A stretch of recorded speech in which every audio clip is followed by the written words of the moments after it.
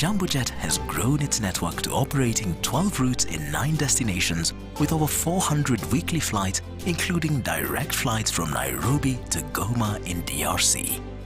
With more exciting destinations added and millions flying Jambojet, we spread our wings and introduced 3 -8400 aircraft to our fleet. This was in line with our promise to connect you to the region and a commitment to our continuous growth. As we reflect on our journey, we know we couldn't have done this without our people, our stakeholders, and our customers. You are the reason why we soar higher and higher with every passing year. The IOSA certification is a true testament to us adhering to the highest global safety standards. Thank you for being part of our journey and for allowing us to be part of your story. From the bustling streets of Nairobi to the highlands of Iten, from the vibrant beaches of Mombasa to the serene shores of Lake Victoria, from the ancient streets of Lamu to the rolling hills of Goma, we've created a world of adventures, each flight a chapter in the story of Kenya. As we celebrate our 10th anniversary, we reflect on the countless memories created, the friendships formed, and the lives touched. Each flight a story waiting to be told, each passenger a part of our family. Here's to the next decade of Jambojet, where every takeoff is more than a journey.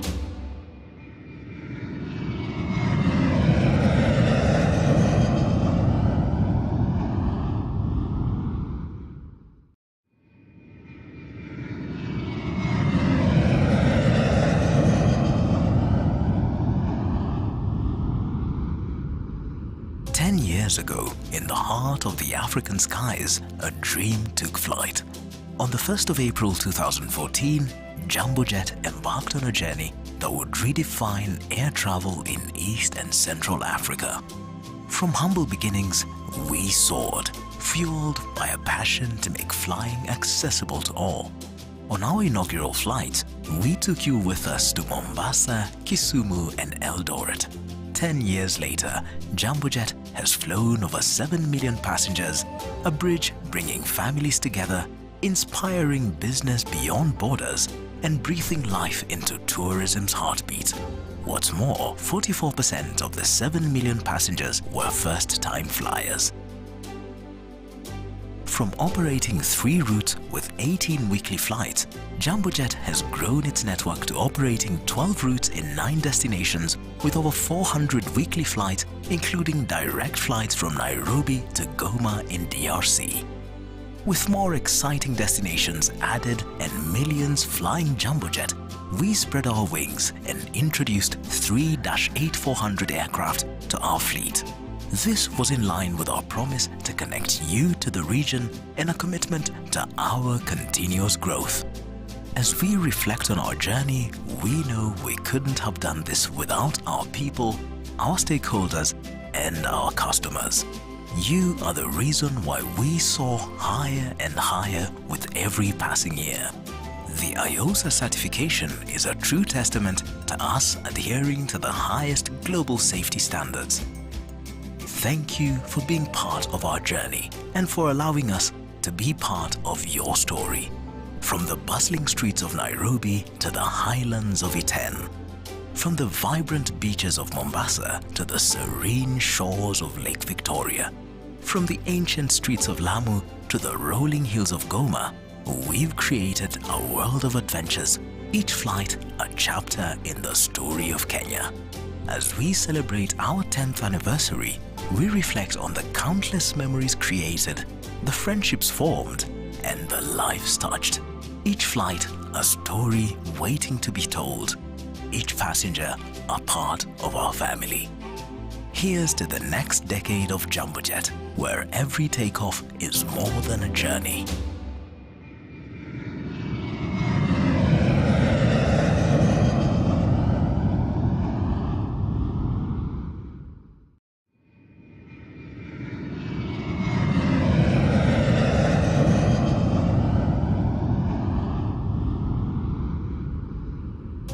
years ago, in the heart of the African skies, a dream took flight.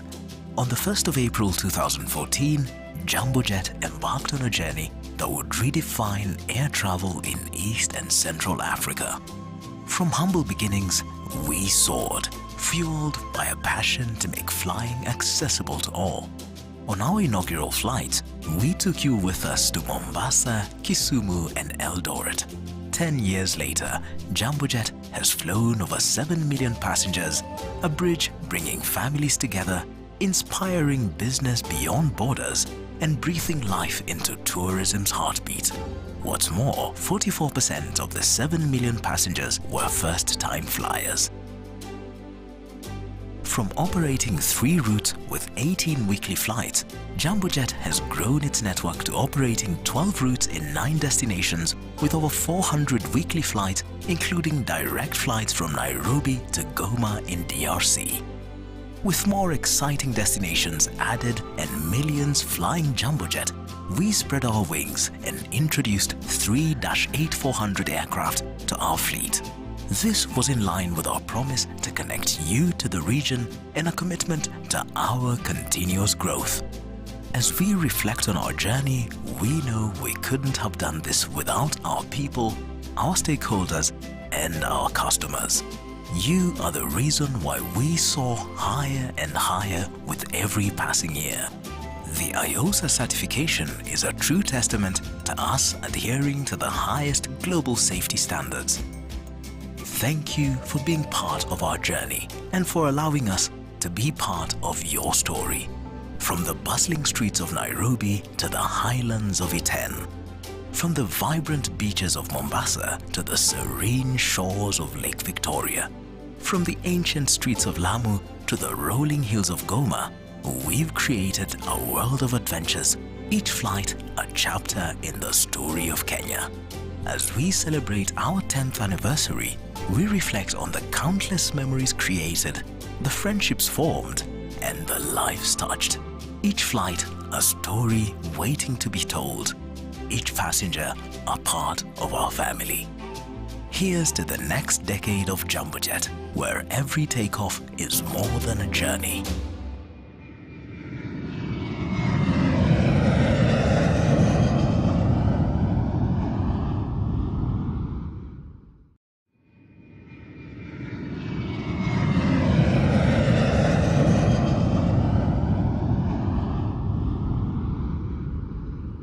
Years ago, in the heart of the African skies, a dream took flight.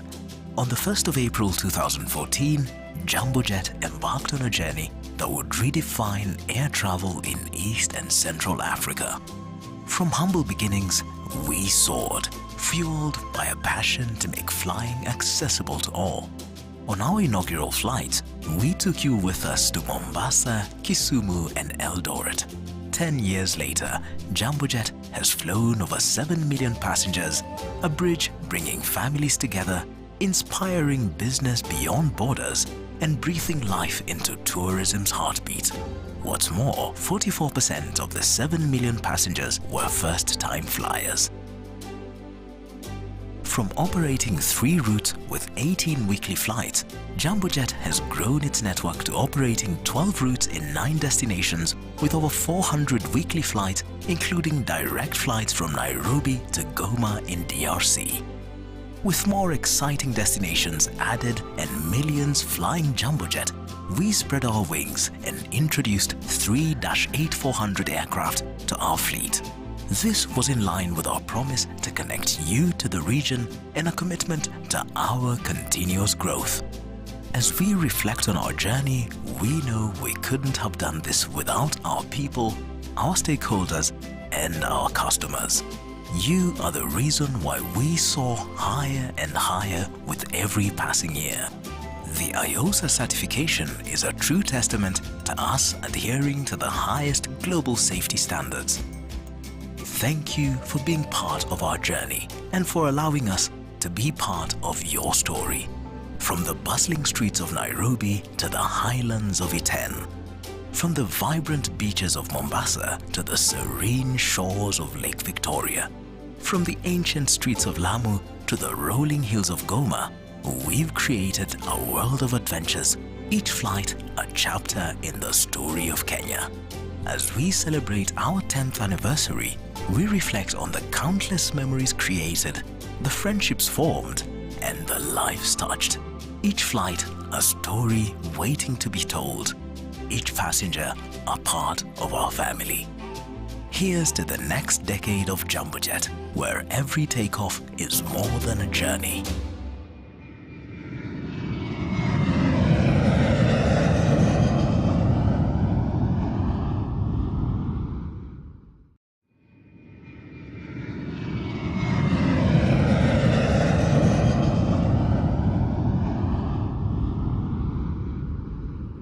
Years ago, in the heart of the African skies, a dream took flight. On the 1st of April 2014, Jambojet embarked on a journey that would redefine air travel in East and Central Africa. From humble beginnings, we soared, fueled by a passion to make flying accessible to all. On our inaugural flight, we took you with us to Mombasa, Kisumu, and Eldoret. 10 years later, Jambojet has flown over 7 million passengers, a bridge bringing families together, inspiring business beyond borders, and breathing life into tourism's heartbeat. What's more, 44% of the 7 million passengers were first-time flyers. From operating 3 routes with 18 weekly flights, Jambojet has grown its network to operating 12 routes in 9 destinations with over 400 weekly flights, including direct flights from Nairobi to Goma in DRC. With more exciting destinations added and millions flying Jambojet, we spread our wings and introduced 3 -8400 aircraft to our fleet. This was in line with our promise to connect you to the region and a commitment to our continuous growth. As we reflect on our journey, we know we couldn't have done this without our people, our stakeholders, and our customers. You are the reason why we soar higher and higher with every passing year. The IOSA certification is a true testament to us adhering to the highest global safety standards. Thank you for being part of our journey and for allowing us to be part of your story. From the bustling streets of Nairobi to the highlands of Iten, from the vibrant beaches of Mombasa to the serene shores of Lake Victoria, from the ancient streets of Lamu to the rolling hills of Goma, we've created a world of adventures, each flight a chapter in the story of Kenya. As we celebrate our 10th anniversary, we reflect on the countless memories created, the friendships formed, and the lives touched. Each flight a story waiting to be told, each passenger a part of our family. Here's to the next decade of Jambojet, where every takeoff is more than a journey.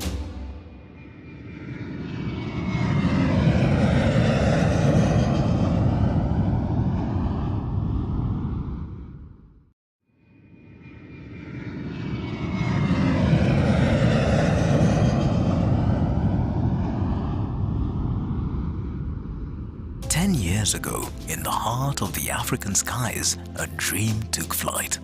On the 1st of April 2014, Jambojet embarked on a journey that would redefine air travel in East and Central Africa. From humble beginnings, we soared, fueled by a passion to make flying accessible to all. On our inaugural flight, we took you with us to Mombasa, Kisumu, and Eldoret. 10 years later, Jambojet has flown over 7 million passengers, a bridge bringing families together, inspiring business beyond borders, and breathing life into tourism's heartbeat. What's more, 44% of the 7 million passengers were first-time flyers. From operating 3 routes with 18 weekly flights, Jambojet has grown its network to operating 12 routes in 9 destinations with over 400 weekly flights, including direct flights from Nairobi to Goma in DRC. With more exciting destinations added and millions flying Jambojet, we spread our wings and introduced 3 -8400 aircraft to our fleet. This was in line with our promise to connect you to the region and a commitment to our continuous growth. As we reflect on our journey, we know we couldn't have done this without our people, our stakeholders, and our customers. You are the reason why we soar higher and higher with every passing year. The IOSA certification is a true testament to us adhering to the highest global safety standards. Thank you for being part of our journey and for allowing us to be part of your story. From the bustling streets of Nairobi to the highlands of Iten, from the vibrant beaches of Mombasa to the serene shores of Lake Victoria, from the ancient streets of Lamu to the rolling hills of Goma, we've created a world of adventures, each flight a chapter in the story of Kenya. As we celebrate our 10th anniversary, we reflect on the countless memories created, the friendships formed, and the lives touched. Each flight a story waiting to be told. Each passenger a part of our family. Here's to the next decade of Jambojet, where every takeoff is more than a journey.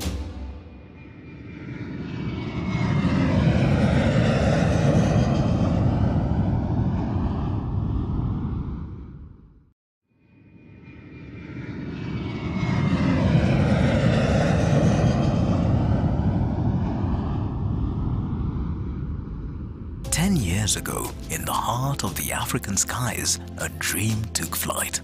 On the 1st of April 2014, Jambojet embarked on a journey that would redefine air travel in East and Central Africa. From humble beginnings, we soared, fueled by a passion to make flying accessible to all. On our inaugural flight, we took you with us to Mombasa, Kisumu, and Eldoret.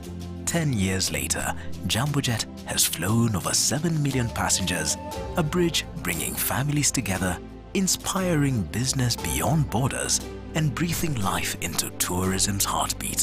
What's more, 44% of the 7 million passengers were first-time flyers. From operating 3 routes with 18 weekly flights, Jambojet has grown its network to operating 12 routes in 9 destinations with over 400 weekly flights, including direct flights from Nairobi to Goma in DRC. With more exciting destinations added and millions flying Jambojet, we spread our wings and introduced 3 -8400 aircraft to our fleet. This was in line with our promise to connect you to the region and a commitment to our continuous growth. As we reflect on our journey, we know we couldn't have done this without our people, our stakeholders, and our customers. You are the reason why we soar higher and higher with every passing year. The IOSA certification is a true testament to us adhering to the highest global safety standards. Thank you for being part of our journey and for allowing us to be part of your story.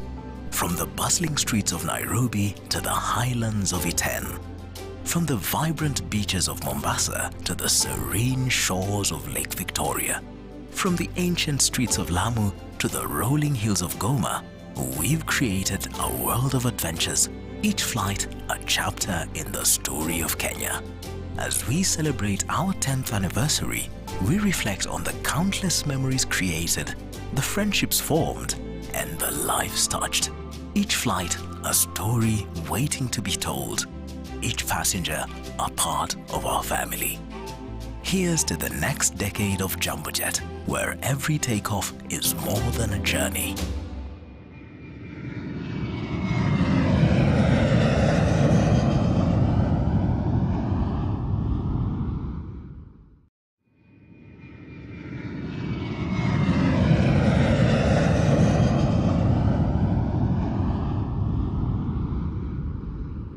Years ago, in the heart of the African skies, a dream took flight. On the 1st of April 2014, Jambojet embarked on a journey that would redefine air travel in East and Central Africa. From humble beginnings, we soared, fueled by a passion to make flying accessible to all. On our inaugural flight, we took you with us to Mombasa, Kisumu and Eldoret. 10 years later, Jambojet has flown over 7 million passengers, a bridge bringing families together, inspiring business beyond borders, and breathing life into tourism's heartbeat. What's more, 44% of the 7 million passengers were first-time flyers. From operating... Tumeona mkono wako. DJ, rudisha wimbo wetu wa kwanza, tumeona mkono wako.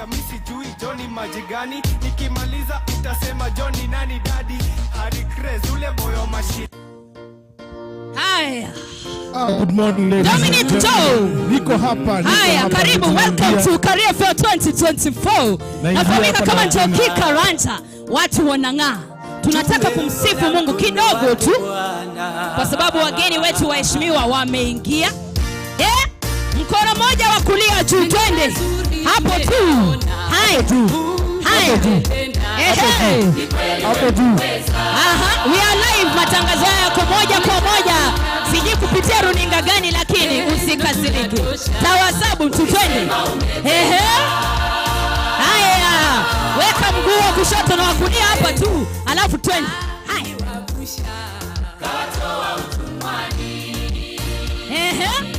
Wakisalimia mwenzako hapo kando, mwambie karibu nyumbani. Ukiendelea tu.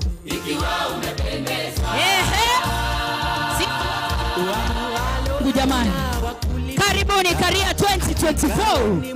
Njoki Karanja ndio jina langu. Official join the actors ukipenda. Mimi ndo mtangazaji wenu wa lugha ya Kiswahili. Nitakuwa na mwenzangu Dominic kwa lugha ya Kimombo pale. Tumeuona Bwana. Kama umeona mkono wa Bwana, tabasamu tu kidogo, endelea tu. Umetutoa mbali. Kila mtu hapa ametolewa mbali jamani, na tunaenda mbali. Career Fair 2024. Aha. Chini hapa.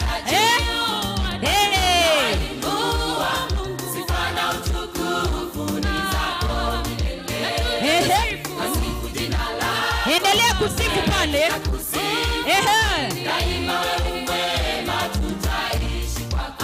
Watu bado wanakasirika jamani. Nani amewakosea asubuhi? Mimi nina raha, shauri yenu.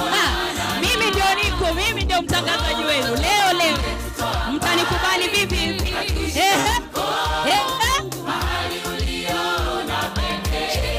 Enda chini kama una nguvu kidogo, kama una uzee fukuza uzee. Chali jamani, utazeeka jamani. Naona mkurugenzi Karanja anazienda, wewe ni nani? Ati nini? Kama uwezi enda chini, wewe songesha tu mguu wa kushoto na wa kulia. Ati nini? Mungu amekuzuia na mambo mengi jamani. Tunashukuru Mungu kwa siku ya leo. Njoki Karanja na wakumbusha tu is my name. Official join the actors ukipenda, na mwenzangu Dominic pale. Mimi sizungumzi kizungu, leo nimekataa. Naarifiwa lugha mbili rasmi Kenya, kwa hivyo nasichagua Kiswahili. Aha. Dakika 2 hivi tutaketi tu. Wewe fukuza makasiriko.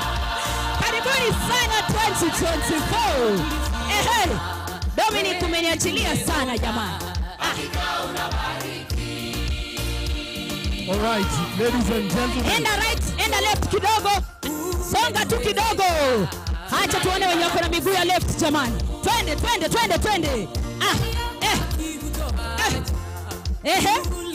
Haya.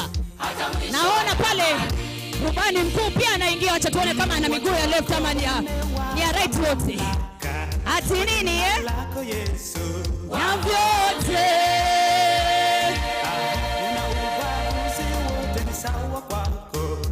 Umetuita Yesu. Tumeuona Bwana.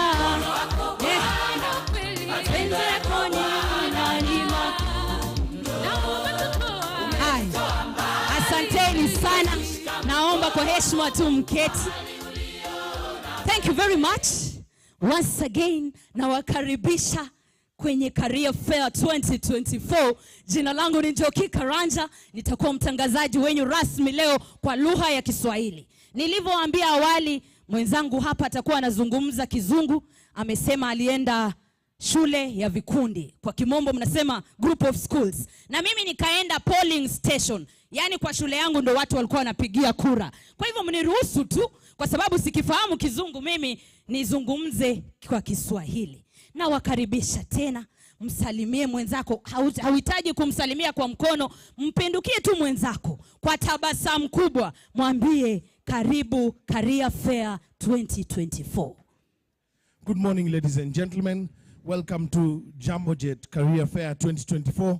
My name is Dominic, and with me I have Njoki Karanja. Believe me, kwa Kiswahili hapa sijui kama mtaweza, but I am the Englishman. My boss, I'm not angushaing you.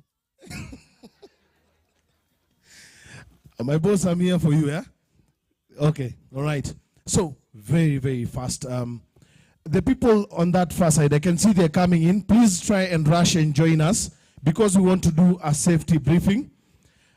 We shall do a safety briefing, and then I will show you around, show you how this place looks like for your comfortability. And what else? I can see they're coming, a huge crowd coming in. Let's wait for them. Wakaribisheni na makofi. Ebu tujaribu ile makofi ya kilo, we see if you can make it. Unakumbuka ile makofi ya kilo? 1, 2, 3. I've always wanted to do that. All right. So we are waiting for you guys to come in and settle for us to do the safety brief. Please join us. Karibuni. Let me come and meet you.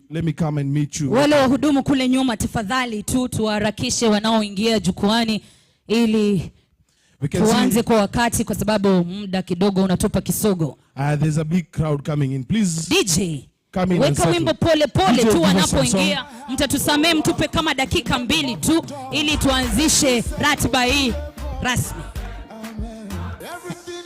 Hai. Wakati umeketi hapo, natumai haujakaa na mtu ambaye umemjua kwa miaka 12. Natumai umeketi na mtu ambaye haumfahamu kabisa. Kama umeketi na mtu ambaye umemfahamu kwa miaka 12, you are in the wrong place. Leo tumekuja hapa kujuana, we want to network.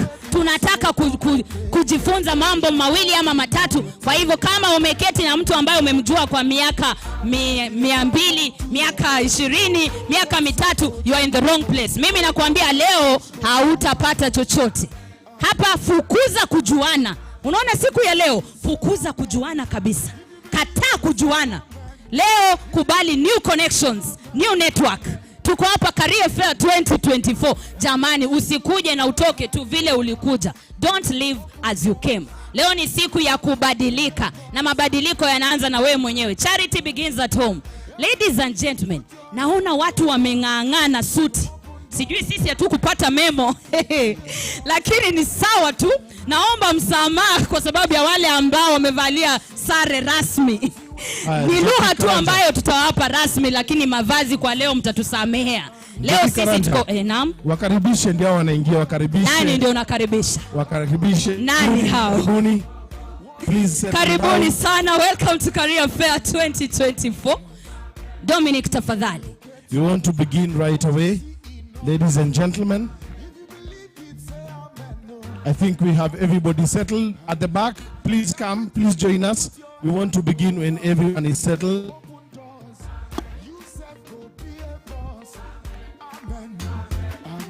I think the people coming in are even more than the one who are inside. Wale wahudumu kule nyuma, tafadhali tunaomba mharakishe kidogo. Welcome.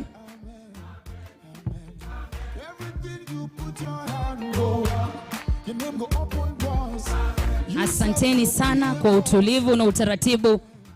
We pray we continue with the same decorum throughout the day. Asanteni sana. Is there anybody remaining outside? Make sure everybody is inside. Wale wahudumu ambao wako huko nje, tafadhali waambie kila mtu ambaye amepata kiamsha kinywa kuingia na kuketi mara moja ili tuanze ratiba ya siku ya leo. Pale nyuma, Doris, tafadhali. Wale ambao wamesimama bado huko kwenye kiamsha kinywa waharakishe waingie jukwani. Asanteni. Naona watu wameanza kutabasamu. Kumbe njaa ndio ilikuwa shida. Shida imetatuliwa. Siku inataka kuanza vizuri. Dominic. All right. Tupe usalama wetu. Okay, DJ, you can punguza muziki kidogo. All right. Good morning, ladies and gentlemen. Welcome to Jambojet Career Fair 2024. I'm really happy to see some very nice faces here. It's like a reunion today. Nice to see you guys here. Karibuni sana. Please turn to your neighbor and tell them good morning. Yeah. Please turn to your neighbor, tell them good morning. Turn to your neighbor, mwambie you are the best neighbor, mwambie you are the best neighbor in the whole world. Turn to the other neighbor and tell them you are better than the other neighbor. Please turn to the other neighbor. Maybe you are better than the other neighbor. Turn to the back. Geuka nyuma mwambie jirani you are a much more better neighbor. All right. Good. A quick one before we start on the safety briefing. Abu, ask your neighbor, how many years have you been in aviation? Ask your neighbor, how many years have you been in aviation? Sasa Dominic, na wale wengine ambao sisi si wa aviation alafu tutajibu hilo swali vipi? It's not about me, but let me tell you about me. I've been in aviation for 7 years. Joki, how many years have you been in aviation? 8. Sawa. Turn to your neighbor. Nataka kutujue, by the end of this day, we want to know the record breaker hapa. Sawa sawa? All right. So, a quick safety briefing, ladies and gentlemen. Sasa nani anapiga simu leo sahi? Nioni niko kwa show. See, are we doing a live stream, huh? Utatuaibisha Dominic. Ama wananiona kwa TV. Hivi vile tunaelekea Dominic utatuaibisha kabisa. Ama they are seeing me on TV, they are asking me, mbona huku Twitter? All right. So now, I'll do a quick safety briefing. So now, ladies and gentlemen, as you came in, we have a fire assembly. In case of an emergency of a fire, ulipoingia kwa ile mlango, as you came inside, on your right side, that's one fire assembly point. The second fire assembly point is just right outside the gate. In case of an emergency, the gate will be wide open. You can be able to exit and head right outside. And secondly, we have our Jambojet magenta stars, the ladies in pink. We can see Jambojet staff around. There is Naomi there. There are people all over. In case you have any query, just reach out to them. They can be able to give you directions or anything you may need. Also, we do have our Pride Clinic outside here. In case there's any medical emergency or medical assistance, we may be able to assist someone towards the Pride Clinic. Maybe some of you might be new in this place. Pride Clinic is just right outside the gate on your right. Another thing, the washrooms. We do have washrooms just right behind this tent. On the left side is the ladies. Susan, I got it right? I got it right, huh? The ladies on the left side and the gents on the right side. So ladies and gentlemen, please feel at home and feel comfortable. We are hoping to have a good day and a nice morning. Karibuni sana. Wale wangu wa Kiswahili ambao hamjaelewa kitu ambacho Dominic amesema, kwa ufupi tu, mlivyoingia tuna mlango wa kuondoka upande wako wa kulia, ukipinduka upande wa nyuma. Tuna vyumba vya kujisaidia hapa nyuma ya tent. Upande wa kushoto ni kwa wanawake, upande wa kulia ni kwa wanaume.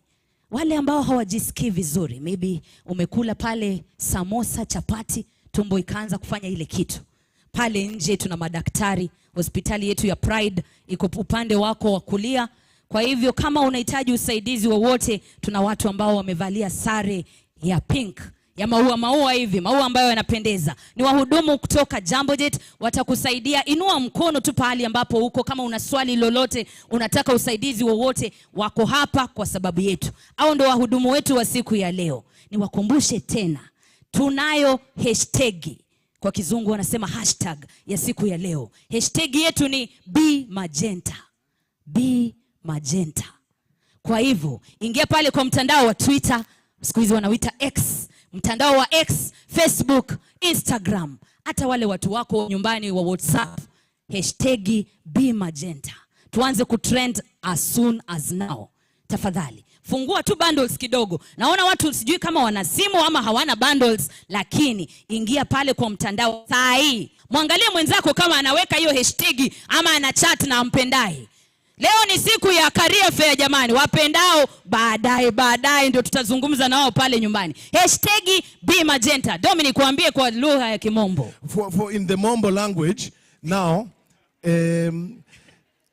now you know the translation now bit is now a bit complicated. My boss, I won't let you down. English today must rule. So now, hashtag Be Magenta. Please get your phone, hashtag Be Magenta.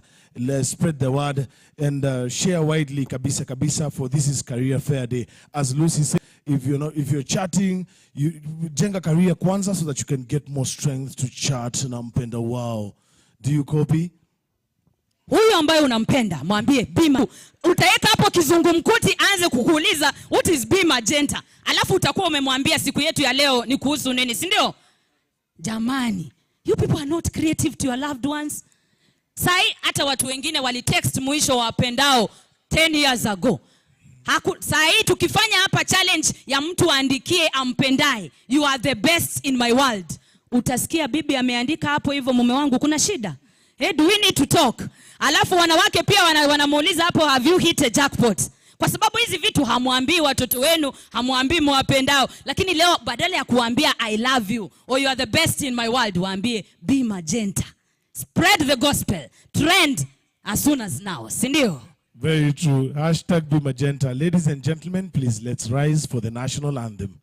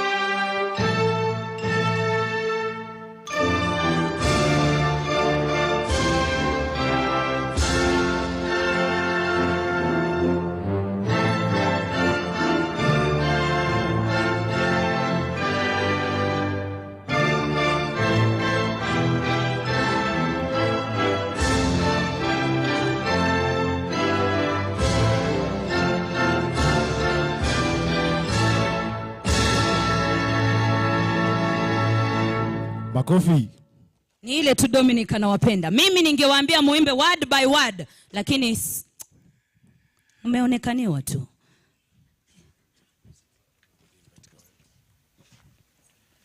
All right, ladies and gentlemen, thank you very much for being here today.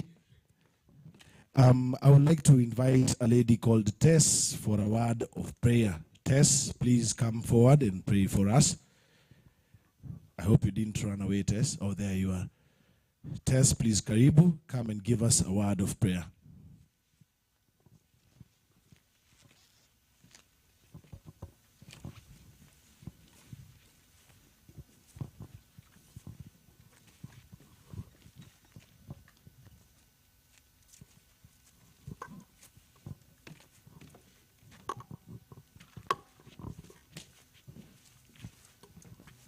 Morning. I'd like us to stand. Let's bow down.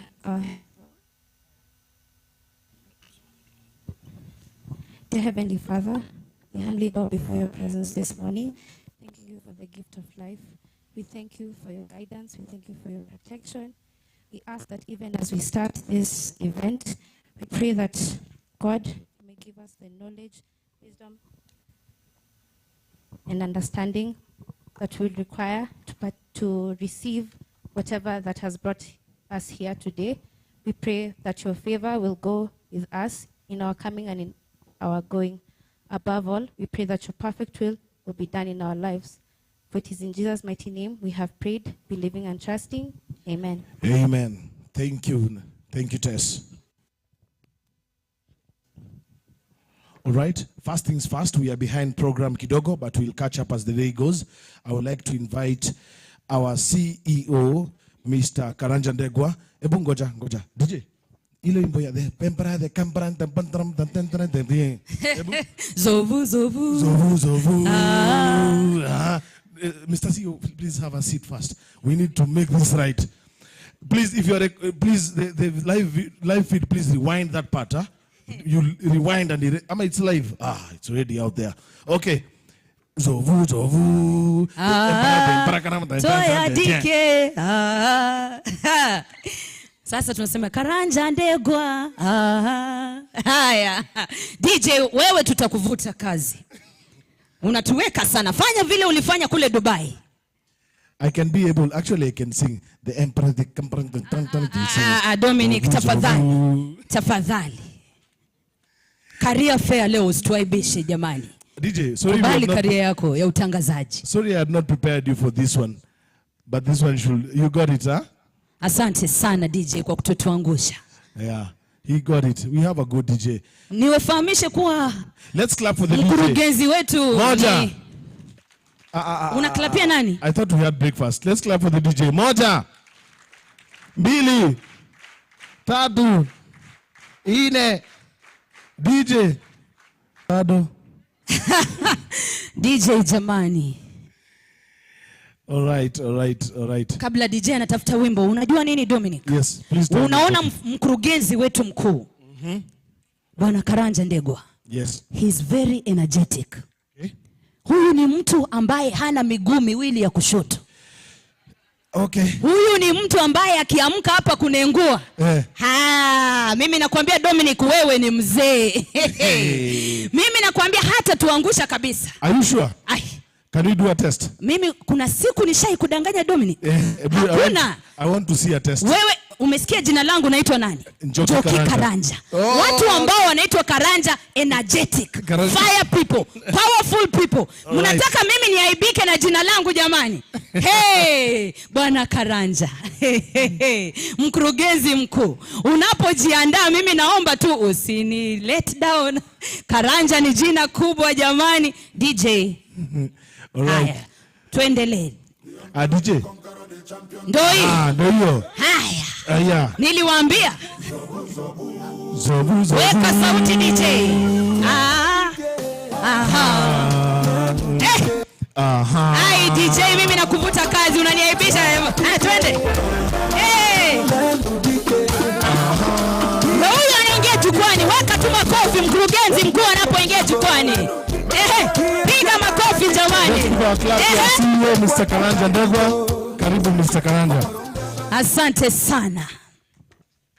Thank you very much. We are really quite honored to have you this morning. My name is Karanja Ndegwa. I'm the CEO, MD Jambojet, and I think we need to appreciate these two.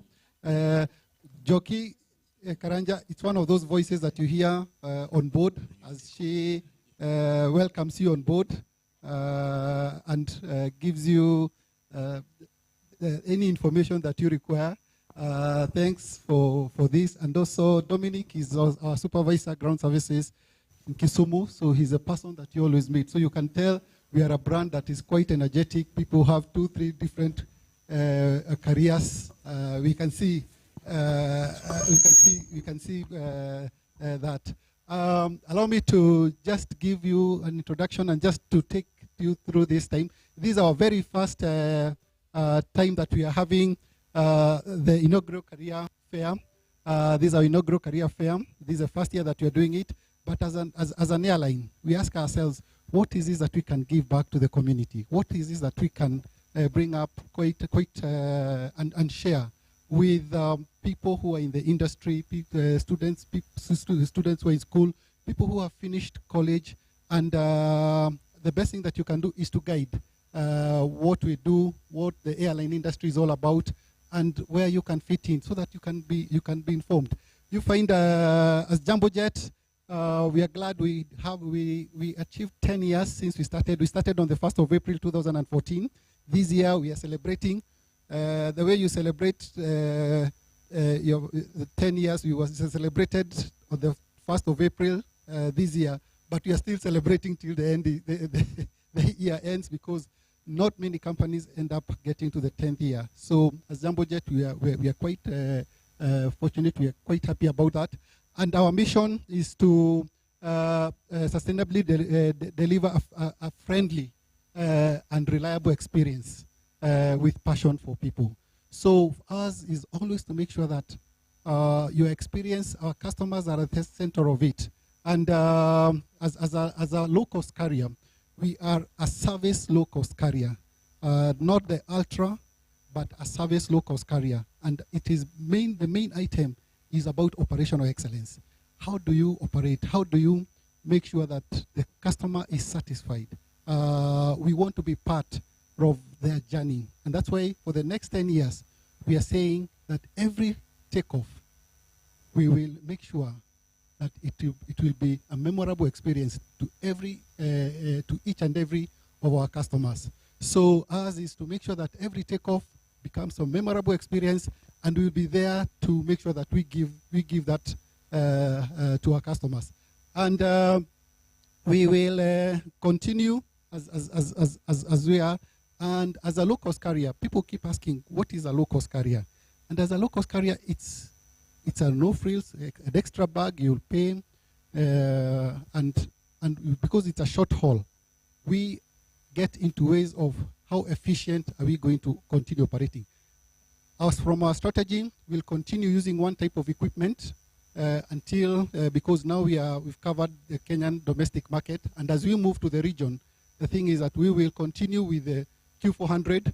This Q400, it's a 78 seater or an 82 seater. This is a type of equipment we use. Quite very efficient equipment when it comes to fuel. You find we consumes about 920 kilograms per hour. That brings in a lot of efficiency. Even if it's a turboprop, it's a quiet aircraft. We ensure that our maintenance is top.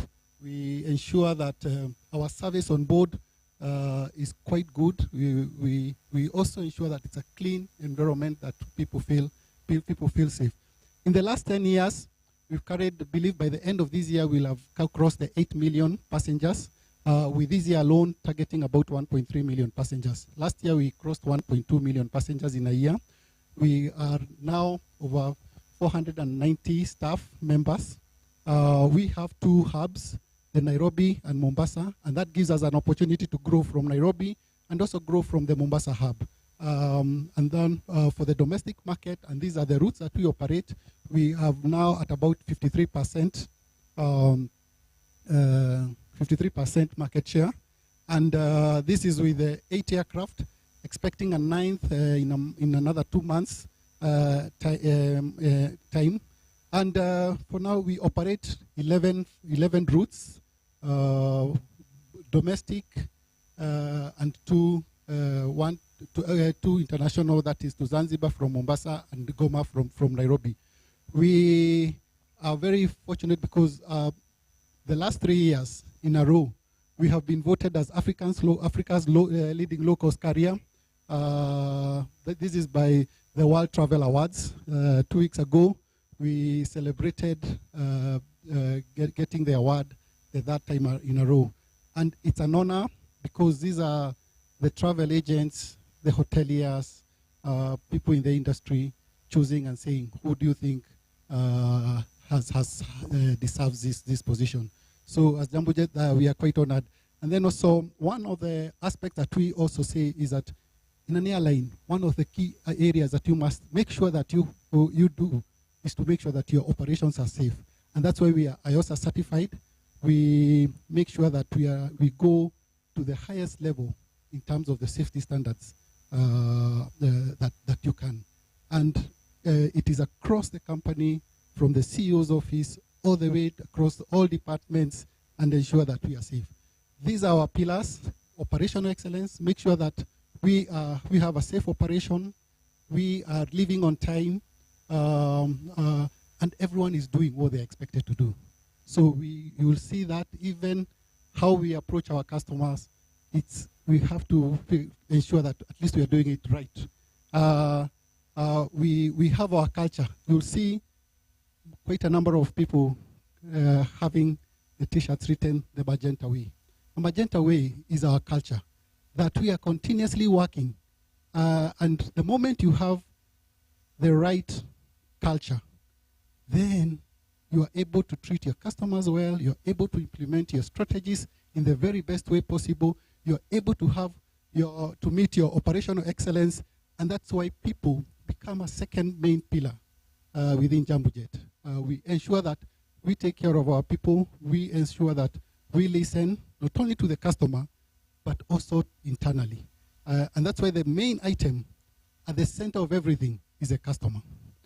The customer is king.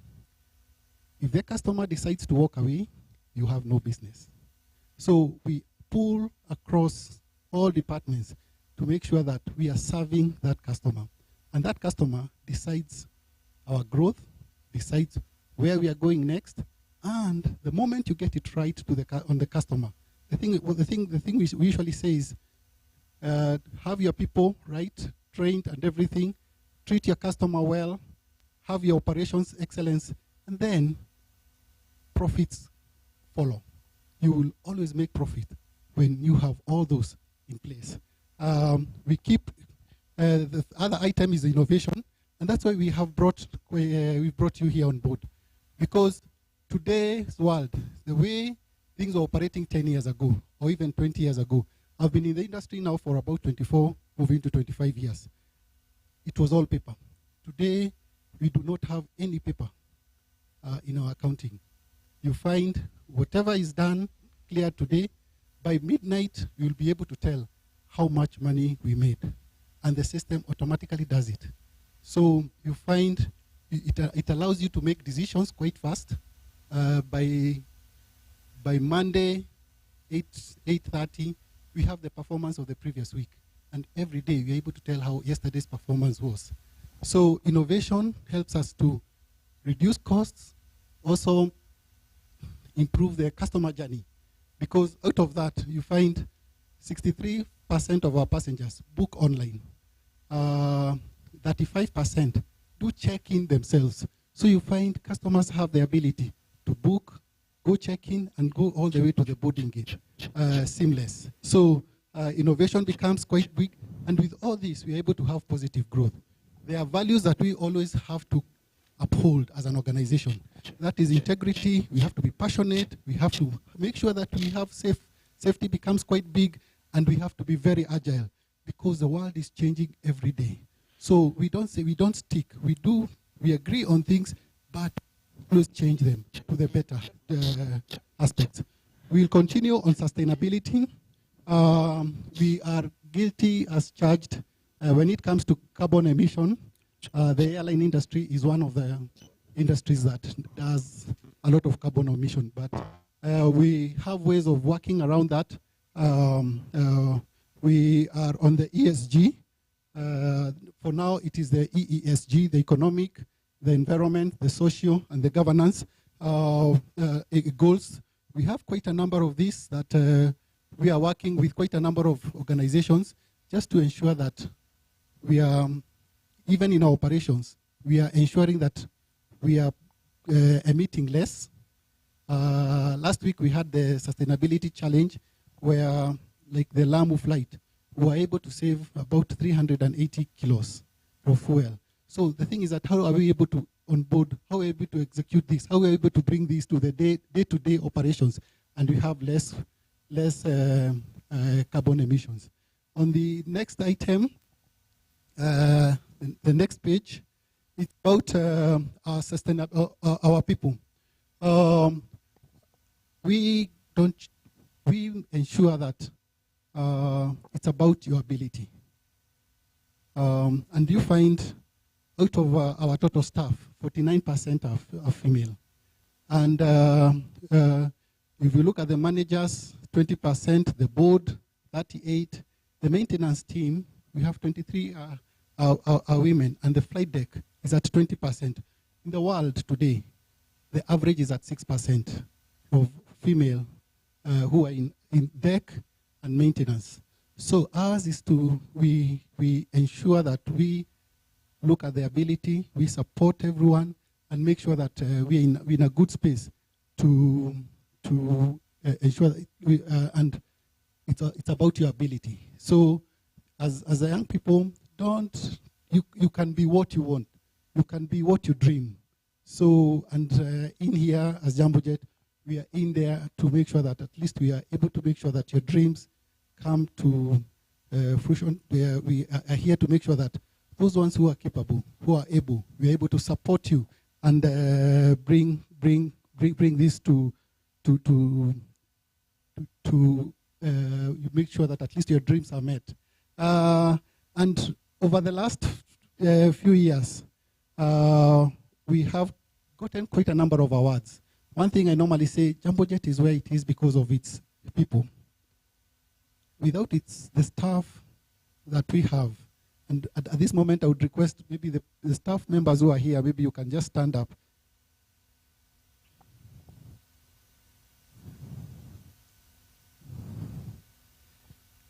Some here, some at the back, some at the others are in operations. But these people, thank you very much. You can see it. These are the people who have made Jambojet to be what it is. Without these people, they would not have. And they've put in so much over the years. And out of that, we've been able to achieve quite a number of areas, like being IOSA certified from the year 2021. And every year, we go through that certification. It's quite a process. But the thing is that we live. We don't do it to pass the audit, but we make sure that we live that. The reliable award, we ensure that we are living on time. In 2018 and 2019, excuse me, we were chosen to be the most reliable airline within Africa and the Middle East. And that is, the measure is always how many flights are you leaving on time. This year, we are at 81% as we speak. We have managed to have 81% of our flights left on time. And we are working to make sure that we meet the standard of 85%. That is always our target, and that is a world-class standard. And then, of course, the leading low-cost carrier, which I talked about, having been chosen for the last 3 years in a row as the leading low-cost carrier in Africa. So without these people, we would not have achieved that, and we require more minds. One of the things that I can say as we move on, the average age in Jambojet today is 33 years. So you can tell there are more young people coming in within the organization, whom we are training to keep at it, to keep growing the airline. And if you look where we are here today, is Africa has so much potential. Africa has 18% of the world population. But if you look at the world air traffic, is at 2%. So you can see the disparity, 18% population, but only 2% travel by air. So there is a lot of potential within Africa. And if you look at the growth in the airlines, you find African airlines are growing by about 5-6% the last 3 years, compared to Europe that are growing by about 2%. Because in here, the potential is high. So the airline industry, there is a lot that we can do. There is a lot of growth waiting for us. If you look at in Kenya, in the world, the median age is 30.6. But in Africa, it is at 19.5. That shows more than 50% of the population is below 19.5%. There lies, that's an opportunity that we need to make sure that we take, get hold of, and run with. And the more we educate our population, young generation, and not only in Kenya, but across the world, we are able to send labor across the world because if you look at Japan, 48.5, there are some European countries that are about 5. In here, we have a very good opportunity, and the next 20 years, it's all what we're going to do with this resource that we have. Mine is to open this and say, make sure that you are part of the process. There is one of the games that I love most. I love basketball. If you look at that quote by Scottie Pippen, that most people don't want to be part of the process. They just want to be part of the outcome. But the process is where you figure out who is worth being part of the outcome. So make sure that you're part of the process, because you will be counted as the standing person who is worth when the outcome is there. And you will be recognized. So mine is encourage you. Ensure you are part of the process. As the airline industry grows, please come in, join in the process, and then when the outcome is out there, you will be part of the outcome. So mine is to say thank you, karibuni sana, and we are quite honored to have you here today. Thank you. Makofi tena.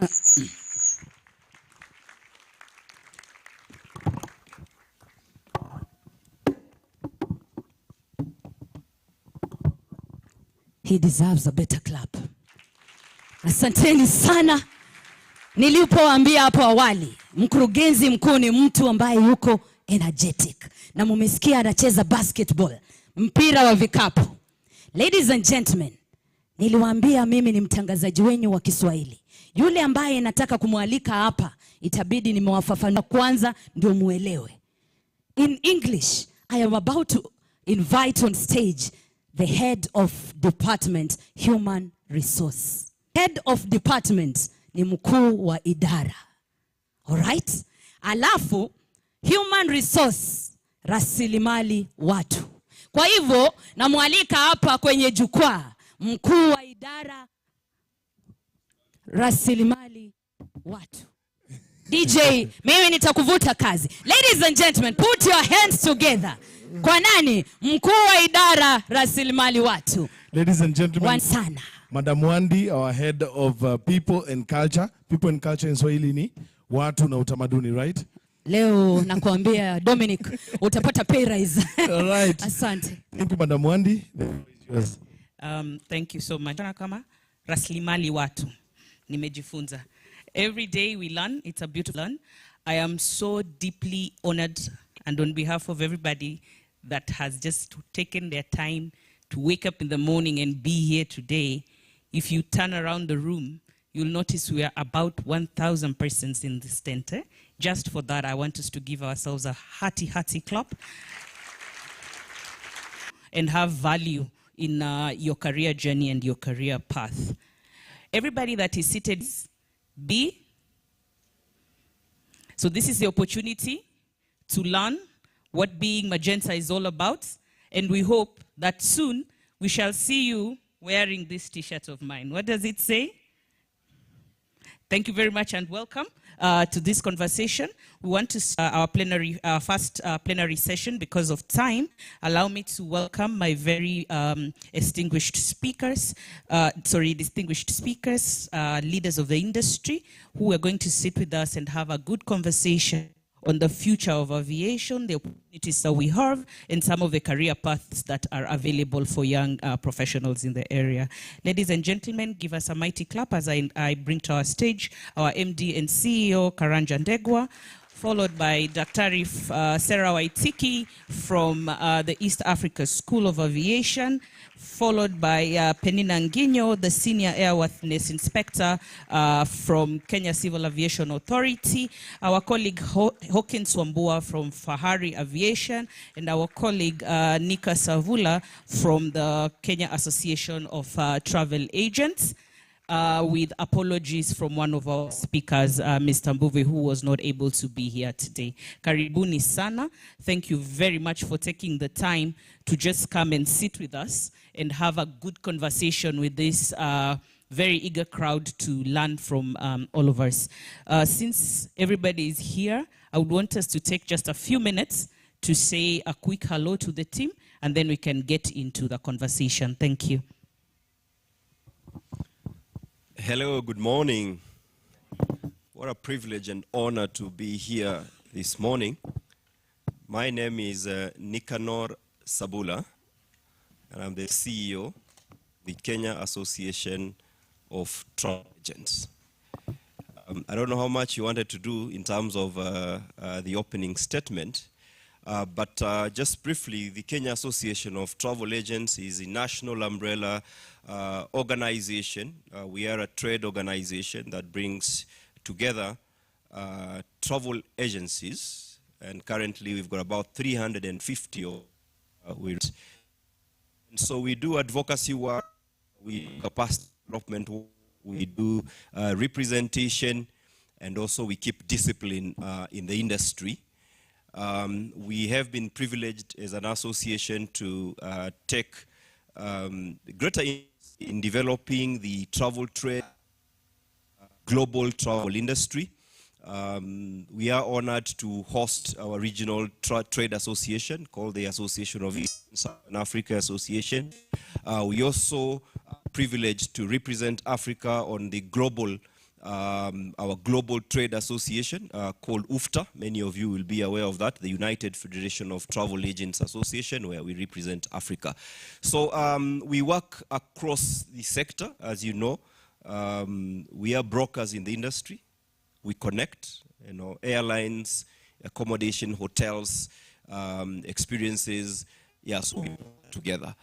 Really honored to be here to be able to speak to our young colleagues, those that are younger in career, to explore the opportunities on how we can be able to grow industry. So I think much more as we proceed, just to give my contribution. Thank you. Thank you very much. Thank you. Good morning, everyone. My appreciation to the Magenta team for putting all this together. This is fantastic. My name is Hawkins Musili. I take care of an organization we call Fahari Aviation. Fahari Aviation is a technology company, and our space around the area, and we have a lot of solutions in that area, which I will talk about more as we go on this conversation. Looking forward to have this, what you'd call, I think it's more aspirational for early career people and students looking into the aviation industry for the future of their lives and livelihoods. Thank you. Good morning again. My name is Karanja Ndegwa, CEO Jambojet. And we cannot be talking about the aviation industry for the next 10 to 20 years without talking about the young people. And I'm glad that we are having this conversation today. Thank you. Good morning. My name is Sarah Waitiki.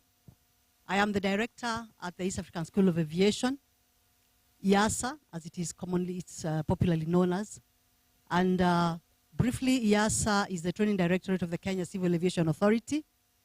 We are also an ICAO accredited training center of excellence at the platinum level.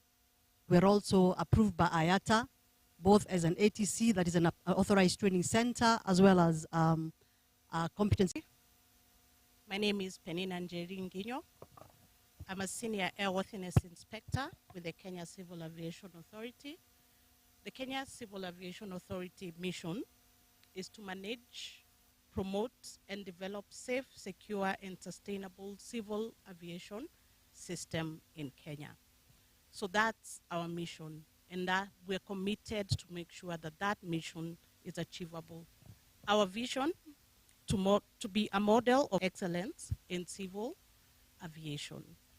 And that's why we are here today, to be able to enlighten each other on how can we grow safely, efficiently this industry. So thank you very much, Jambojet, for bringing this platform to this generation in Kenya, because I believe today will mark a beginning to very different careers, and we will grow the aviation industry in this country. My background, I'm an aircraft maintenance engineer. I have worked from Wilson product that has interacted with the whole of Africa, with international bodies. And so I look forward to a very interesting discussion as we go out through the day. Thank you very much. Thank you very much. Ladies and gentlemen, as you can see, we have such a wealth of knowledge seated on this stage. Let's just give them a mighty hand of applause before we continue. Said something about low-cost carriers and us being a service low-cost carrier. Thank you, Wandi. In Africa, just to go back to what I had indicated before, the world population, and out of that, we only have 2% of the air traffic in Africa. We have such a big opportunity because we need to bridge that gap of 2% of the world travel to 18. So we have a 16% gap to find the number of people traveling are growing each year. I would give an example. 10 years ago, a place like Diani used to have about 9.5 years since Jambojet moved into that market. We are carrying a total of about almost 300,000 passengers per annum. So that is a market that has grown fivefold. That was the same thing with Kisumu, which was about 180. Today, last year, it was at 555,000 passengers annually. That's a market that has grown, keep coming in. Ours is to make sure that at least we're in that space that we are able to support and grow the market. Whenever we go to the market, we should not be looking at competing. We should be looking at growing the numbers. Secondly, Africa is so rich in raw materials. And what we do is that we send the raw materials out of Africa and import the finished products. So Africa has the opportunity to send finished products in future, and that will increase business travel in between Africa. So that becomes a very second item that I would say that's a big opportunity, because travel is backed up a lot. It's either leisure or business. So we have a big opportunity in terms of business. Thirdly, the workforce. We have a young workforce. Other nations are struggling with the workforce. We have that ability. If we do the trainings correct, the right way, we have the workforce to the challenges that I see first is the undeveloped infrastructure. You find you can only go to limited runways or aerodromes within Kenya. So as we speak, I think it's not grow to any other new destination within Kenya, given the type of equipment that we are using. So which is what we are addressing also here today. But also the African nations have also, it is quite fragmented. You find each nation, every nation wants to have its own, there's a lot of protectionism. So that also limits the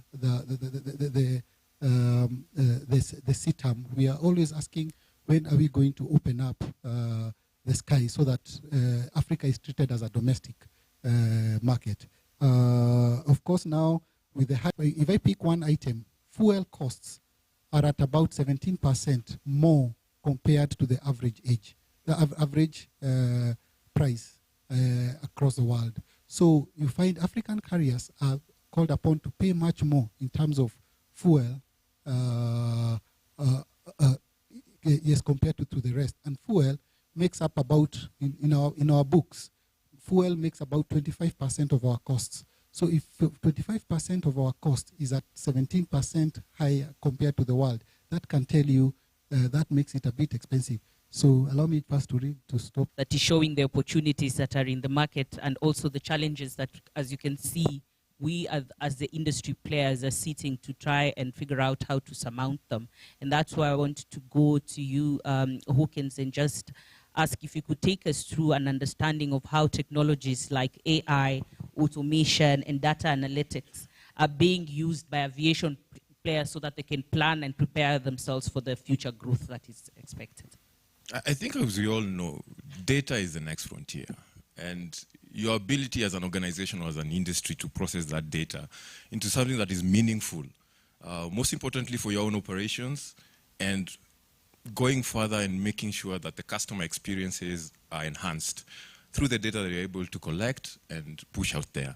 So I don't think there's any industry across the economy, across the globe, that is not taking advantage and looking at what data can do for them. So as you've said, I'll really focus on what we are doing here, and that's the aviation industry. All the way from the initial customer touch points, that's when you show up at the travel agent, or you show up at the sales offices for the various airlines. And from that point, we are able to start picking your preferences. I remember an experience from one of our customers who said they were so delighted when they entered the aircraft and the staff knew that they are vegetarian. Very easily. And it was such, I think, important for them, for the airline to prepare for them as an individual, not as a bunch of 230 people entering a Dreamliner. It's this person, this surname, and these are the preferences. So airlines are able, and the players within the industry are able to customize experiences for their passengers. Additionally, you're seeing automation being important in terms of the other touch points, be it baggage processing. The experience from a baggage processing perspective, especially in our spaces in Africa, has not been the best. And most of the airlines, and I'm not just talking about the Kenyan airlines, but most of the airlines in our space are really struggling with baggage handling. You're coming from a customer who is exposed. They've had experiences maybe in Europe, they've had experiences in America, and the baggage experiences are very different. You come to our local airports and the first thing you realize maybe baggage is missing. And we are able now, with the data that's available, to pinpoint the location of your of your baggage, and being able to give you a promise that we can keep. So I'm able to know that your baggage is stuck in Dubai, and we will be able to deliver that to you tomorrow afternoon. And more often than not, that gives customers assurances that you are in control of your processes. Now, beyond the customer, coming into the operations of airlines, you're seeing data and automation being used in spaces like, for example, maintenance. Optimizing maintenance has become, from a maintenance planning perspective, has become not only a cost, not only an airworthiness management strategy, but most importantly, it's a cost management strategy. This is where it comes in. With the new maintenance planning directions from airworthiness authorities, you're able to customize your maintenance program as an airline and not necessarily rely on just global practice. What this does is that it allows you to plan maintenance when it's due and managing that with other costs. Further, from a maintenance perspective, you could look at engine management and engine life cycle management. I think one of the biggest costs that airlines face is engine life cycle management. Most airlines that don't pay attention to these will find that engine management or engine shop visit management will catch you at a point where you're unable to manage your cash flows. So with that data, and I'm talking from a background of engineering and being a propulsion engineer for most part of my career, I think I'm the youngest here in terms of experience from the panel. I have 16 years in the industry. The last 3 years I've been out of engineering, but the first 13 were in engineering. And if you're not able to manage your propulsion or engine management life cycle costs, then your cash flow could actually be at risk as an entire organization. Now, let's go back to operations and say the data and automation is able to push redispatch. Redispatch is where you're able to get more in terms of range. Is that we have just heard about and the challenges. I want to just hear from Dr. Sarah, what is the East Africa School of Aviation doing to adapt its curriculum to meeting these evolving industry demands and the emerging technologies? Thank you for that question, Madam. IASA, like I said earlier, is the training directorate of KCA, and we are the only public institution that is offering aviation training in this country, approved also by government, TVETA. Our curricula, so what we actually have done at the school is we have established a curriculum development unit. And this unit, the role of that unit basically is to actually review curricula that are existing and also to develop new ones in order to meet the needs of the industry. So what we do is, for all our existing curricula, there is a timeline within which they must be reviewed. Some 2 years, some 3 years. And recently we have had a challenge in keeping up with those reviews. So what we've done is that we have actually come up with a course review committee that is looking at all the curricula to see which one is due for review. So we do not lag behind in any way. So what we actually have at the school is that after every program has run, we seek for feedback from the participants. We do a course evaluation at the end of the program, and based on what the participants say, then we ask ourselves, might we need to review this curriculum? Because it means that there are certain gaps that maybe the participants have actually seen. And so we review based on participants' input as well as subject matter experts from the industry. And something else that we do apart from just reviewing the existing ones is to develop new ones based on the needs that are arising, the emerging needs in the industry.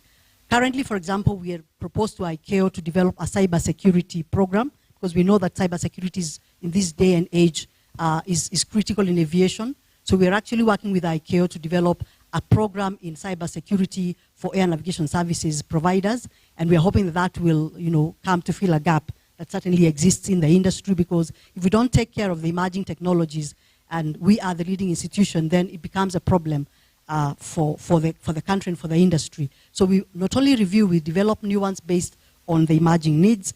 And one of the ways that we ensure that we align this curricula is through industry collaborations. We work with the industry players to find out what are the needs that you have. If you look at the curriculum development methodology of ICAO, there is one of the stages actually has to do with reaching out to the subject matter experts in the industry to find out what exactly does somebody need to know. What are the competencies required for that person to perform in the industry a particular task? And so using that through the collaborations with industry, we also look at our curricula and align them to those needs that the industry would bring out. And a very good way that we've also managed to align this is through our incorporating practical hands-on experience in the curricula. So it's not just theoretical approaches to learning or to training, but also the hands-on experience. At the school, we have invested heavily in labs for aircraft maintenance, in simulators for air traffic control, for example, and other equipment that support competency-based training, which is the direction that is moving. ICAO, in all the areas of training in aviation, is moving competency-based methodology. And so we have invested heavily in equipment so that students can get a hands-on approach, a hands-on experience. As they do the theory, they also get hands-on experience before we actually send them out to the industry. Then at least they're already prepared with regard to what they find in the industry. Probably one area that has been a bit lacking, and we realize this gap, and we're trying to see how we can fill the gap, is the lack of soft skills for technical personnel in the industry. And so we've been trying to see how we can now incorporate soft skills within our programs, even the existing ones, from all, be it for aircraft maintenance personnel or air traffic controllers or whatever specializations we have now included soft skills training, issues of communication, issues of problem solving, teamwork, and we are including a module in each of the programs to address soft skills, because we feel that's actually an area that is lacking, and the industry is saying, look, we have very good aircraft maintenance people, but I think they have a problem in interpersonal relations. How can we fill that gap? And so we are also looking into that issue to ensure that our curricula are going on with what really the industry is looking for. And finally, maybe just to conclude on how we're ensuring that our curricula is aligned to industry needs, we also keep very close awareness of the regulatory requirements to ensure that our curricula is not misaligned with what the regulations require. Of course, we are privileged to be part of the Kenya Civil Aviation Authority. And so when the regulations are also being amended, we are part of the process, and we ensure that then we tailor-make our programs to be in compliance with what the regulatory requirements of either KCA or ICAO or any other bodies in aviation requires us to have within our curricula. So I think with that, possibly I can stop at that for now, and we'll keep conversing on these issues. Yes, thank you very much, Dr. And it's very encouraging to see that there is cross-collaboration approach that has been taken by ERSA to make sure that all the industry players are in the room, the subject matter experts are in the room, looking at what the global practices are, especially on issues of competency-based learning. It's a very encouraging space to see how we are responding to these emerging changes and the technologies within the sector. And that's why, Nika, I wanted to find out from you now, with all of these changes and most of the world increasingly becoming dominated by digital platforms and the consumer behaviors that have changed, what are the travel agencies doing so that they can evolve and stay relevant in this new space? Thank you very much. You know, I will tell you a story. Sometimes in the mid-90s, there was an obituary that was written that travel agencies were going to die. And in the early century, this century, I think they expected mass graves of travel agencies. We're here now in 2024, and I will tell you without fear of contradiction, that actually the number of travel agencies have multiplied, not only just here in Kenya, but across the world. So what has happened is that there has been a significant evolution in how the business or the travel agency business is carried out. Just like it has been mentioned before, significantly the trade has been impacted by the digitalization, and an increased need for personalization. So we've seen a shift where a typical travel agency has moved from just being a broker of services, connecting travelers with the transportation, with accommodation, with experiences, actually to becoming a curator of those experiences. So we've seen the shift from what was traditionally a travel agent broker into what we consider a travel advisor. And what has occasioned this shift is because of the increased need for personalization, increased needs for demand for very, very specific tests of travelers. Your typical travel agent today has to invest a lot in understanding their client, all right?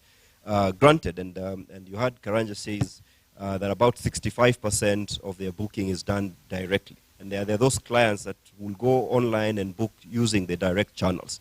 But there are certain level of travelers that they have very specific needs. They are busy, they don't have time, This is your typical corporate traveler. This is your typical families that are traveling. These are typical perhaps medical travelers, all right? They require some extremely specialized needs. And so your travel agent needs to be able to understand those specific needs and be able to respond to those needs. And that's what has created the relevance of the travel agent today.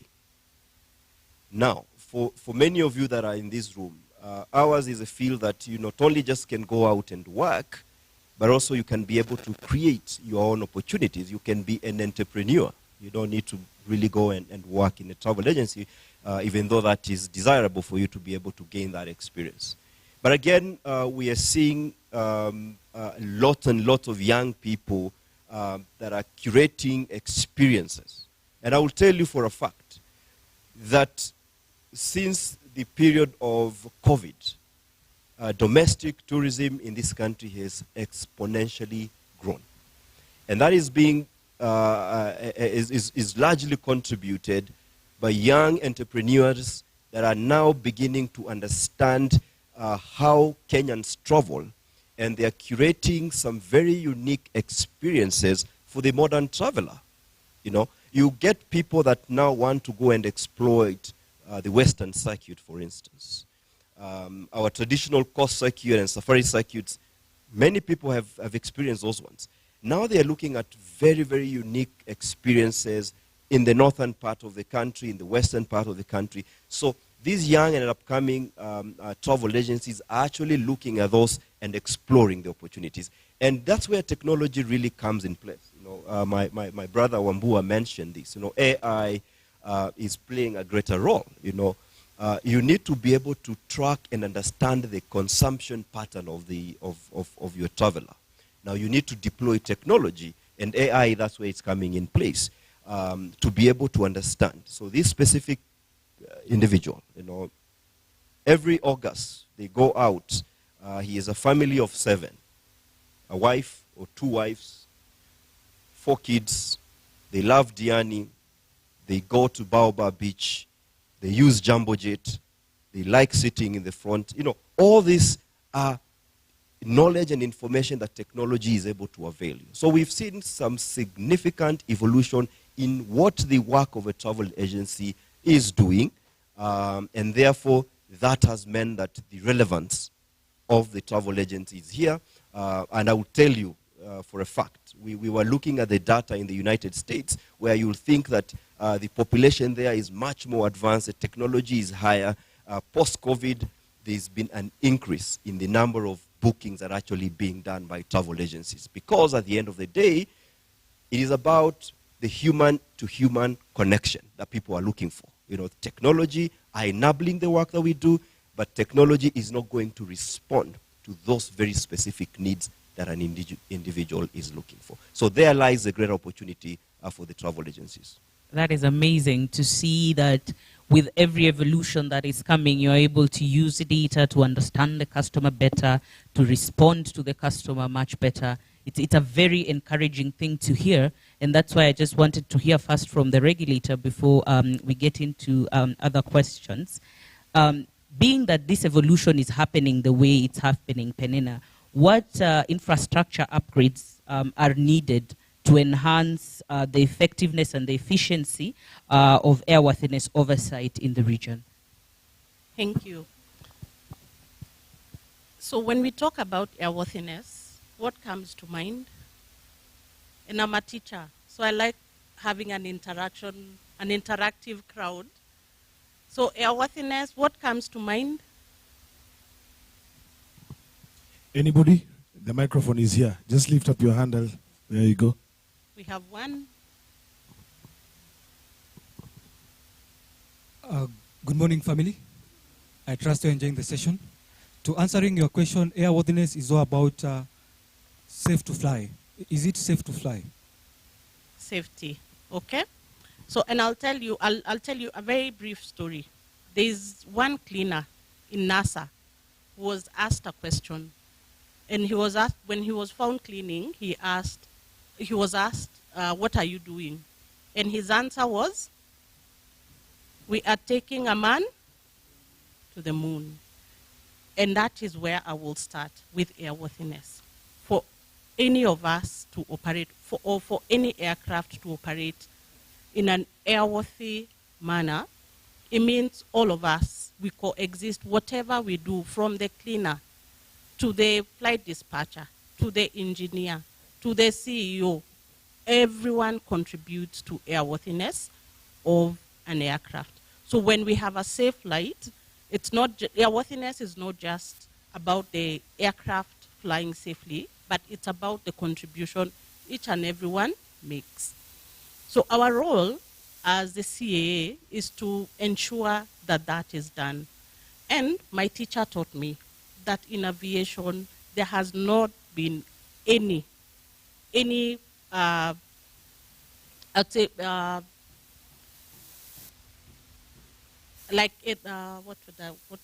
there's no research before a standard is set, for example, there's no research data that is carried out for us to say, for example, cancer occurs because of this and this and this. And so the truth about the standards in the world is that something happens and then the standards are set.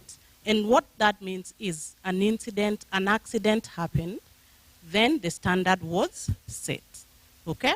In the beginning of how standards are set, countries came together and established a UN body, International Civil Aviation Organization, ICAO. And currently we have 193 countries as member states of ICAO. So, and they all agree that for us to be able to operate safely, we must come with standards that have to be met by everybody, and then everyone will be able to operate safely. And when we are safe, we are able to make money. We're able to protect people, property, and eventually make our profits. So that's where we come in. When Kenya signed as a contracting state, also became a member state of ICAO and said, the standards that are published by ICAO, we shall meet these requirements for us to ensure that operations in our country and internationally are safe. So Kenya, that's where now we come in, pick the standards that are published by ICAO to all contracting states, and that's what you interact with as regulations. So ICAO publishes annexes, and then we are able to promulgate the standards in the annexes as our regulations, and that is what we require you to meet as a country.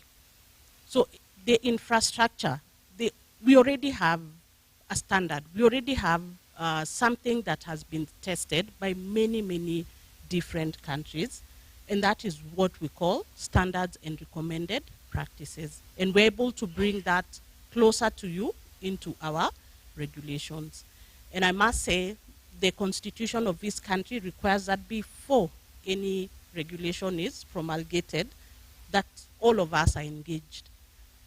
The Kenya Civil Aviation has been carrying out a concerted effort to make sure that the public is engaged and that you give us your feedback. If you go to our website, we publish draft regulations.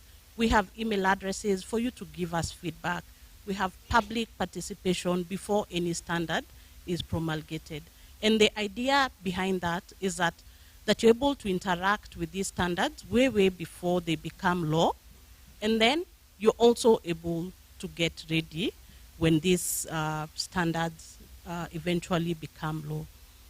The structures of the annexes is straightforward.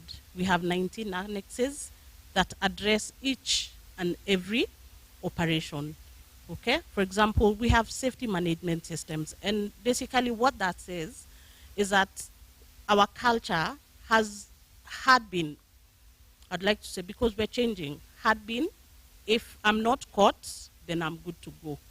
But what happens is when we have a hazard that is not addressed in good time, eventually it materializes and it becomes an incident or accident. And sadly, that is what we're experiencing with the incidences that we can see today. The marks, the doors falling off, something was wrong, but somebody didn't do something about it.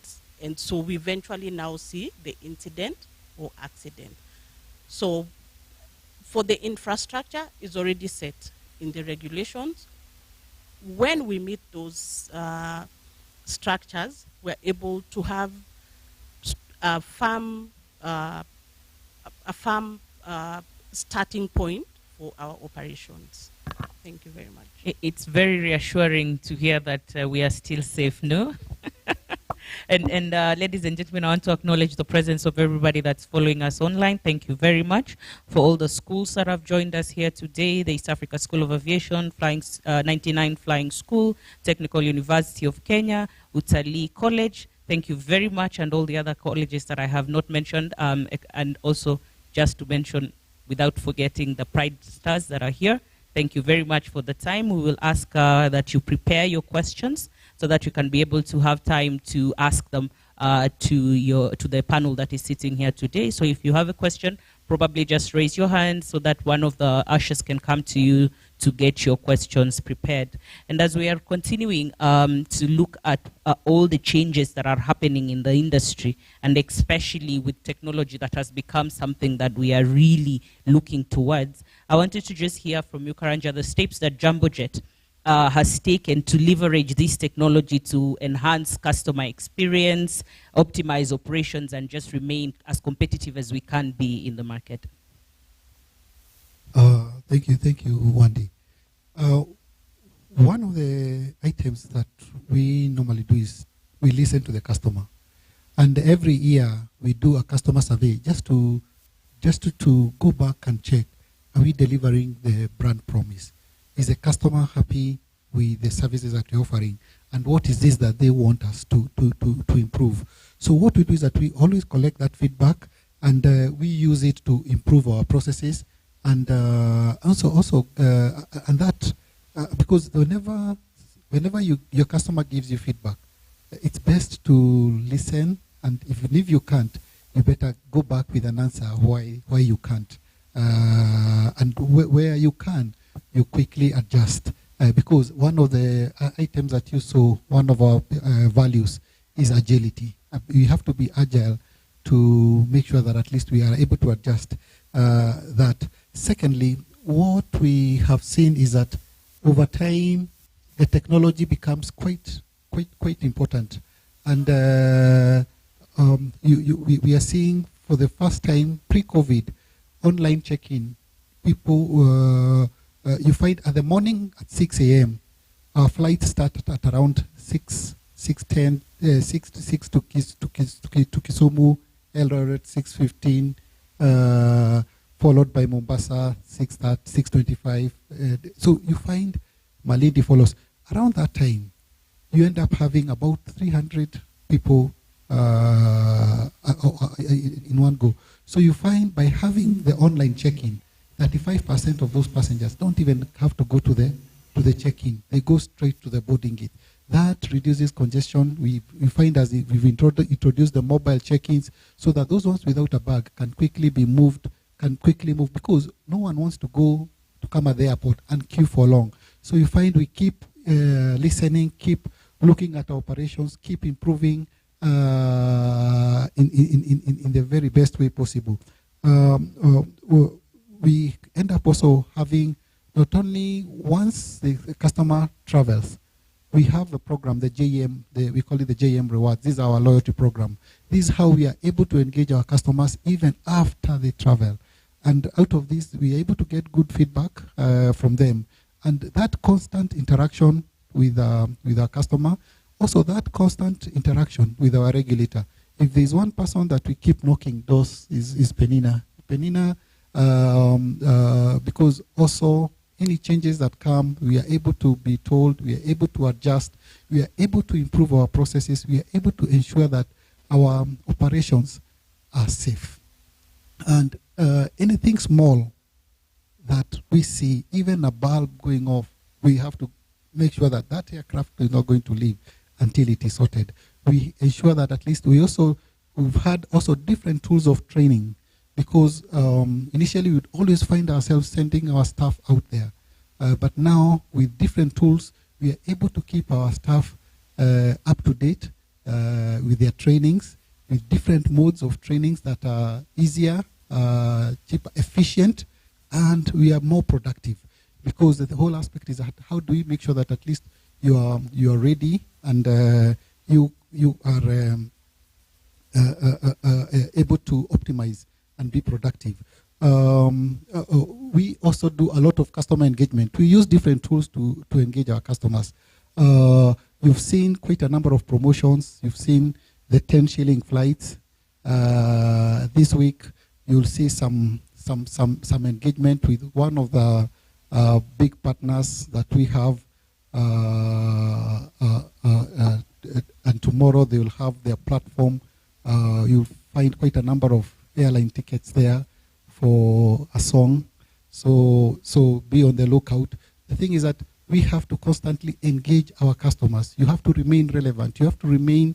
You have to make sure that your operations are efficient to the point whereby every time when anyone wants to think about travel domestic, they will think of you. And because of how you operated last time, they will always come back. So we ensure that we optimize our processes. That's why for us, you find we have consistent, very good on-time performance. We make sure that we have a safety culture, not just to please the regulator, but within us, one of the magenta values is safety.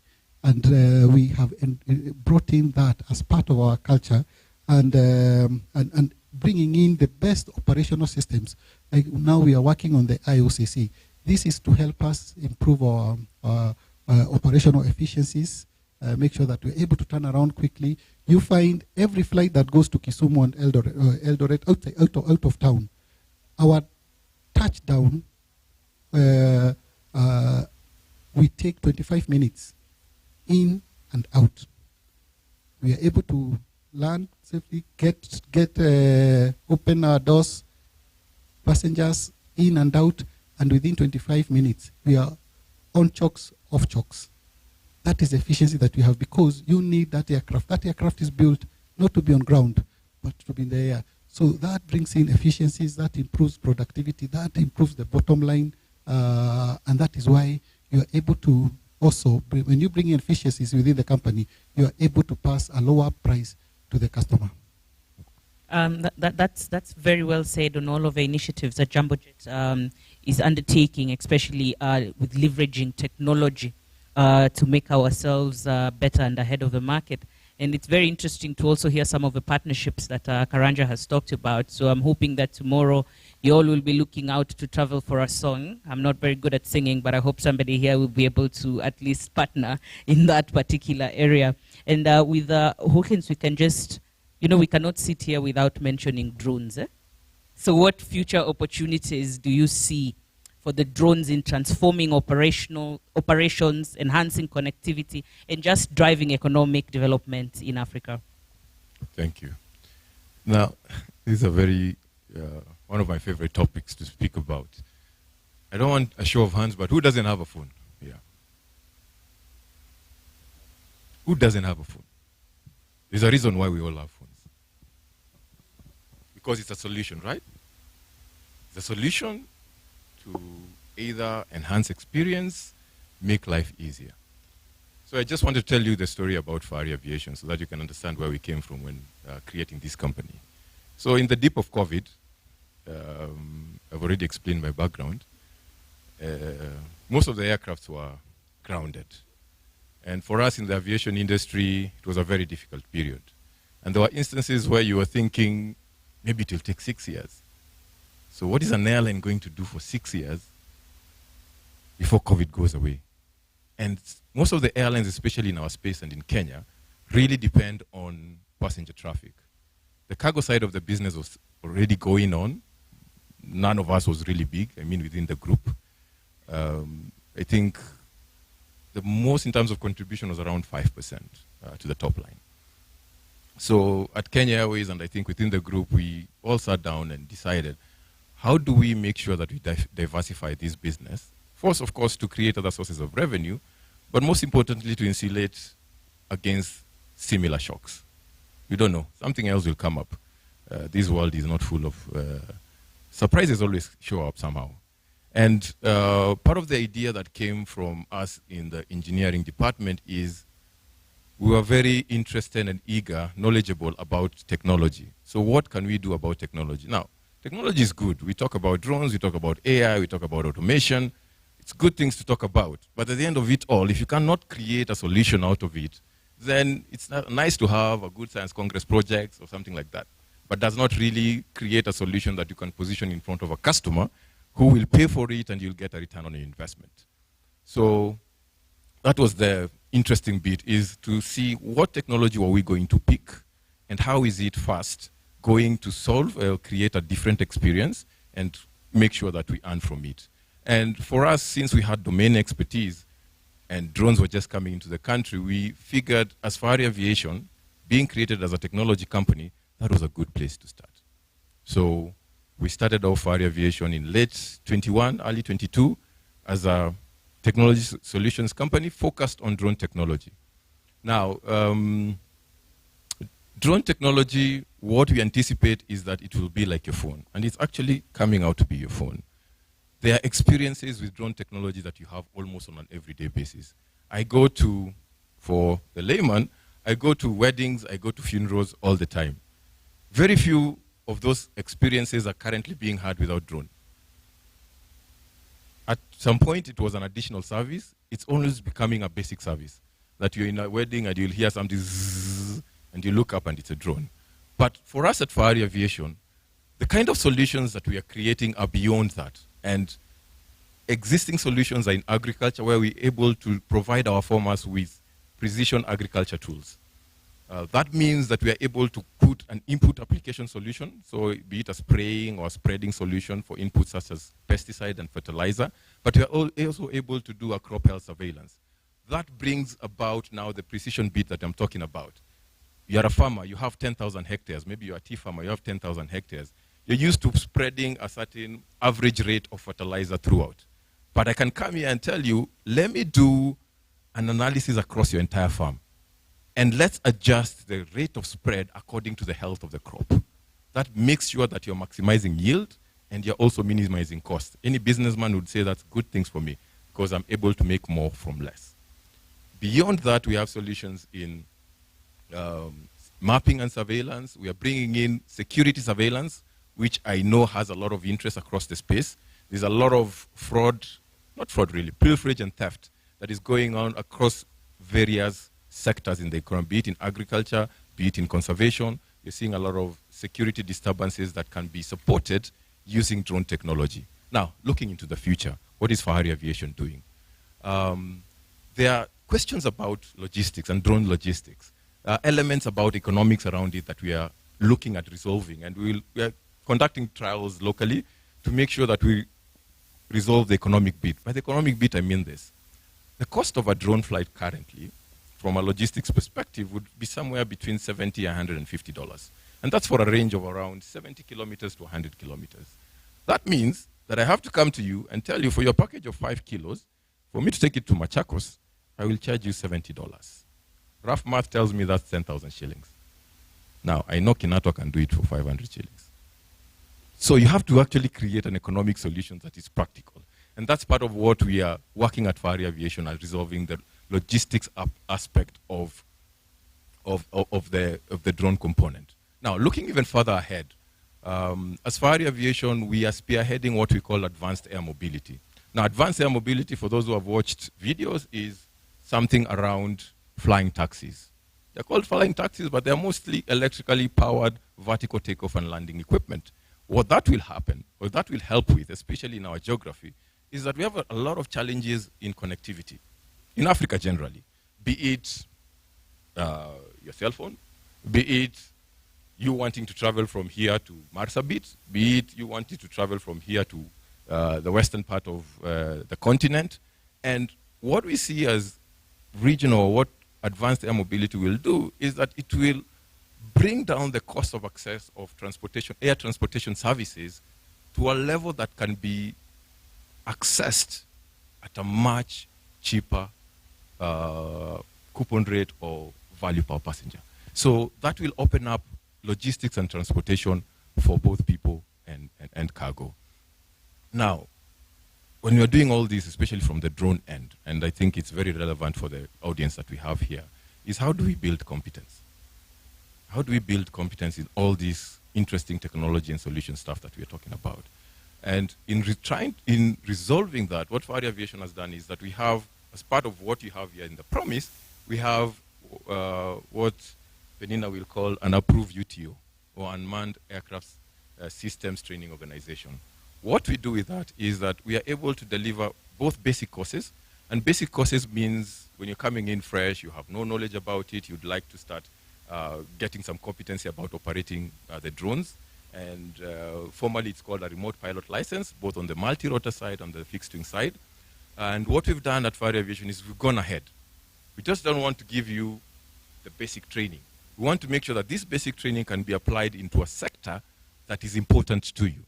And we have specialized courses across the various industries that drones are applied. So we have a mapping course that is currently being offered, and we also have an agriculture course. What we do with these courses and how we develop them, and you'll ask me why we only have 2, is because that's where we have the most experience.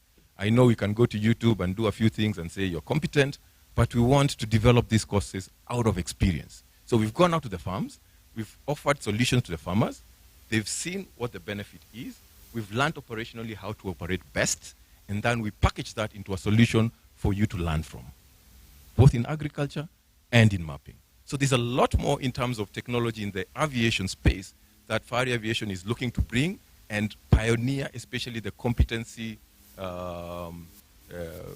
validation, the competency validation aspect of it. Thank you. Wow, and we all excited, eh?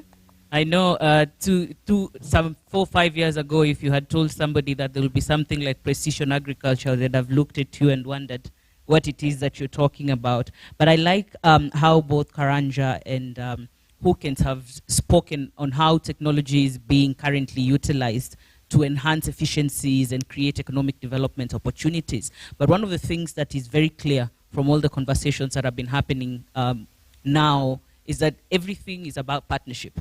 You have to partner with all the stakeholders that you have to ensure that the products that you're developing and the solutions that you're bringing are actually needed and valued to the audience that you're having. And this is why I just want to hear about the collaboration currently in NICA that Qatar is pursuing to foster stronger partnerships between the travel agencies, the airlines, that is just driving more, both growth and customer service. Yeah, I mean, it took a while before we all realized the importance of these partnerships. And again, taking you back slightly, those years when, as an industry, we felt threatened, by all these emerging technologies, and there was a lot of conflict, between us and the airlines, because in their quest to be able to increase their efficiency, increase, of course, their bottom line, for us that appeared as an attack on our space, because airlines were adopting technologies, going to direct channels, and therefore taking businesses away for us. And as a reaction, definitely would be to defend ourselves, against this invasion by airlines. So, I mean, we had lots of fights, and boy, did we fight.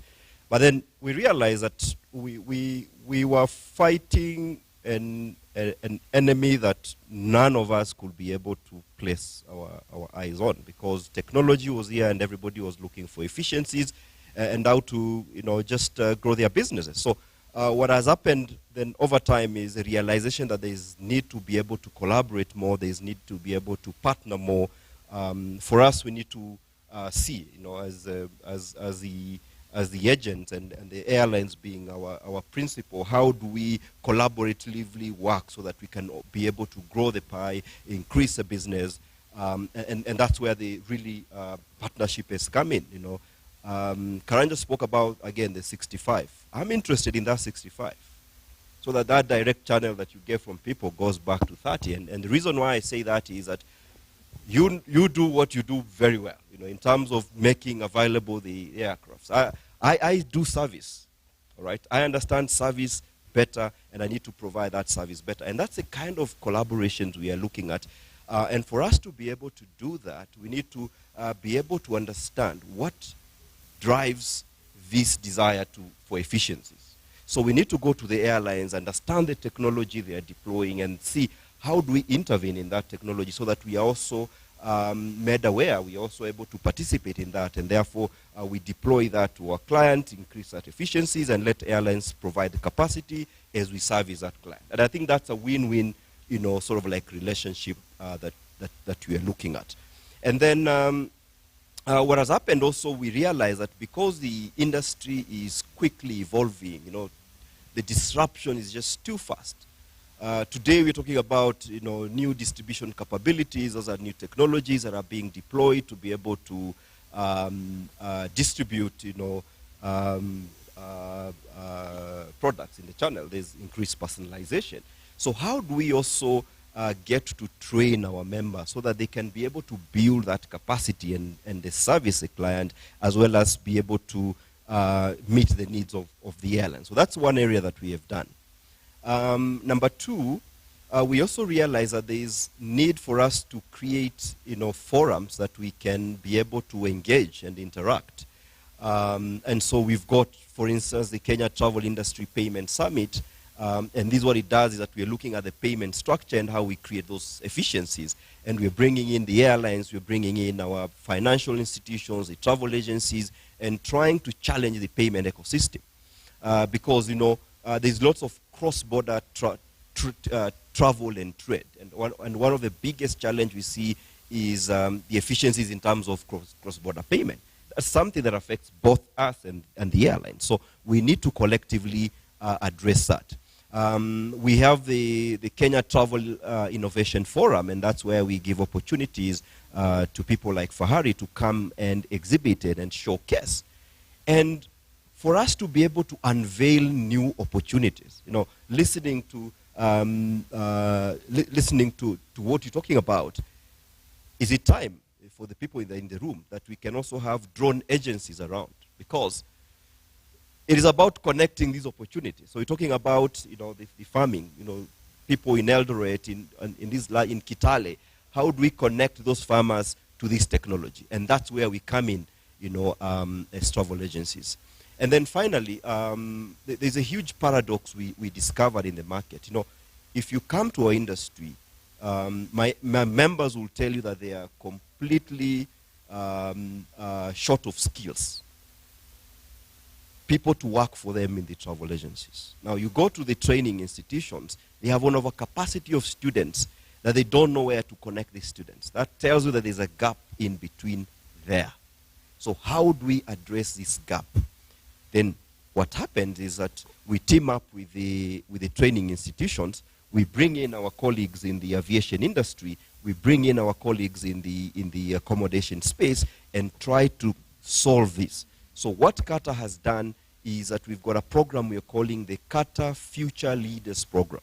It's an internship program. And we told our members, let's not do this internship of 3 months because they don't transfer sufficient skills. So we are doing 6-month internship. And within those 6 months, we want to be able to provide our new graduates or our students with an opportunity to experience the travel. So they'll be able to look at the end-to-end. And we cannot do that if we don't involve our colleagues in the airline, so that we are providing that end-to-end, a skill capacity. So that's sort of like the kind of collaboration, we are looking at and exploring. Amazing. The Kata Future Leaders Program. I hope the people that are here and are trying to find an internship have figured out where to go. Thank you very much, Nika, especially for the elevator pitches that you have made for the areas of collaboration with the partners that are sitting on this table. And if I could just go to hear from you, Penina, from the regulator side, how are you then collaborating with the airlines, the regulatory bodies, and other aviation stakeholders to just make sure that all the work that we put together is assured to be smooth, safe, and efficient across all the operations in the industry? Thank you. So as I mentioned, we're an ecosystem. We have to coexist together. So we are the friendly police. You do not meet the requirements, there are consequences, but we promote safety. Okay, we have a non-punitive system to make sure that we're able, when we find a hazard, a risk, we're able to address it before anything happens. So one of the ways that we collaborate with the industry is having different forums. We have very many different forums where we get to engage the industry to hear your views. We have an open system where you can report anything that you see on our website. It's e-services. Then we also have a lot of young Kenyans coming to the Civil Aviation Authority for the exposure.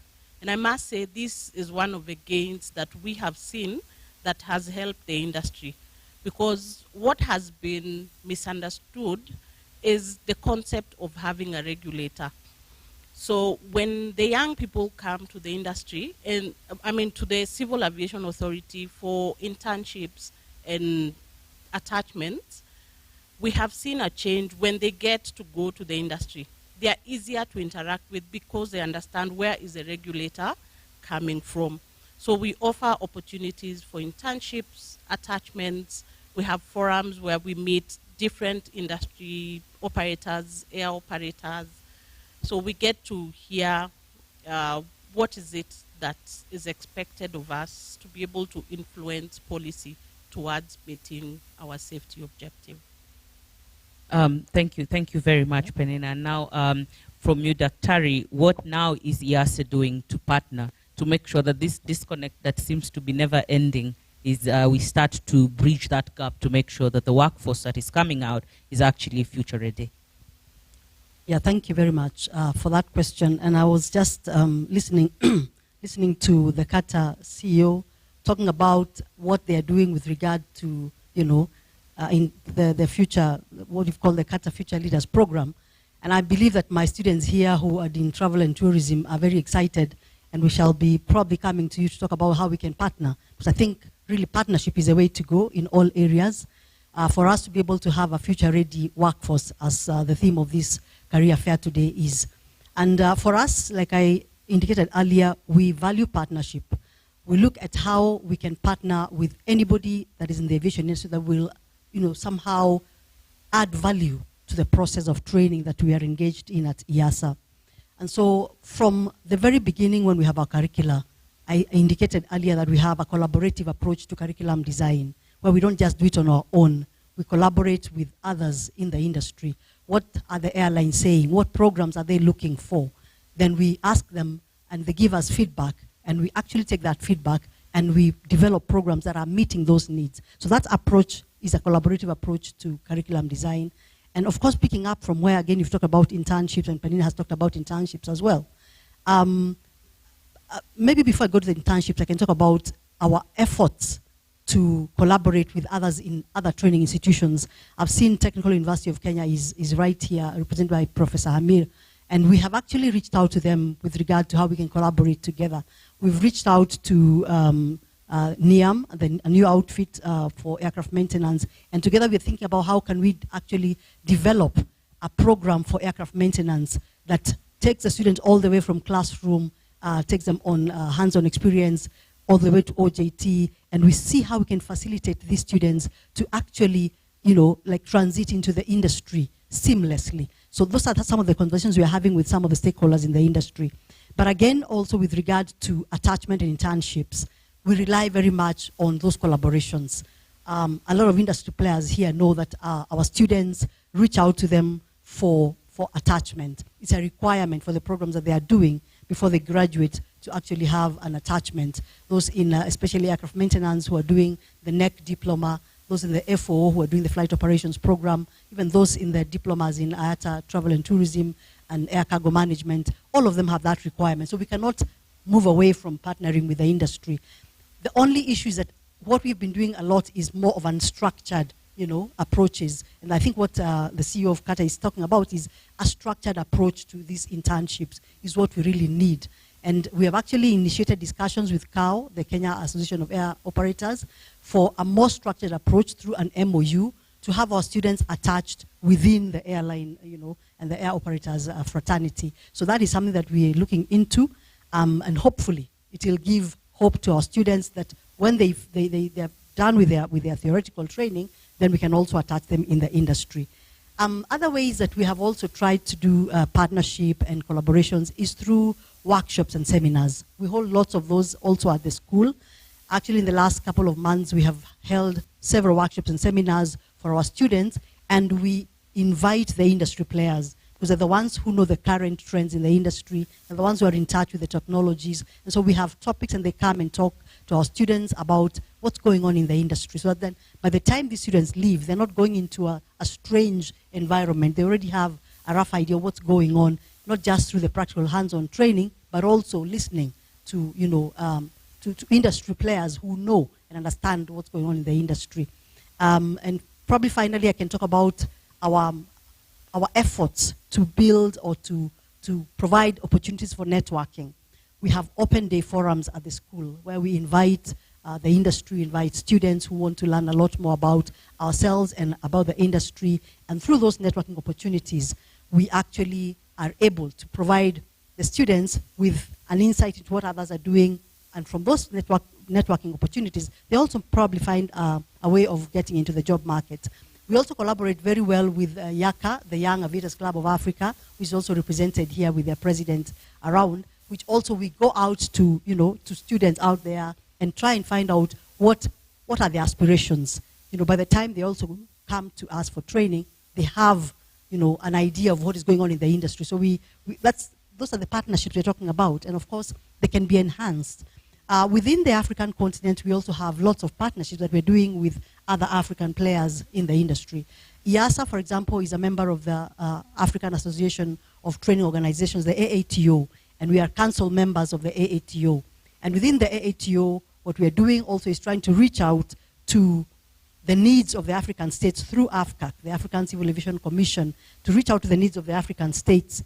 And we have actually signed an MOU, so that's another level of collaboration that takes us not from the local level to also the regional level, because these skills shortages are not just within our region, but also not only within Kenya, but also outside Kenya. So I believe that partnerships is a way to go, and the more structured, the better. So then we provide clear direction on how do I go from here. So every student is not running around the industry, knocking on doors and not getting anything. We have a very structured approach, that has guidelines, so that we are all bound by a particular framework within which we can work, and that I believe is a way to go with regard to partnership in this industry. Absolutely, Dr. Ariad. And at this point, before I just say anything further, I just want to acknowledge the presence of all the Magenta scholars that are here. The Magenta Scholarship Program is a program that has been established by Jambojet under its own sustainability goals, especially on education, where we partner with different schools to make sure that you get a good education. And after you get a good education, we can give you exposures in terms of internship. We actually have quite a number of students in IASA and other schools that are here also represented. So if there is any Magenta scholar in the room, you could just stand up and say hi. But if not, now we know that there is a Magenta Scholarship Program. And as you can hear from all the speakers that are sitting here, collaboration is such a key element in everything that we have in terms of the future of aviation and all the opportunities that we have, and also how to approach the different challenges that are within the sector. Before I go to the regulator to just understand some of the things that they're doing around sustainability, I would also request everybody here that has a question, if you have a question that you would want to pose to the panel, it would be good if you could just raise your hand and have an usher come to you so that we can collect some of your questions. So back to you, Penina, even as we are going through the gathering of questions from the audience. What has KCAA done to integrate sustainability principles into the airworthiness oversights and promoting more environmentally friendly aviation practices? Thank you very much. Okay, so as I'd mentioned, our basics, first of all, are set by the 193 countries that sit down and agree on what standards are we going to meet. But those are the minimums. So what KCA has done and what this country experienced in the year 2018 is that one of the approvals that Kenya got was Category 1 status. And what that means, that we're able to fly to America direct without any stops. The background of that is that for you to fly there, the Federal Aviation has to carry out an assessment of your Civil Aviation Authority. And so basically the state has to meet certain requirements for the airlines to be able to fly directly there. What Kenya does is exactly that. And Kenya, being represented by KCAA, is engaging other international civil aviation authorities that have been there before us, for us to be able to see what is it that they are doing and what is making their industry more successful than what we have. So we collaborate with the Federal Aviation. So when we get an approval from them, they're able to take us through a process. And in the process, we get to learn, we get to improve most of the things that we ask you to meet. We also collaborate with EASA, basically the European region, that they already have a mature aviation system. What is it that they do and we have not done? How can we be able to meet or to be able to accomplish what they've been able to accomplish within their region? And part of the concerted effort we have is what we have within the East African region. Under the umbrella CASOA, I believe, I hope you all know the East African region has an agency called CASOA. So we have 6 countries so far. And the objective of those countries, we meet together to be able to harmonize what we, the requirements that we have. Then eventually the end goal, for example, of harmonizing is having almost a replica of what we have in the EASA region. That most of the things that we have in Africa, and the CEO mentioned, why the tickets are very expensive in Africa is because every state is doing their own thing. So you have your own taxes, you have all the other charges before you get to charge for the ticket. And so when we come together as countries in Africa, and KCA is already a member of the East African community in AFCAC, so starting within the smaller region, the 6 countries come together to be able to harmonize our systems. And eventually one of the gains that we will have is a provision that ICAO has provided on automatic validation of licenses. And what that means, if you get a license from Kenya and you want to go within the 3 countries, Kenya, Uganda, Tanzania, Congo, Somalia, then you do not have to repeat the same process that you repeated. So there are various gains that we shall eventually see with this collaboration between FA, EASA, CASOA, and AFCAC. We have many missions. You would be very surprised with the many African countries that do not have what we have in Kenya.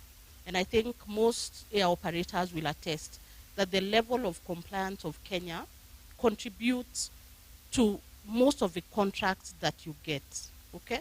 So if Kenya as a state is not compliant and is not at a certain level of compliance, then when you're assessed against other countries, you would lose a lot of contracts and opportunities. So I know the CA comes out as the police that pushes, but we push for a good reason, because once we are able to meet certain requirements, it creates opportunities for you. Our licenses are recognized world over. When EU is coming to get to interview people here, they comfortably pick Kenyans and recognize our licenses. So that's the objective, that we're able to make sure that we meet bare minimums, ICAO requirements, and when we engage with EASA, AFCAC, FAA, CASOA, that our standards are above board and we're able to sell our skill all over the world. Because remember, aviation made the world a global village. You do not have to work in Kenya. You can work anywhere in the world as long as you are an aviator. And interestingly, with even AI, we have different careers that have come out of technology. You have people just developing aviation standards from the comfort of their homes.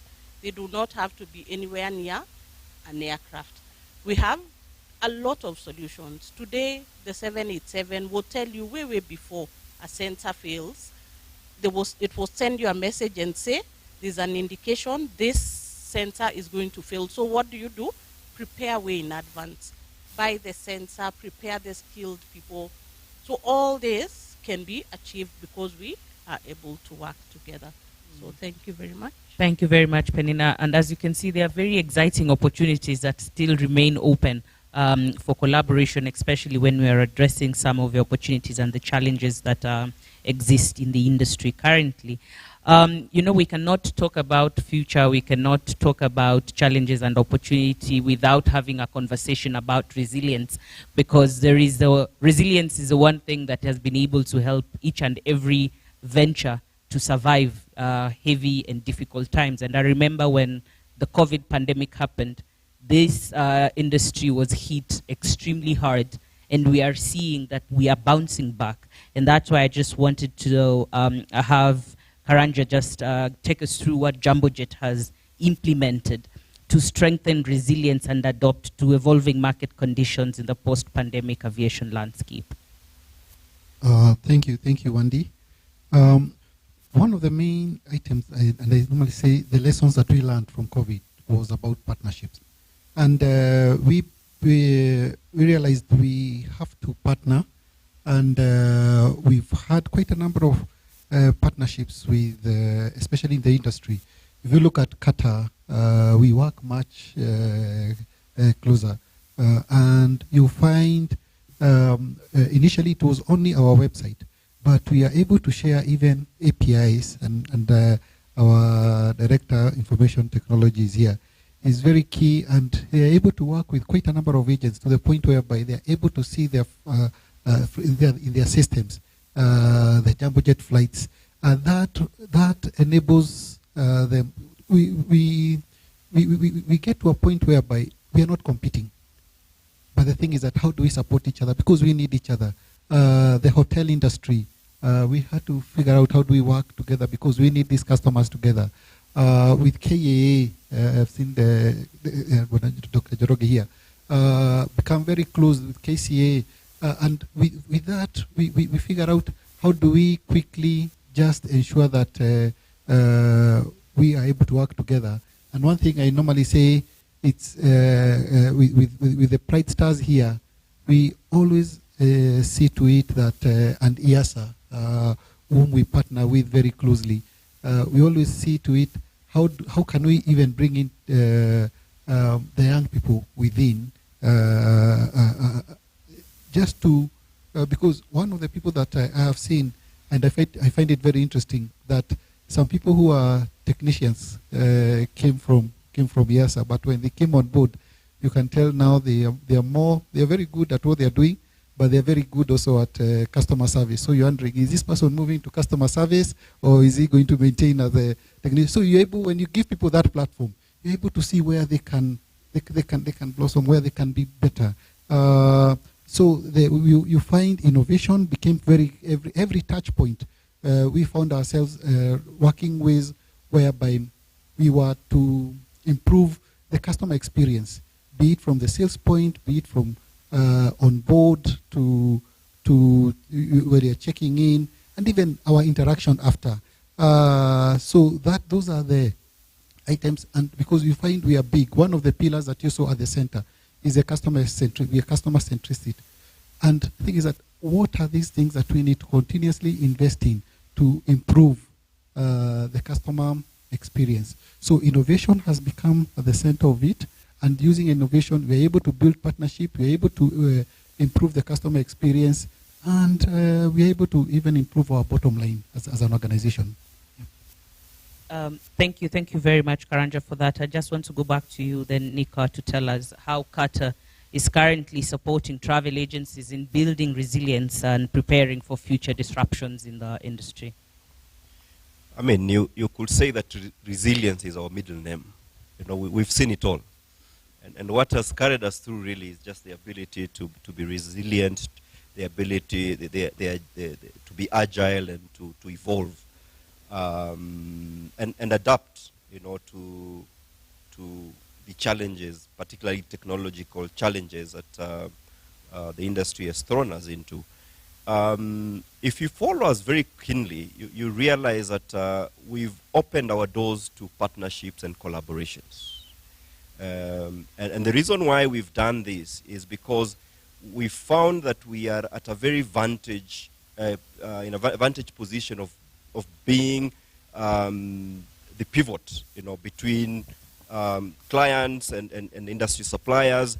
And therefore, if there's an opportunity for us to be able to lend our voice, to support agendas that are going to advance our industry. And then we are very much welcome to do that. You know, whether we are talking about how do we expand our intra-Africa travel, how do we build our infrastructure across the continent, we are available to be able to lend a voice there. Reason is that we still see this huge gap that Karanja was talking about earlier on, 3% with a potential of 18%. And the only way that we can be able to grow our business is if we're able to bridge that particular bridge and the difference, and then create those opportunities. And the more the opportunities are created, then the more business we draw to our members. So for us, collaboration is very key. But again, let's face it, our particularly sector of the industry is one that we don't have a lot of continuous professional development, unlike the others. And so what we've realized is that for us to keep our members up to date and skilled and more informed, we need to do more and more education programs. So we do lots of workshops, we do lots of conferences, we do lots of gathering, and therefore that has allowed us to keep up to date, with what is happening in the industry. So we will continue to do that.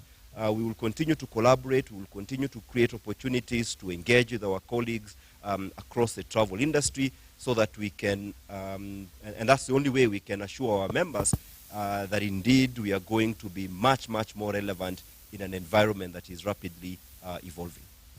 Thank you very much, Nika. Our final question today to the panel goes to Dr. Sarah. We just want to know what initiatives that EASA is currently introducing to address skill shortages in technical and leadership roles within the aviation sector. Right, thank you very much for that question.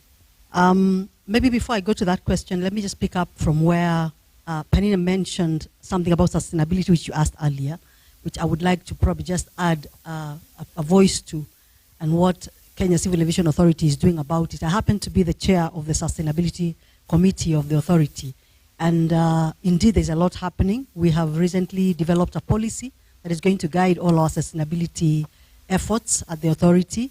And we also have a strategy that we have come up with, and you will see when the strategy is finally rolled out, how we have brought in all issues that we're talking about here with regard to even how we would work with industry, with regard to CO2 emissions, how we're going to work with on sponsorship and scholarships for students, how we're going to bring in women in aviation and all that. And so we are also on that path of ensuring that we're not left behind as the world talks about ESG. Today I've heard is EESG now, not just ESG. We have the economic, environment, social and governance pillars within sustainability. And coming to your question now on what initiatives EASA is looking into with regard to the skills shortages that we have. Again, like I've said, we cannot run away from talking about partnership. Mr. Karanja has talked about the partnership that we have with Jambojet, which we're trying to ensure is structured going forward. We've held several meetings on how do we make sure that this is more structured. And I want to thank Jambojet for what you've been doing in supporting our students, our very needy students who have gotten an opportunity to get into the industry because they've been given a scholarship to study either aircraft maintenance or flight operations. And that in itself is an initiative to fill a skills gap. Because if this student had not been sponsored, they probably would have dropped out. And the skills that they've now learned and they're bringing on board would probably never have been available for the industry to use. So we really want to thank Jambojet for what they're doing with ourselves and for our students.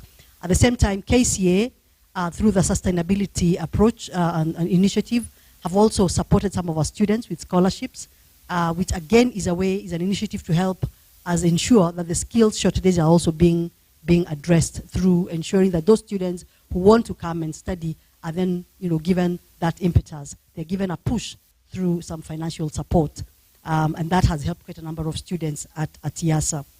Away from that, also some of the other initiatives is ensuring that we are tailor-making programs that are meeting specific needs for the industry. We have, for example, at the school developed inspector programs for inspectors in ANS.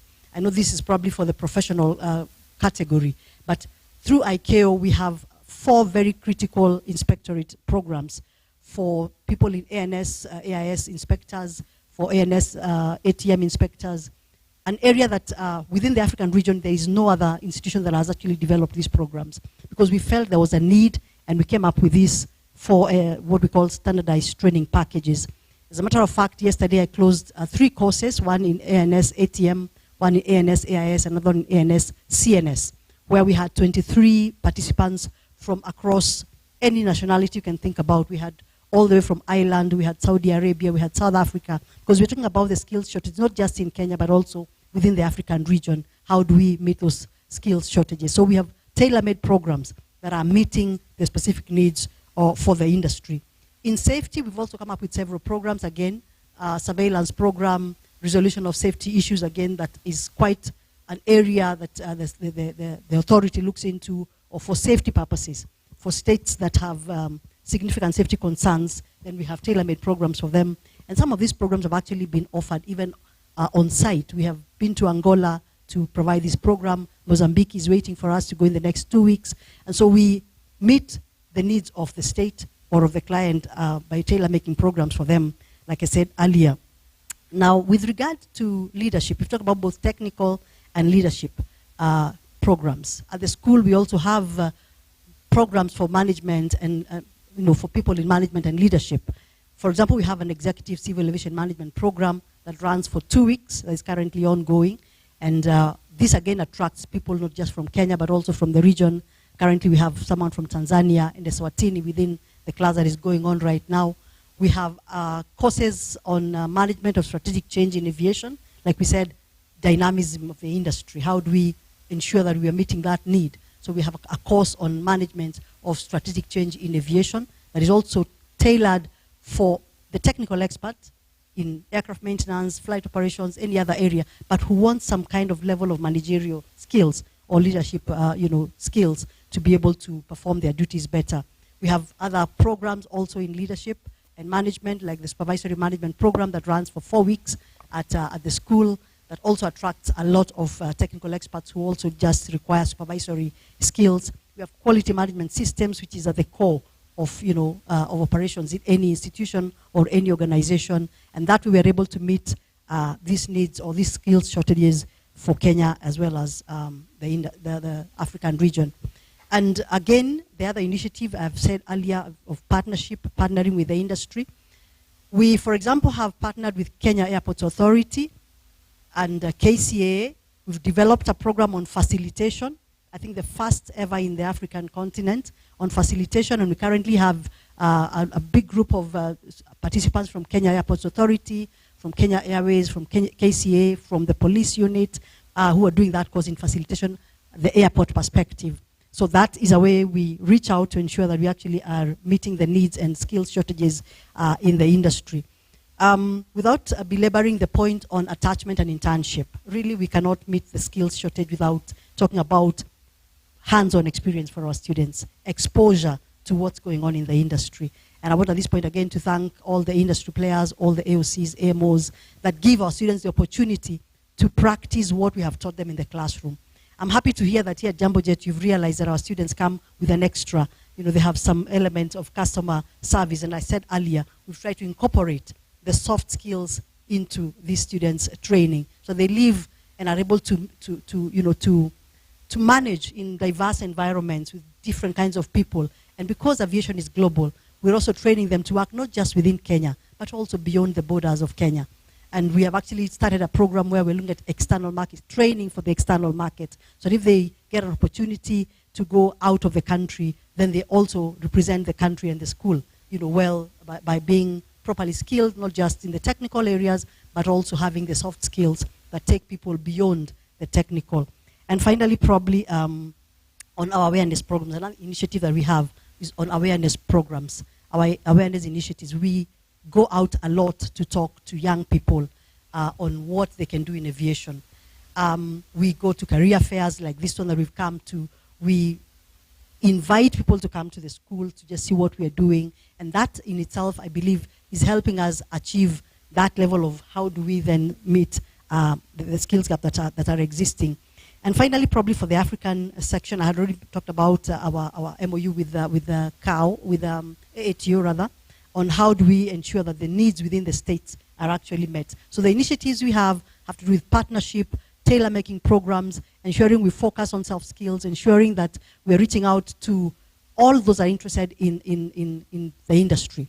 And I believe there's a lot of room for improvement. There's a lot more that we can do, and we are open to feedback. We'll be listening to some of the questions, and I'm sure that many people would like to know what else can we do. And that's why this forum is there. What is it that we are doing, but how better? How can we do it even better? So we ensure we're actually meeting the need of the industry. Because currently, I believe that a lot of students, like you said earlier, have cleared school, but probably have not been absorbed by the industry. What are the gaps? What really is the reason why they've not been absorbed? I know the industry is probably not as, is not growing as fast as we would like it to grow, but nevertheless, if we have the right skilled personnel, they will always fit within the industry, and that is our aim as an institution. Thank you. Thank you very much, Dr. Ari, and that's a very high note to end the questions from myself to the panelists. And I now would like to invite the audience to pose 1 or 3 questions to the panelists before we start dispersing to the other areas. You can just ask your question and ask which panelist you would like to respond to the question. Thank you. Thank you so much. Thank you so much. My first question actually is in relation to today's theme, that is the career fair. So as we look into the audience sitting around today, we realize that most of the people here are youths and young people, meaning each person here has come with a motive to understand what is it, what does it mean for them if they venture into aviation. So what do you think? Actually, this question is not to anyone in particular. Anyone from the panel can answer. So what do you think will be the most in-demand role in aviation in the coming 5 years? And this is in relation to the innovative ideas we're seeing coming through, in relation to the technology we are experiencing currently, and also in relation to the new minds that are coming into the industry. So in 5 years' time, what roles, what do you think will be the most in-demand careers in 5 years' time? And then my second and last question is in relation to the diversity, equity, and just the development of the aviation field. So what steps can women and underrepresented groups take to find mentorship or networks in the aviation industry? And this is because not everyone here can say they have someone in the aviation field who can mentor them to the best level that they ought to be to meet the standards that they require to have when they're venturing into the industry. Thank you. Thank you very much. I think we'll take the second questions as we are organizing to have the panelists respond. In the interest of time, we are also going to encourage you to just write down your questions so that they are brought here to the front so that we can be able to answer. Okay, as you write the questions on the paper, please make sure you indicate your phone number and your name. Thank you very much. My name is Kimberly Nyaira. I'm a student at Technical University of Kenya, and I'm here also representing Young Aviators Club of Africa and our president and founder, Captain Mercy Macau. With me, I have 3 questions. One has been asked by my colleague. The first is, what is one thing that the youth often overlook about careers in aviation that they should know? Because we have talked about the skills gap. We have heard about how there's a shortage in skills and knowledge, but you find that there are lots of training institutions here in Kenya, and they train students to go into the aviation industry, but there are things that we don't know, we overlook when we go to present our CVs with our skills and all that. We expect that what we study is what we're going to do, what we're going to go into the career field. So what is that? What are some things that we usually overlook when we are looking for jobs, when we're looking for spaces in the professional field? And my second question, and last, is what do you think needs to change in the industry to make it more accessible to young people as seasoned professionals and stakeholders in the industry? Because as Mr. Karanja, the CEO of Jambojet, mentioned that there's a limit in the skilled workforce. I'm pretty sure that there are existing programs that train skills and give education to young people. So perhaps we have talked about, the gap of skills and all that, but on the industry side, what do you think needs to change so that it's more accessible to young people? Thank you.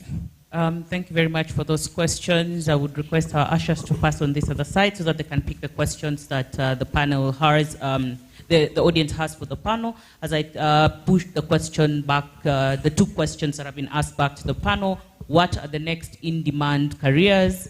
Which are the critical skills? And what could change to have the youth more included, and also issues of female mentorship within the section? So I don't know if anybody wants to take this.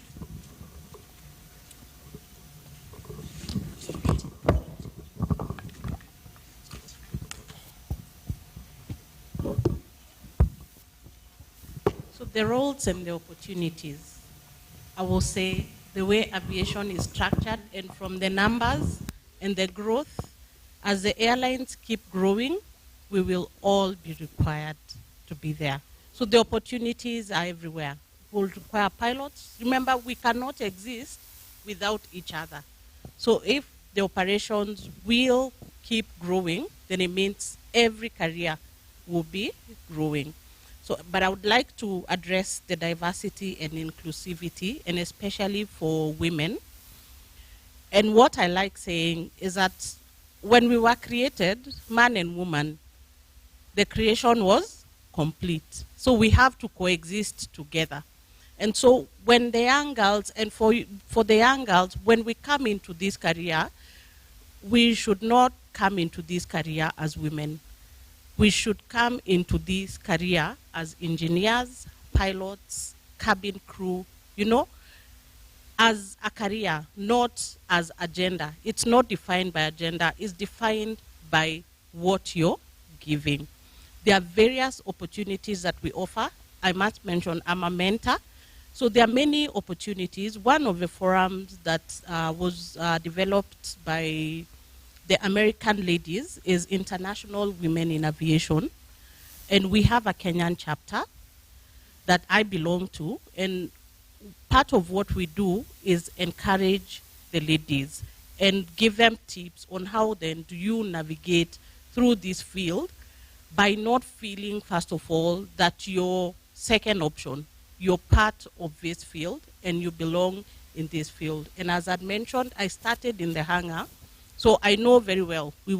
At some point, I was alone in the hangar as a lady, but I was not treated any differently. They gave me jobs. I changed, removed, installed engines like everybody else, but I came with an extra niche because I was a lady. I have the sixth sense. So there were extra jobs that I did and made me better. The opportunity for you, and especially because of how the culture has been changing, the opportunities for you ladies and gentlemen is the same. So just if you choose to be a cabin crew, to be an engineer, go to the career as just that, not defined by your gender, and explore the platforms. Women in Aviation International offers scholarships also to both boys and girls, okay? So just because, and I know when there's one joke, when I mentioned about women in aviation, one of the guys wanted to join, and the other guys made fun of him and said, "You want to join women?" And so he shied away. And the biggest concern, especially for this country, is also the mentorship for the boy child. We want the holistic human being, and probably a challenge to also the men in this forum, that yes, the women were fewer, we are still fewer, but we are doing something about it. Could there be something also for the young boy child who wants to be held and mentored in this industry, so that we have a whole we have a whole generation, and we do not keep saying, at some point, women were fewer because we were not mentored. Women stepped up, they are being mentored, and if you look at it, we are picking up, and we are picking up very fast. But what's happening to the boy child? The boy child is taking a backseat. So my challenge to the men, please do something that can make sure we all move together. Thank you. Maybe just to add a little bit on what Penina has said with regard to the issues of women. I think she's talked about the Women in Aviation Kenya chapter, which I'm also a member of. But let me first address a question that was asked about what do youth overlook in aviation that they probably need to, to concentrate on or to think about. And we'll talk from experience at IASA and also with the young people. And I would like to say that when we talk about competency-based training that we offer at IASA, it has 3 components. The first component is knowledge, then there is skills, and the third one is attitude. Those are the 3 components of competency-based training. And so for me, when we talk about what are youth overlooking, maybe they're trying to get all the knowledge they can, they're trying to get all the skills that they can, but probably they're going out with the wrong attitude, and that has some implication on whether or not they are employable. So I would like to say that maybe we concentrate on all 3 aspects of training and mold yourself and go out as a molded person with the strength in the knowledge, the strength in the skills, as well as in the attitudes that you take with you. And this does not just start when you actually are in college. I believe it starts as soon as you are exposed as a human being. I think some of us wait too long to start changing our character, to start changing our attitude towards life. I want to think that if you begin from the very, let's say you're given an opportunity to go to college, some of you are in university or college. It doesn't start when you're in module 3 or 3rd year when you're clearing. It starts from the very beginning. How do you mold yourself? How do you market yourself as a person? How do you go out to the world? And who are you really? Apart from just being maybe an aeronautical engineer, a flight operations officer, who are you beyond those qualifications that you carry? Because that also is a marketing point for you. And so I think also it will add to the question that was asked on what needs to change, even as the other industry players come on board, what needs to change in the industry to make it more accessible. I think probably a focus on the soft skills component is also important, that we train the technical but also focus on the soft skills that help us generally as humanity to become better people in all areas. And when you ask about what skills are in most demand, I think the numbers are very clear. There's no area in aviation that does not have a skills shortage. So you will find that it is actually how we approach the entire job market from what we bring on board that makes us more employable. And we as the people in the industry who are helping, then we try and reach out. Where can we take you? If, for example, I'm sure we saw Mr. Alfred Mutua, our CS, talking about the job opportunities in Qatar. And we know that they are there even in aviation, and a lot of our people are going out there.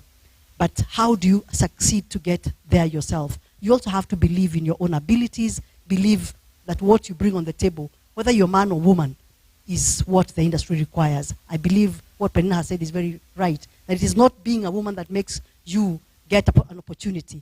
Do you merit?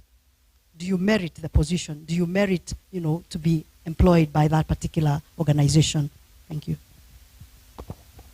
Thank you, Dr. Just to add on what Dr. and Penina have said,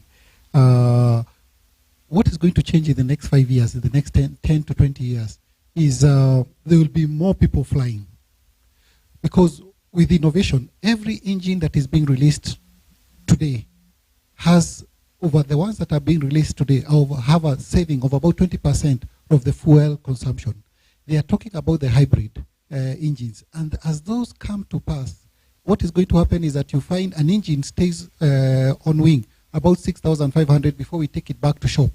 Once the carbon emission is reduced, those engines will be going for about 11,000, 12,000 hours. That lowers the cost, and that lowers also the cost of the fare that we are charging. Innovation is also going to improve also the the trainings that are offered, you'll find because of technology, they will become easier, accessible, and you find quite a number of these courses that are quite expensive are going to reduce significantly. So what is going to happen is that you'll find more people flying. You'll find now airlines requiring more people across the board. You cannot replace, the people have talked about having a cockpit that is, you still need the pilots. That you don't expect that the cabin crew will not be required. People require that human touch. We are human beings. We always require that human touch. So these things will continue, and I don't see the numbers going down going forward. But across, I see we can only add the numbers across all departments.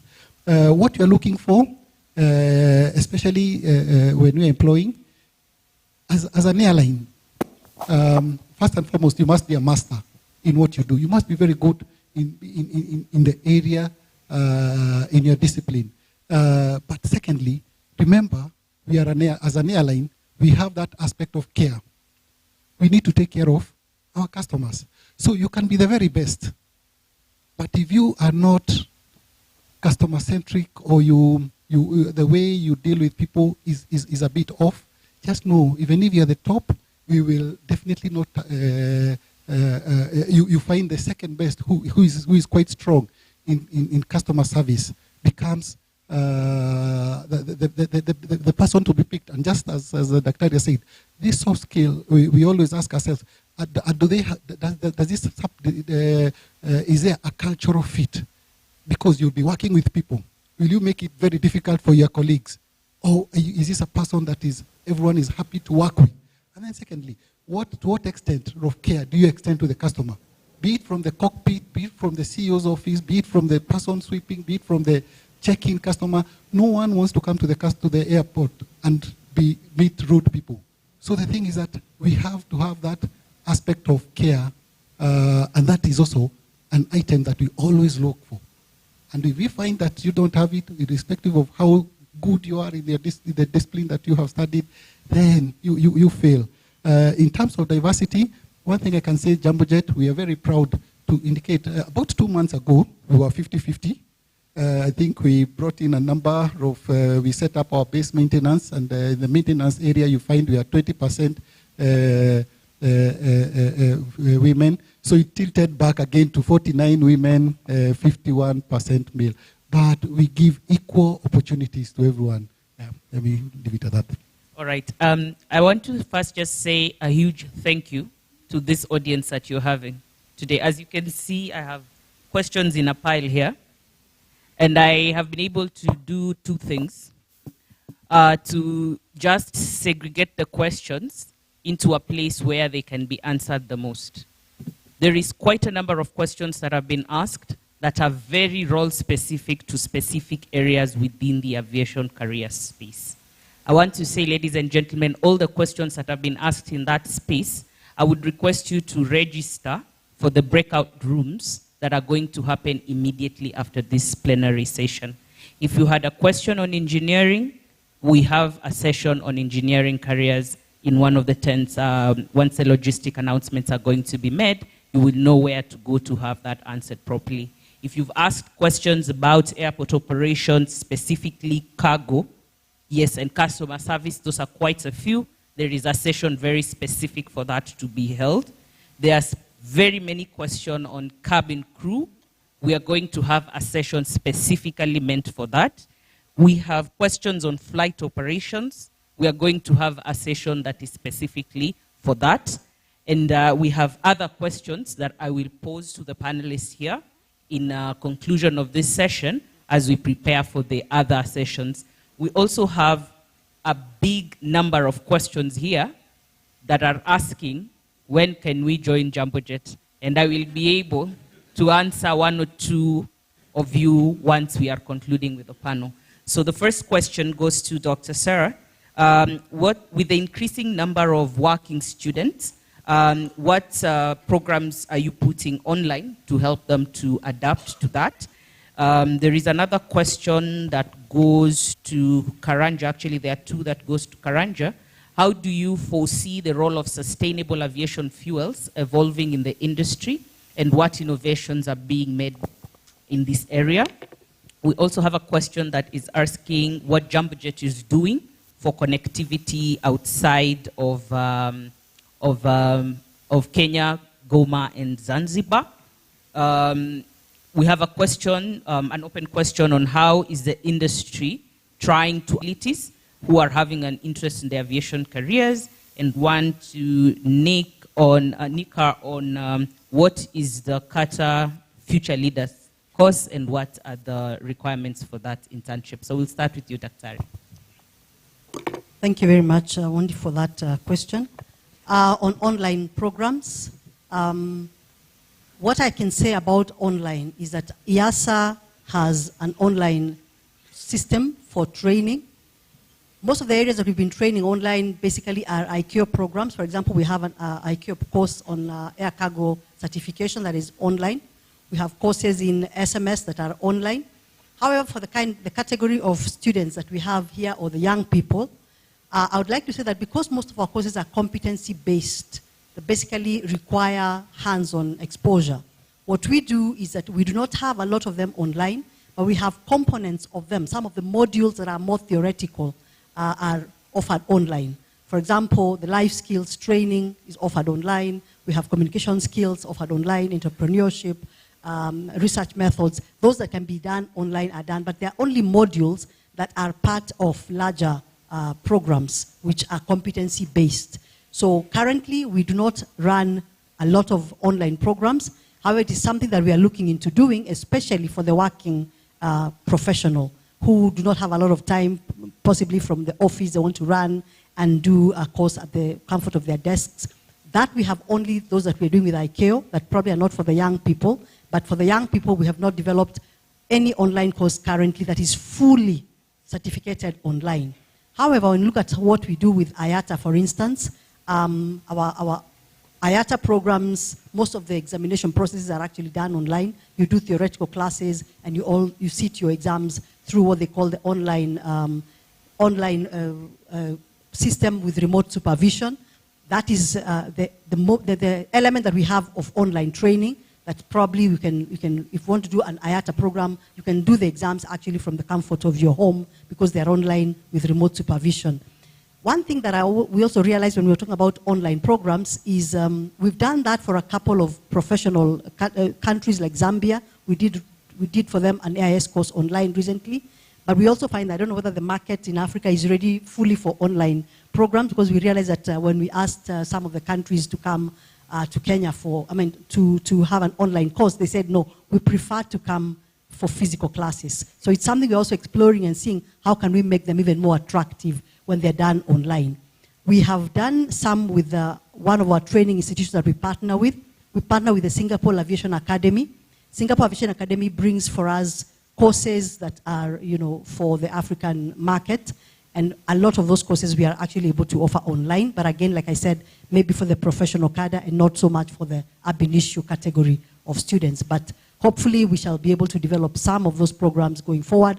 Give us your feedback, which courses, if there are courses that we can do online, we'll be willing to tailor-make them because we have a learning management system that we are using for online training. Thank you.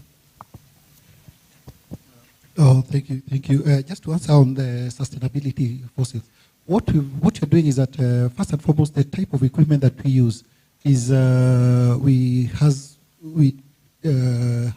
at least very low carbon emission because we do about 920 liters per hour, and if you look at the turboprop compared to the other, it's more or less a saving of about 60%.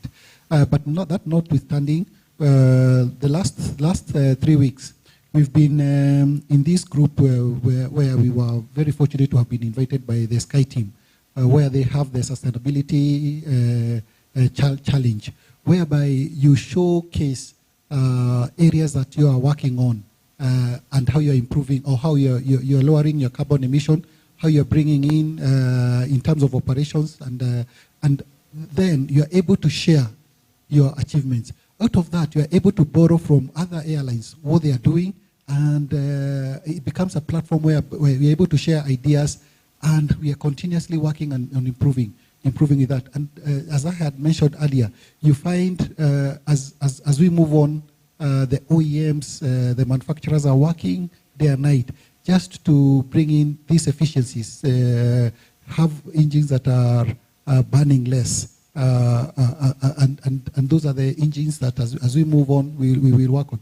If you look at the airport, we are trying to see to it, how do you move from the GPUs that are fossil? They are now electric GPUs. Those are the ones that you're moving into. And that way, we continuously work on reduction. It's still, we are still a long way to go. But internally, that's what we are working on. On the connectivity to the region, yes, we're working with quite a number of airlines within the region just to ensure that at least we are connecting. You'll see us moving more and more in the next 10 years into the region. In the next 3 years, we have about 3-4 routes that we will be starting both from the Mombasa and Nairobi hub. Once we are done, we will be announcing that, but we are moving more, not moving from the domestic carrier to more regional low-cost carrier, and that will be both from the Nairobi hub and the Mombasa hub. On people with disabilities, yes, definitely this is work in progress. We are working on this, and definitely we are willing, and as an organization, in a position to accommodate and work with people with disabilities. All righty. Just to mention a few things on, I think, the gap that has been identified between what is actually existing in the industry and what's coming from academia. I think across all industries, you go to any career fair, that's the question that's being asked. How come the graduates are not able to join industry immediately? And what Fahari Aviation is doing in that scope? We realized from the powers of partnership that Fahari Aviation exists across multiple industries, and we're not able to grow competency across maybe mapping, across agriculture. We need to work with partners in that space. And part of what we are doing is we've introduced what we call a cadet program. What the cadet program enables us to do is bring experts in various industries into what you call professional flying of drones.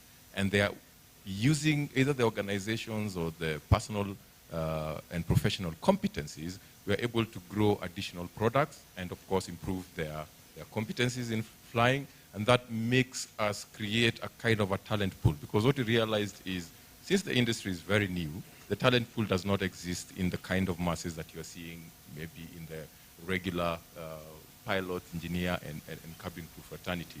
Is we have to create our own talent pool that other players can pick from, and we would have that to absorb into our organization. Thank you. All right, so I think there's a question that was directed to me about what the Qatar Future Leaders is all about. And so how this program is designed is such that we have asked our 350 members, if every year they're just able to absorb at least 2 people, provide them that 6-year internship, then you quickly are looking at capacity that we are able to absorb back in the immediate term. So it is just not limited for people in the sector. It's across the skill set that we look for. And we believe that in us doing that, then we'll be able to capacitate our own industry, and then that allows us to serve the market much, much more efficiently. So very quickly, I wanted to just react to a question that was asked around the skill set that will be in demand in the next 5 years. I need to tell the young people that are here, the skill set that will be required is the people that actually are multi-skilled, right?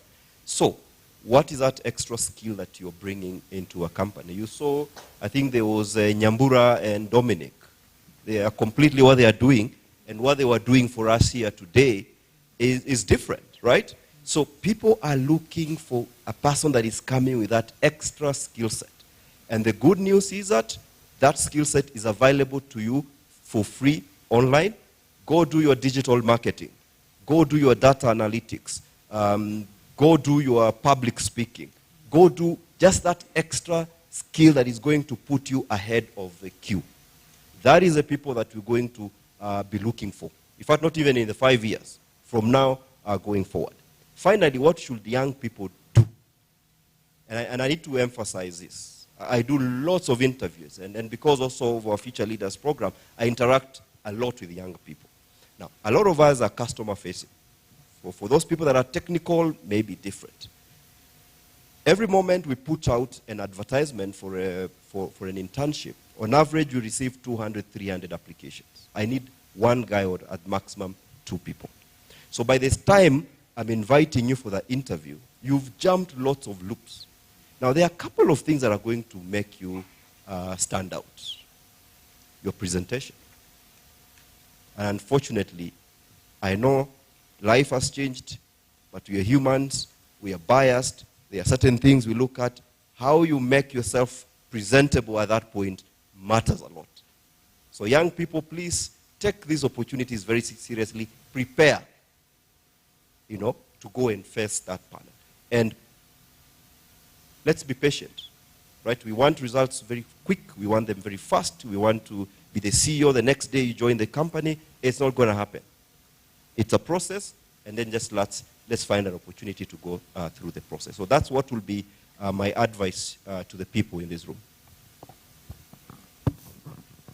Just in addition to that, don't go for an interview in an organization without doing a background check about that organization. Always take some time to learn what this organization is all about, what they do, what they stand for. And when you're able to show that, you're able to be seen to be hungry. This world today wants people who are hungry for that position, and that separates. Ladies and gentlemen, if I say we've had an amazing panel, will I be saying it lightly, or I need to say we have had a very amazing panel? And I know there is this clap. I don't know if it is Domi that taught me how to clap, so that we can give an appreciation to the panel.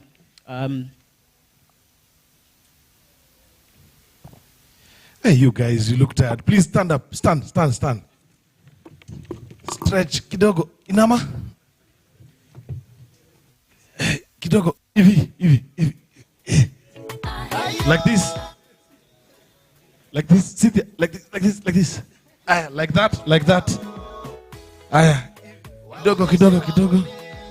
DJ, one song. One very fast. Just one. DJ. Okay, before DJ wakes up. So now. Good afternoon, guys. Somebody was sleeping there. Good afternoon. Good morning. Where is that lady who was almost sleeping, but she woke up? Good afternoon. All right. So, tufanye makofi ya stima. Unajua makofi ya stima? Let me show you. Stima. No, it's supposed to be like chop. Okay? Stima. So, tuko na stima ngapi hapa?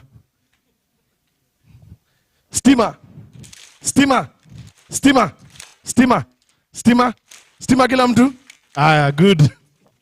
Ladies and gentlemen, thank you very much for taking time to listen to a very amazing panel. Asante sana, Ms. Penina, Mr. Karanja, Dr. Waitiki, Hawkins, and Nika. We really do appreciate the time that you have given unto us to share the wisdom that you have given to us. All these questions, we can be seated. All these questions that are here, most of them are very industry, are very role specific. We will have them sent to your different sections that you will attend once the logistical announcements are made. But that notwithstanding, we shall put all these questions together with different answers that shall be emailed back to you for purposes of just your reference moving forward. And they say that chance favors the? Chance favors the who? So listen to me very keenly in what I'm going to say next. Because I'm going to say it very quick, and I hope that you'll be prepared enough to take advantage of this chance. This afternoon, after your panel sessions have concluded, this role-specific panel sessions have concluded, there is some individuals who will leave this environment having changed their badge from being magenta to I am. Now listen carefully. Do you have your very well updated CV that you are carrying? That is one. Number two, do you have experience or learning in the following sections? One, cabin crew operations. 2, customer service operations. 3, sales and ticketing operations. I'm not just going to have one person join the Magenta tribe, we're going to have more than 10. So be prepared. Make sure you put your things in order. When you go for your sessions in plenary for the role-specific ones, ask the right questions. And I hope you have listened to what has been said here today. And I'm looking forward to welcoming the new Magenta tribe that we'll have today. Thank you very much.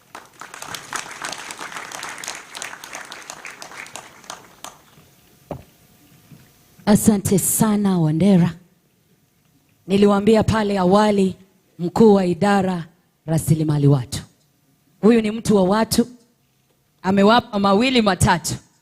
Most of you leo mtaunganika naye pale, atakuuliza maswali. I hope you're paying attention. But thank you so much to all our panelists. You are all amazing. Mumesoma, sio? Mumeelewa. Kizungu imekuwa nyingi, si kuona hata mzungumzaji mmoja wa Kiswahili. Lakini natumai wale ambao wanapenda Kiswahili kama mimi tumeelewa. Ladies and gentlemen, today is an amazing day. Before I welcome Dominic, aje hapa awaambie ratiba vile inaendelea. Niruhusu watu ambao wanapenda mtandao wameniambia niwakumbushe. #BeMagenta. Ingia kwenye simu, tweet about it. Instagram, as you go to the Instagram page, tag @FlyJambojet so that your tweets and hashtags can be reposted. Tafadhali, ingia kwa mtandao wa X, weka pale #BeMagenta. Baadaye ndio wale ambao watakuwa wamepata kazi wanaweza anza kuweka ile hashtag ya I am Magenta. Ladies and gentlemen, sitaki kuwachosha zaidi, na muomba tu mwenzangu Dominic aje hapa awapatie ratiba inayofuatia. Asanteni. A big clap to Lucy, to Njoki Karanja. So very fast, we need to move to the next program. We have this main tent will have, okay, first of all, we'll do a 30-minute break, okay? A health break. Remember, as I told you, the washrooms, ladies are on that side behind this tent, and the gents on this side. So we have a 30-minute break. Then from there, this main tent will have keeping aircraft airworthy, that is engineering and maintenance career. This main tent here. And then maintenance careers, the heart of the airport, ground handling agents, CSAs mostly. Our tent is going to be, that's our tent, I mean that area, yeah? That's my expertise. Did I tell you? Sorry, I forgot to mention. So ground handling, the heart of the airport, we shall be on this side, the right side, just there. Then next we have a life above the clouds, that is cabin crew members, just right behind here, there's a tent over here. Then next we have aviation management and leadership, leading the industry forward, just over there, okay? Finally, takeoffs and landing, pilots on ground and in the skies, they'll be on this side, on the right side. So ground handling, the heart of the airport, and pilots that side. Aviation management and leadership, leading the industry forward, that side. Cabin crew, takeoffs and landing, pilots and ground, they should be here. Pilots and cabin crews, this side. Sorry. Was I clear? Good. Right. So, guys, you can proceed for your break, and we'll see you back in a while. All right. All right. We should be back by 12:30, and then we head to our specific tent. Okay. Engineering here. Okay. Good. Ladies and gentlemen, your attention, please. Dominic amesahau kitu muhimu sana. As you go out to your specific tents, carry your chair. Carry your chair. Tafadhali chukua kiti chako, go to your specific tent with it. After we are done, we will come for you and we'll come back to the main tent. This is in exception with the engineers who will remain in this main tent. Asanteni. Where you from, girl? Ooh, something must be fishy. Why everything about you, little? Excuse me if I go and be greedy. Been a long time and time is really taking it understood. I just want your body sleeping.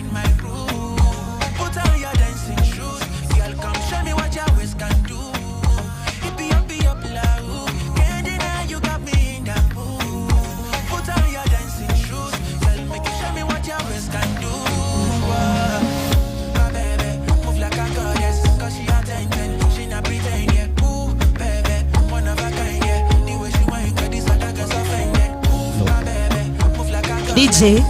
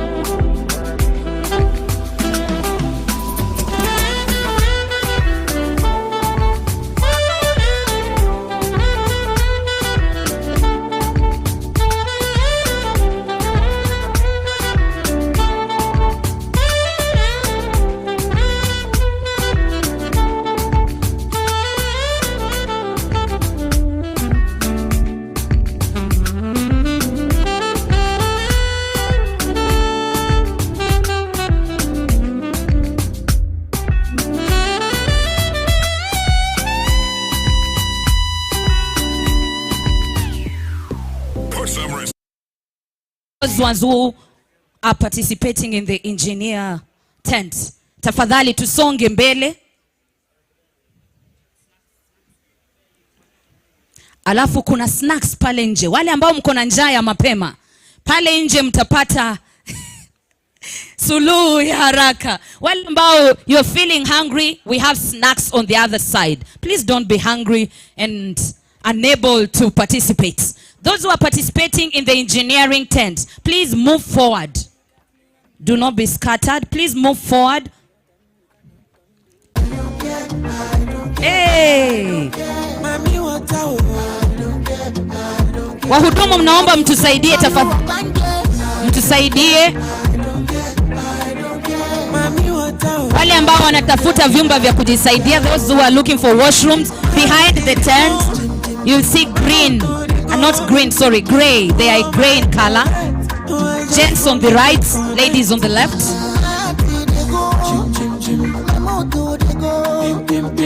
Hi. Naomba wale ambao mmesimama on the aisle of this tent, tafadhali be settled as soon as possible. We want to start in 30 minutes. Everyone should be settled in their respective tents.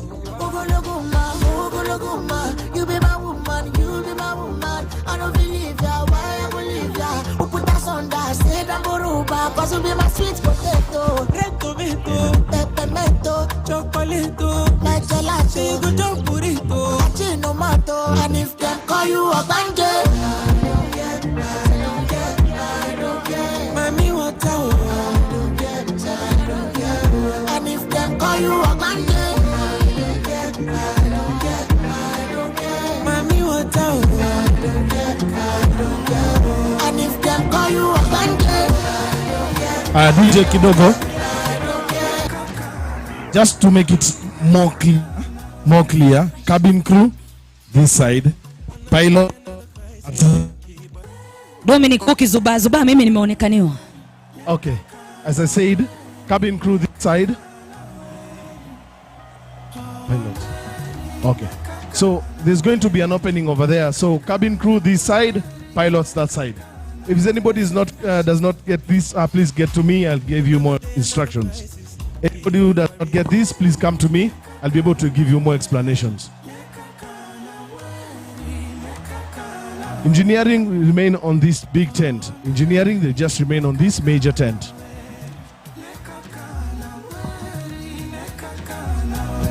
DJ unaweza endelea. Another day, another crisis. Keyboard warrior still typing. Mini lava siku hizi spendi fighting. Na mahita hawawezi ntoa timing. Na hata wakinita guide, I know my baby will be by me. Na wakiniseti kwa IG, dawa ya watiaji huwanga silence. Niko sherehe mina vibe, na nyimu nani analyze. Who I wonder why, me I'm just tryna catch a wine. We shughulika na your life. Niko sherehe mina vibe, na nyimu nani analyze. Who I wonder why, I'm just tryna catch a wine. We shughulika na your life. Cheki zangu zimenai. Don't you disrespect my lover. Number my guy. Tonight I don't want no drama. Number my guy. Chaber dongingero na hero kasianda. Leo ni party hadi jana. Number my guy. Sherehe na piganga na kikosi. Kwa mfuko pesa haikosi. Mademu wananitanga kiongozi. Vile mimi hutesanga Nairobi. Sele zimeripoti. Chini tuko kwa magoti. Aki wewe usinirekodi. Kesho nipate mmesha niposti. Niko sherehe mina vibe. Na nyimu nani analyze. Who I wonder why, me I'm just tryna catch a wine. We shughulika na your life. Niko sherehe mina vibe. Na nyimu nani analyze. Ooh, I wonder why, I'm just tryna catch a wine. We shughulika na your life. Cheki zangu zimenice. Don't you disrespect my lover. Number my guy. Tonight I don't want to know.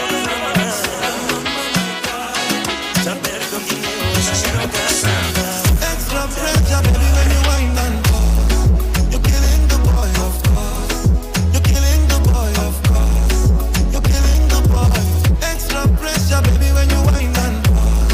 You're killing the boy, of course. You're killing the boy, of course. You're killing the boy. I had to put my life on pause and follow you where you're going. And if I make you my business, I suffer no loss. Cause I'm in love and it's showing. Go fast, can't separate. Baby, no law, keep me away. I take you on tour. Pretty baby, I give you something to live for.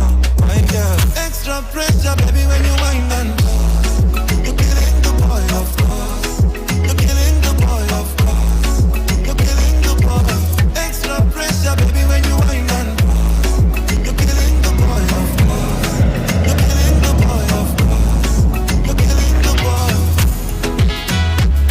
10 years ago, in the heart of the African skies, a dream took flight. On the 1st of April 2014, Jambojet embarked on a journey that would redefine air travel in East and Central Africa. From humble beginnings, we soared, fueled by a passion to make flying accessible to all.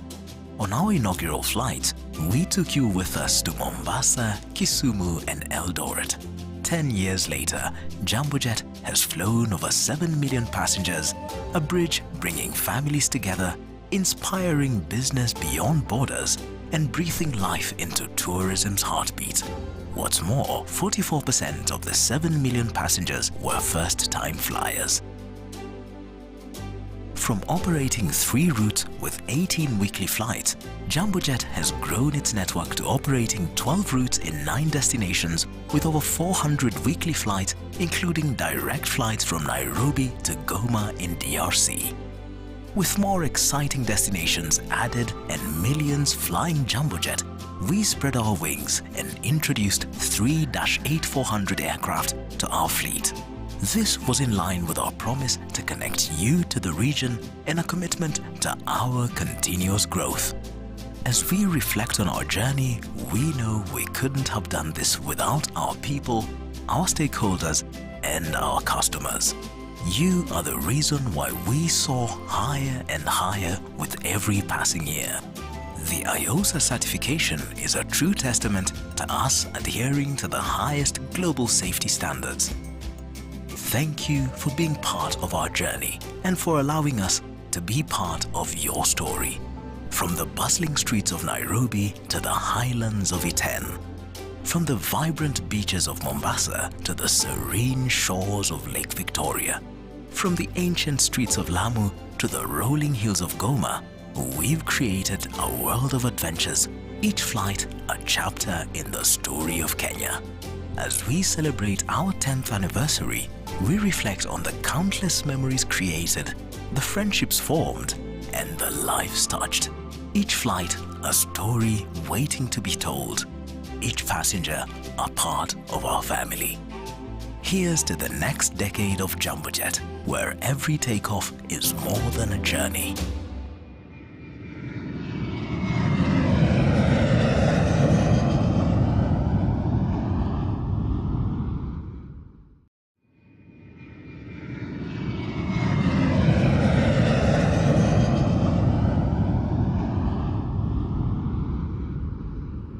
Years ago, in the heart of the African skies, a dream took flight. On the 1st of April 2014, Jambojet embarked on a journey that would redefine air travel in East and Central Africa. From humble beginnings, we soared, fueled by a passion to make flying accessible to all. On our inaugural flight, we took you with us to Mombasa, Kisumu, and Eldoret. 10 years later, Jambojet has flown over 7 million passengers, a bridge bringing families together, inspiring business beyond borders, and breathing life into tourism's heartbeat. What's more, 44% of the 7 million passengers were first-time flyers.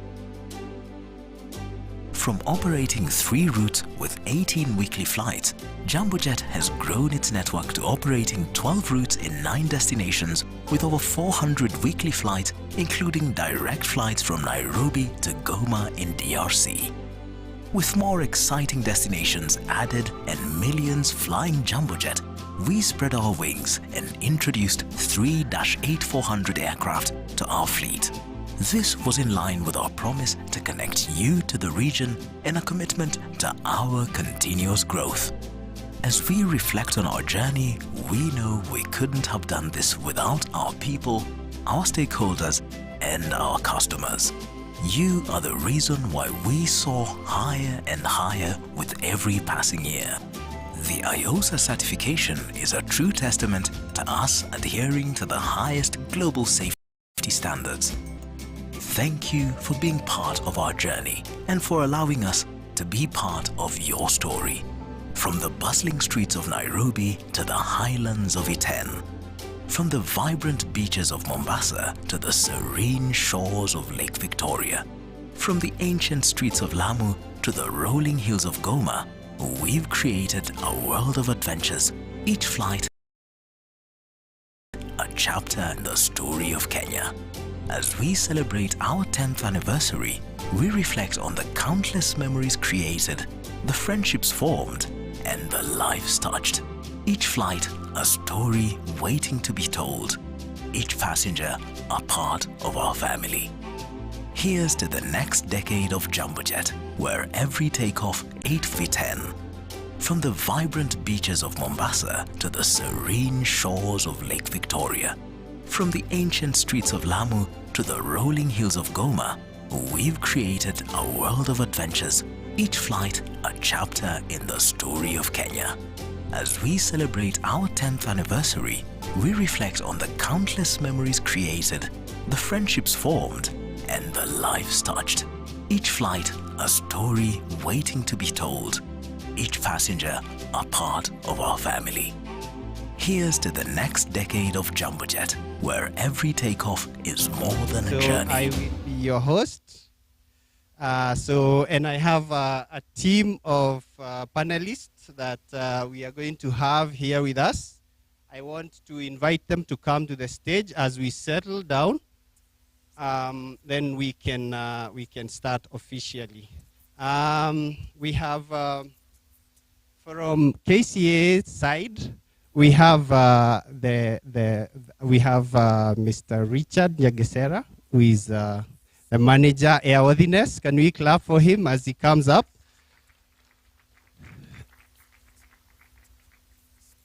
Yes, and then we have from Technical University, we have Professor Samia Hamir, who is Director, School of Aerospace and Vehicle Engineering. Welcome. Let's give a clap to him. as he comes to sit down. All right. So, and then we have from Kenya Airways, Mr. William Dolo. I don't know if he's here with us or he's not here yet. Oh, okay.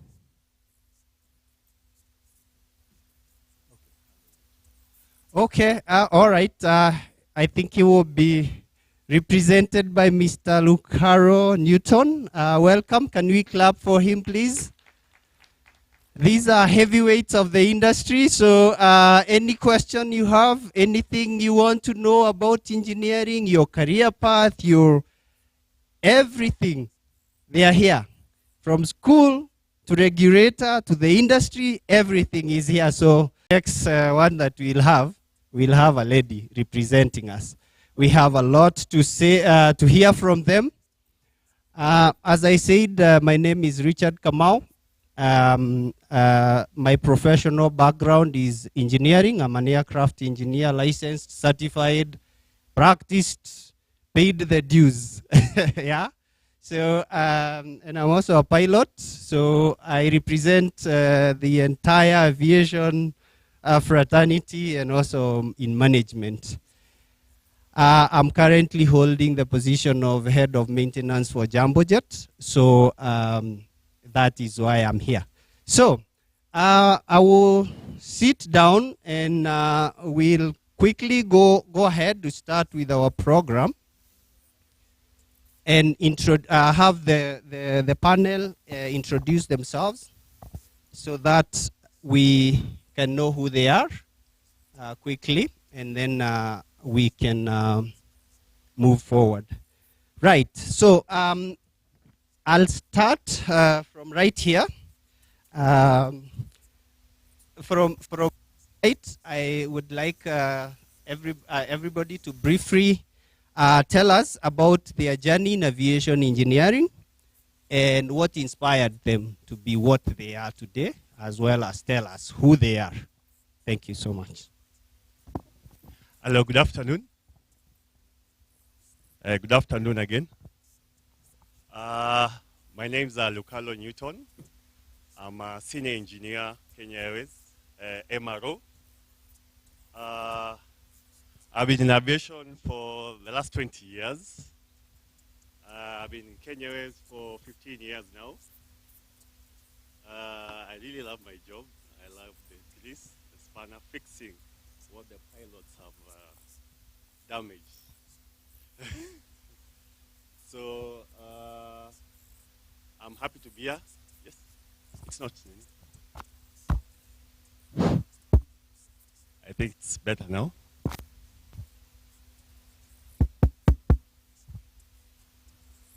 Is it better now? Okay, it's okay. So they said I've been in Kenya for the past 15 years. And again, I'm happy to be here to share more information. And I know some of you have been in Kenya. Some of them I can see them here. We have worked together as an intern. So I hope after this session we'll be more informed, both of us. Thank you. We continue with the panel, Mr. Nyarwar. Thank you very much. My name is Harun Nyalwal. I'm head of line maintenance at Jambojet Aviation, Jambojet Limited. I have a background of 20 years in aviation experience, having attended TUC. Those days they were not called TUC, it was the Kenya Polytechnic. And in those days, there were very limited training for aviation as it was. And aviation has evolved over the years. And we are happy to be here today to celebrate so many other institutions offering the same course. Having said that, my experience ranges from a technician in my early years of aviation. Finally got my license at around in 2007. So I've been a certifying staff since 2007 to this period.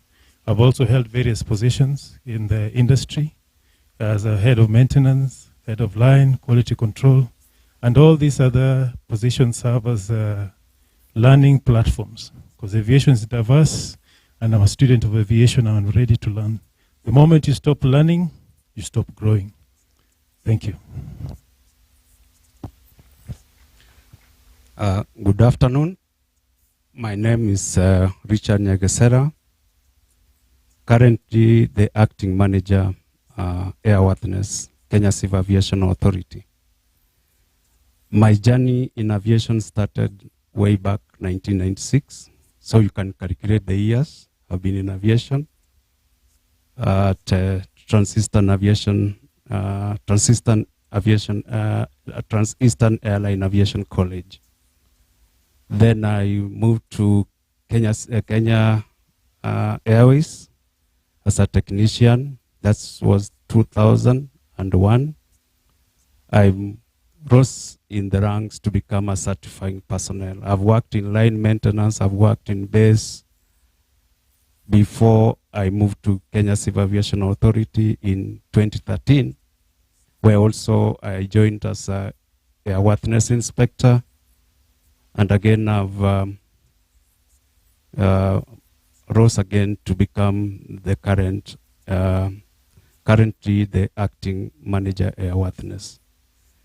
Having said that, I think we'll interact more so that we can see your journey. You don't see your journey in my journey, but have your own journey.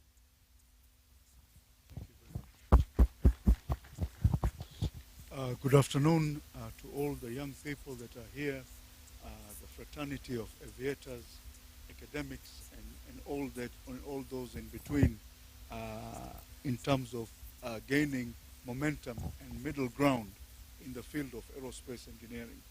My name is Engineer Professor Samir Hamir. I'm the Director of the School of Aerospace and Vehicle Engineering at the Technical University of Kenya.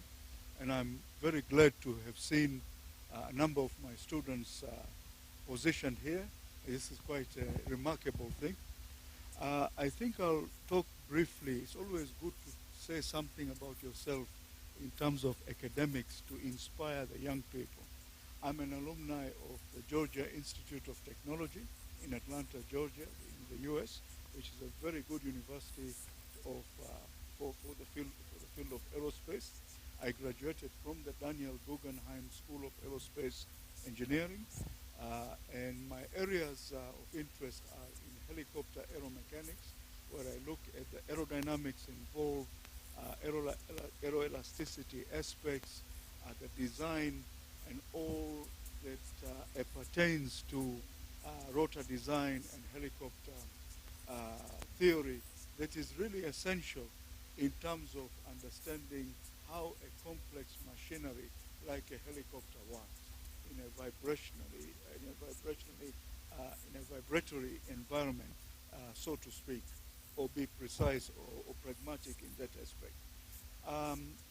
My journey started at Georgia Tech right from 2000 all the way to 2010 when I graduated.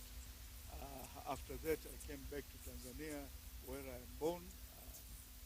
I worked at the University of Dar es Salaam, then moved on to Nelson Mandela in Arusha, then circumvented for a postdoc in South Africa, and I had a short stint in Germany as well, which kind of brings the whole notion of the engineering training that we have to undergo as in order to reach the place we are located at the moment. So it is really important. So those are my areas of interest. Again, we have 4 departments in our school.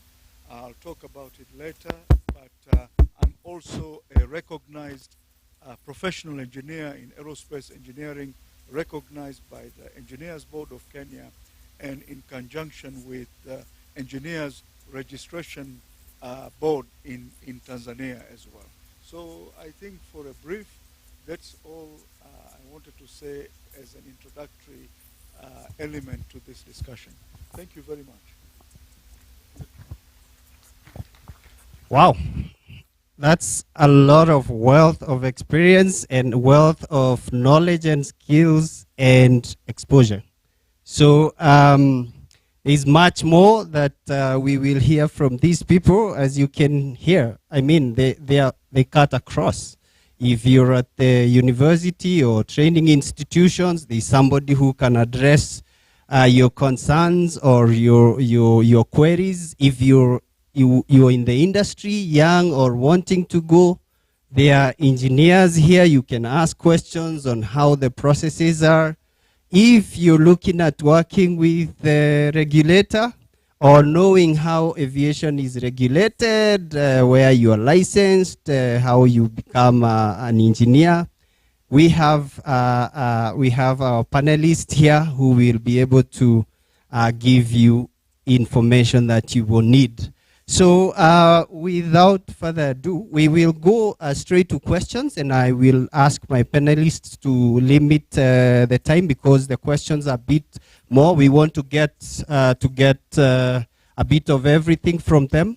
So I will ask them to do it, be precise, but give quality, right? Are we so far good? Are we comfortable? Are we enjoying? All right, good. So the first, we will move to the CAA, Kenya Civil Aviation Authority, and we are really highly privileged to be hosting the manager Airworthiness, because in engineering, that is the department you will be interacting with maybe 90% of your time. So whatever they say, listen keenly because it is important to us. And we are focusing on emerging technologies. So we will ask Mr. Richard, who is my namesake. We will take questions a bit later for now. Or okay. One moment. Asante. So, going straight to Richard and focusing on emerging technologies, I would like to ask him to tell us how KCA is adapting to airworthiness standards and regulatory frameworks to align with emerging technologies in aviation maintenance. Welcome, Mr. Richard. Thank you, namesake.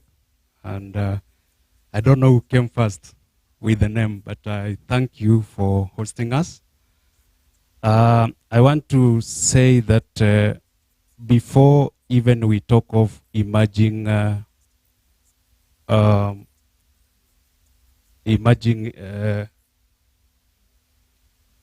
innovations in aviation, let's understand first of the framework. We need to understand that our regulatory framework is tapped, or we get our regulatory framework from ICAO. And in airworthiness specifically, we look at Annex 8 and Annex 7. That's involved about airworthiness of the aircraft and registration of aircraft. But generally, as a CAA, we tap our regulations, or we get our regulatory framework from ICAO annexes, which give us guidance. And given that Kenya is a signatory to the convention, we don't have a reason why not to comply or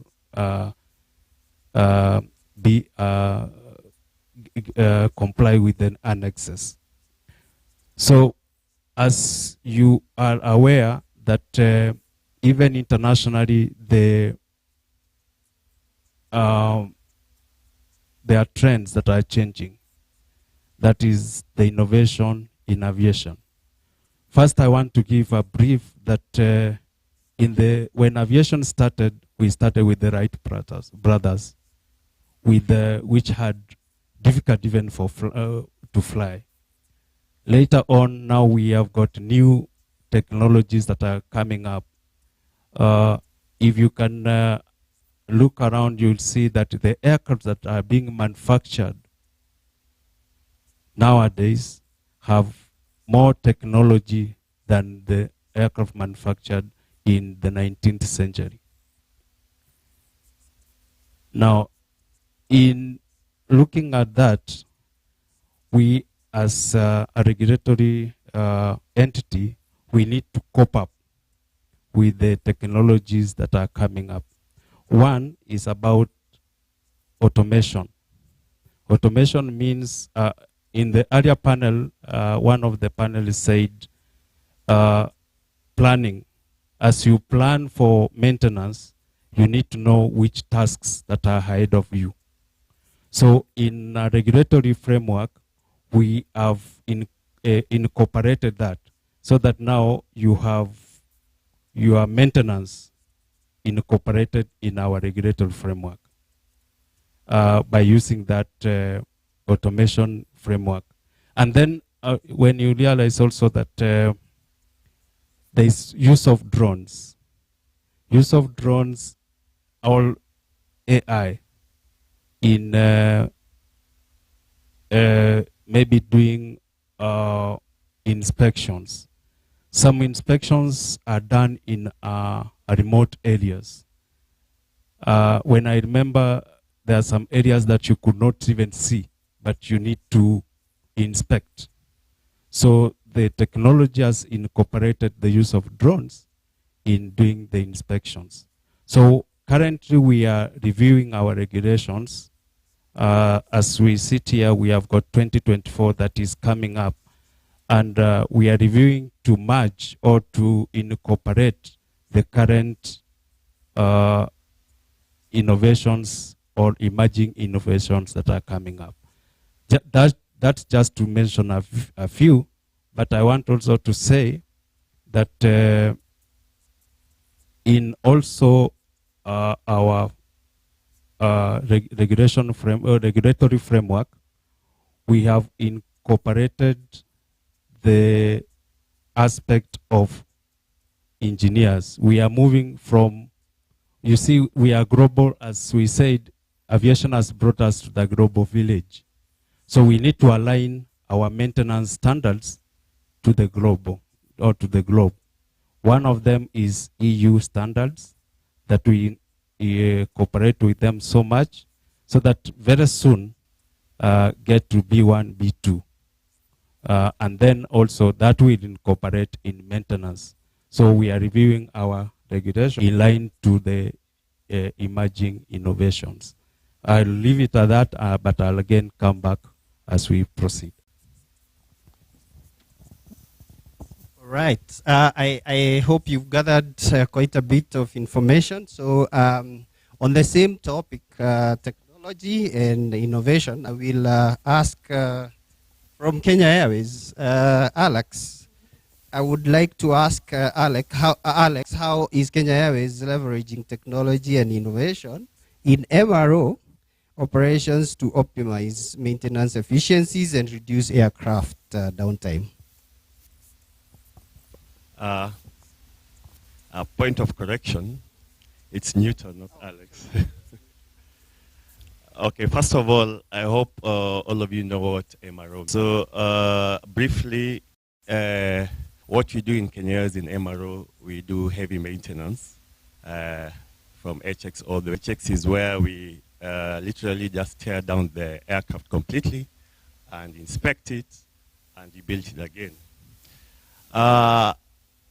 It's expensive for an aircraft to be on ground.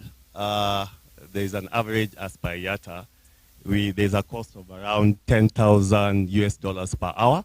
That's the loss you usually get when an aircraft is on ground. So we try as much as possible for the aircraft to leave the hangar to go back to operation safely. So we have tried to use some various technologies. We have a monitoring system. We usually use, we call it a system, where when an aircraft is airborne, we can physically see from my computer or laptop how the systems of the aircraft are functioning. You may find out that there are some systems which are dual, which have different channels. Then you'll see that maybe one channel is not functioning as the way it should, but the cockpit crew will not be able to see it from the instrument. But me as an engineer on ground or MCC will be able to to see what the problem is and plan for the aircraft in advance when it lands to do the maintenance task required to rectify the problem.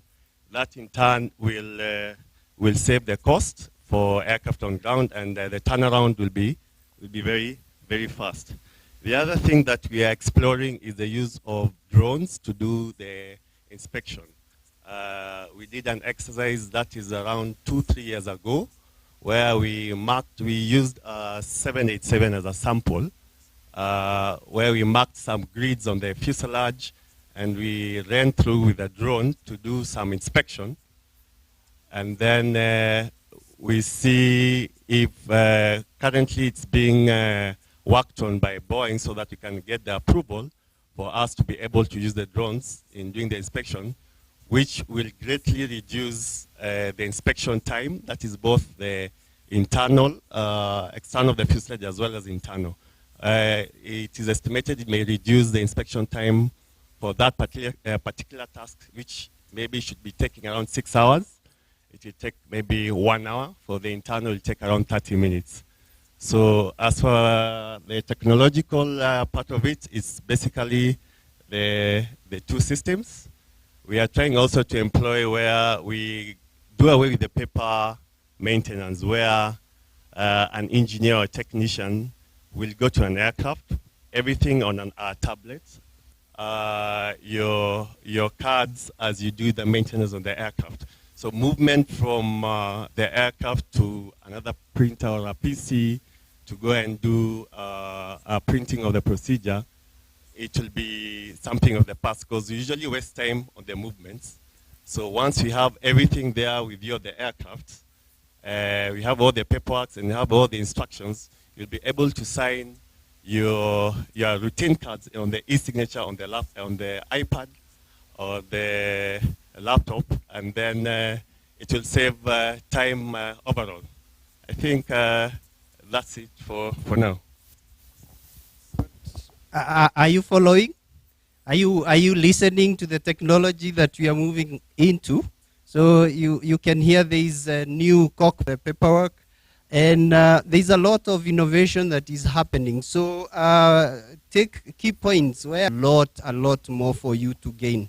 So without much further ado, I will also ask Engineer Harun, in the same breath, what innovation is Jambojet implementing in line maintenance to ensure operational efficiencies and safety? Thank you for the question. It will be a disservice to first not define what preventive maintenance is. Preventive maintenance is preemptive maintenance. It's the maintenance that you perform as you anticipate failure in a certain system or component. So this maintenance is, if I can relate it to how a human being takes care of himself, is that you take food, you take fruits to be able to take care of the vitamins that you anticipate that your body is going to need. It has been carried on, and it's being translated into how we're doing maintenance on aircraft. So preventive maintenance is done to be able to take care of failures that are imminent or suspected to going to come up in the near future. So this is built up using operation records. It's based on data, which is developed over time, but there's also what the manufacturer provides, which is the maintenance program, maintenance planning program, or the MRBs. These are documents which a manufacturer developed, and these documents are used by the operator to develop their own specific to the aircraft type of maintenance that they're going to carry out to suit the operations. Depending on where you're going to fly, the number of people you're going to carry, the number of hours you're going to fly per day, and the longevity of your flights. That means now the number of cycles that you're going to do per single section of flight that you're going to perform. So with this in mind, there's different types of maintenance that have been prepared for this purpose. There's the scheduled maintenance. This is the maintenance that has been put in place for the purpose of planning. So for example, let's say you have a starter generator. the maintenance planning guide might tell you that you have to repair this this data generator every 1,500 hours of flight. So, and that has been done using data so that they have preempted that this data generator is going to fail within the first 1,500. If it goes beyond 1,500 hours, it's bound to fail. So replace it at this point before there's failure.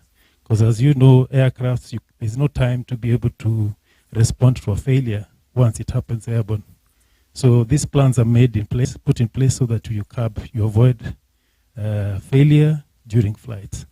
Now, there's also the unscheduled maintenance. The unscheduled maintenance is when you get failure that you have not planned for. So these are the failures that actually keep us on toes in line, because with the line maintenance, it means that we're working under a very tight schedule. If I may paint you a picture of what is expected of us under line maintenance, as the CEO stated earlier in the earlier panel, with the earlier panel, that they expect us failures that have occurred inside the aircraft, meaning at that moment, you have very few minutes to be able to make a decision. Should there be a failure, you are supposed to respond to it and advise operations so that changes can be made. But in most cases, we have a lot of disappointed passengers, so we don't want to disappoint passengers. So we have to be on top of our game. So the various technologies and innovations that we've put in place is such that we have a component or an app called CLP.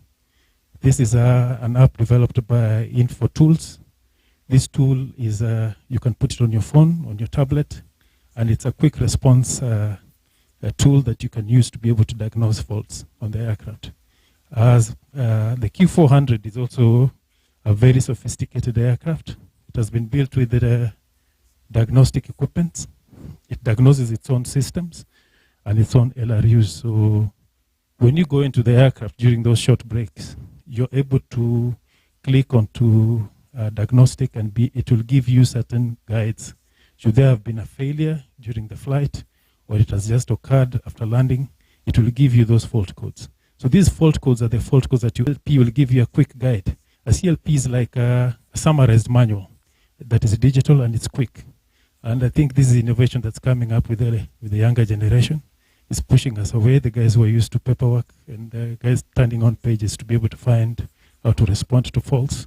So this is immediate. You find a fault code, log it onto the CLP, and it gives you optional responses that you can be able to respond to be able to sort out the issue with the aircraft.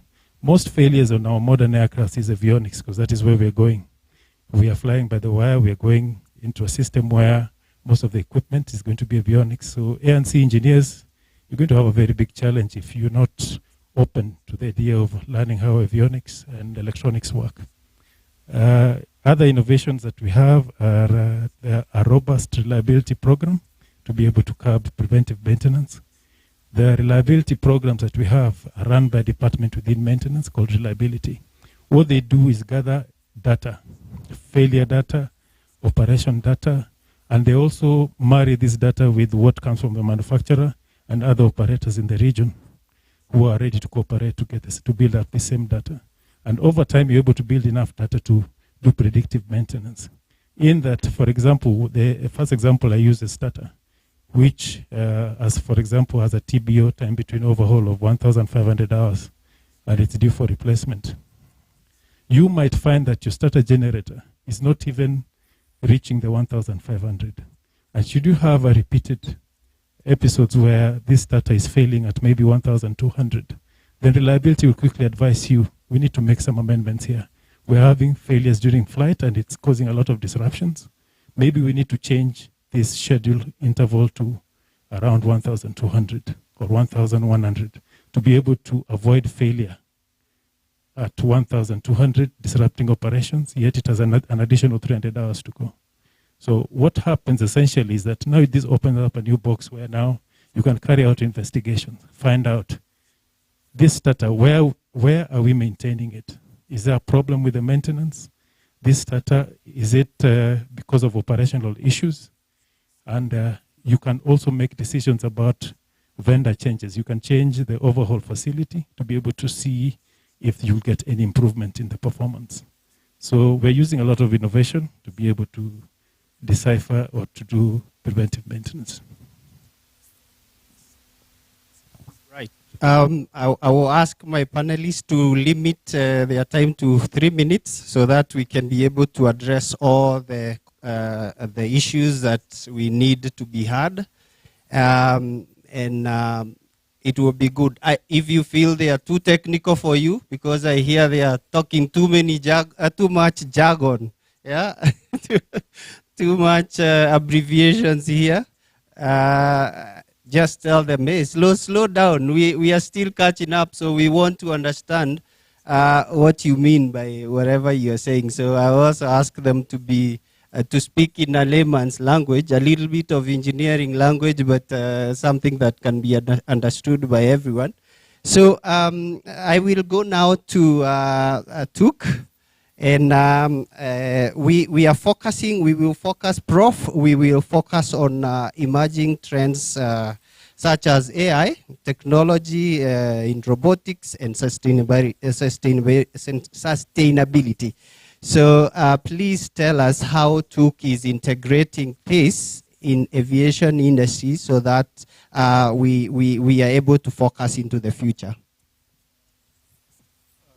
Thank you very much for the question. I always believe when you bring in artificial intelligence or intelligence augmentation spelled backwards, 3D printing, big data, and all these form a set of things that form under the fourth industrial revolution. If you look at our program at the Technical University of Kenya, the aeronautical engineering program is based on 3 things that a pilot does: aviate, navigate, and communicate. That is the structure of it. You understand the aerodrome operations. You, in principle, also understand Annex 6 of the ICAO standard and recommended practices, 19 annexes of which the last one is to do with safety. If you look at the operation of the aircraft, that is what our education is centric on, or the engineering is centric on in terms of safety. So it is important that we look at, for instance, engine diagnostics, or prognostics as they call it. There's diagnostic and prognostic, which is preventive maintenance, as has been said before, in terms of health and usage monitoring systems, which we call HAMS, to be specific. There is also using AI for instance, I'm actually losing the right words for it, but in air traffic control management, artificial intelligence is used. There are projects which look at 3D printing. For example, some of my students at Kenyatta University were able to develop a turboelectric propulsion system prototype using rapid 3D printing. So the fusion, deposition, modeling type printing, which uses thermoplastics. So we incorporate all those technologies in the mix of our program. And then the most critical element is centered on how sustainability is engraved in our teaching and the practical aspects of it. Like, for instance, I am a steering committee member of the KCAA in sustainable aviation fuels, where we are looking at repurposing the Changamwe plant in Mombasa to produce SAF, sustainable aviation fuels. And the issue now is bringing the notion that sustainable aviation fuels is a drop-in fuel architecture, which means what in physics of propulsion? That you don't have to change the aircraft, the turbofan engine at all. You are just blending, as was done with the Kenya Airways Biojet and traditional Jet A1 fuel in the 2023 flight in April. So those sustainability mechanisms are brought into play, into our program. And then let me also finish with one thing. I think many of us think aeronautical and aerospace engineering are one and the same thing. I would like to differ in one context. Aerospace engineering is the umbrella term for it actually engulfs aeronautical engineering. Because if you look at if you look at design, engineering is based on design. So if you look at traditional design, it was very unpragmatic or unpedantic in approach. You would start maybe with aerodynamics, then you will go with the propulsion, then you'll do structures, and then finally, so it was not a very biased treatment of the disciplines. You had to treat them in a one-step manner. Then comes the historical nature of traditional design. It means reliance on historical data. Say the empty weight function, which is the dead weight or the tar weight divided by the gross weight, is about maybe 0.06, a rule of thumb figure that we would use.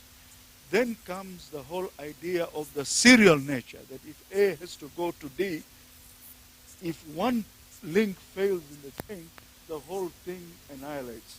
Then came advanced design, which brought in parametric methods, physics-based or probabilistic methods. So some people say, did advanced design correct traditional design? No. Advanced design actually evolved from traditional design, and therefore brought in aerospace engineering, which uses a system of systems approach.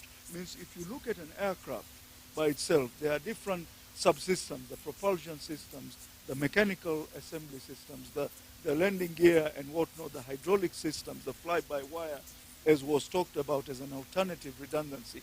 You can treat all those systems and manage them independently. That is the whole consensus behind what a system of systems approach means. So that is the difference that I wanted to bring you about. And so aerospace engineering is not just a mere fusion of aeronautical engineering with space systems engineering. So that is how I would like to answer. I wanted to answer that. Thank you very much. Can we clap for our panelists? They are doing well. I hope you're moving with them. Eh? I believe I have an audience of highly advanced people from aeronautical engineering, aerospace engineering. It's all good. So keep the pace. We are getting good things. So keep your ear keen, because a lot will be said here. Pick every point that is important to your career. So now we go back to our regulator, KCA. I want to ask Richard. Now I will focus on sustainability in aviation. So if you're keen here, we are talking about technology, innovation, and sustainability. I know some of us will be asking, what is sustainability? What is innovations? What? It will all be explained to you by these eminent panelists. So I want to ask Mr. Richard Nyagesera, while maintaining safety and, of course, compliance, which is the role of KCA, what role do the regulators play in promoting sustainable aviation practices? Thank you so much. As a regulator, we have got a few roles we play. But before I come to that, I want to say that the KCAA, as my colleague who was here in the past panel say that we are viewed to be police, but good police, as in we are not punitive. We guide. We guide the development with the planning and also the oversight of aviation system. So the first role that we are playing is establishment of regulations that are in tandem to the growth of aviation industry and the innovation that is coming along. As I had said earlier, that currently even the regulations we are having, the 2018, we are reviewing it again so that we are in tandem to the emerging innovation standards that are going on, which is coming soon, and it's a continuous process because we can't say that we finish at one review. Once we finish one review, like now the one that is ongoing, we again embark on another review once they are promulgated. And then we also, as a regulator, we incorporate the industry even in the review of the regulations. I may want to ask that when we call for stakeholders' participation, how many in the audience have participated in a stakeholders' participation in the review of our regulation? If you are within, you can maybe raise your hand. There's nothing wrong with that. So we incorporate so that now we have got very good view, or we incorporate the views of the stakeholders. And you happen to be, even when you are a student, you are our stakeholder. So I would urge that next time you hear that we are reviewing our regulations or activities with the KCAA, please spare time to be with us in those activities. We also do compliance monitoring. Compliance monitoring means that now we have promulgated the regulations and now they're in force.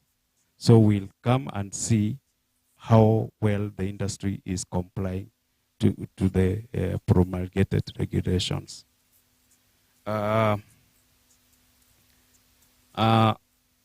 We also do support. Support means that we do, like now we have got IASA. IASA is a training organization and is under KCAA. So that training that is offered there is part of our support, so that now the industry is brought to the required standards of training that is required. If there is any innovation that has come up, then we are there. Like now, the IASA is a certified ICAO training center, a IATA training center, and Train Plus training center. So we incorporate that and then we support the industry. The other aspect is we have, of course, coordination with other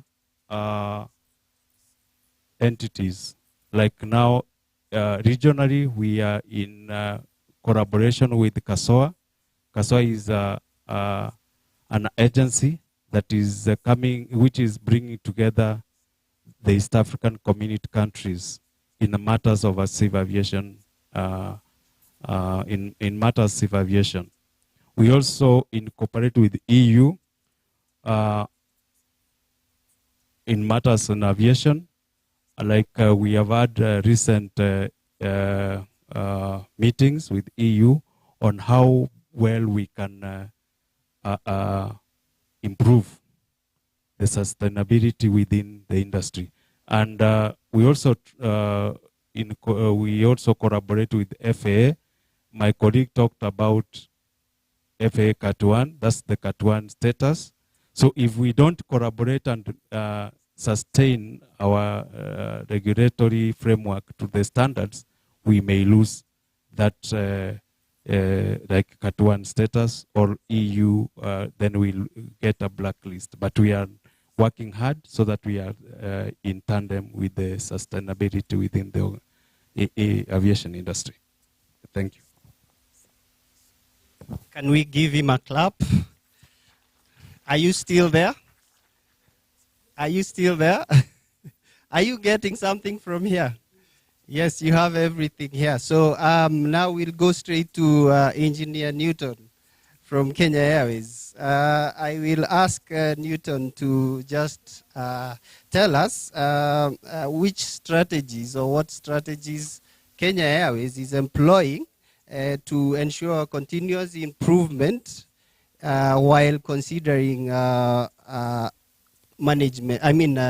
management in operations. Hello again. I hope you're together. Are we? Can somebody tell me what MRO means? If we are together. Not you. And somebody tell me what MRO means. Pardon? No. Yeah.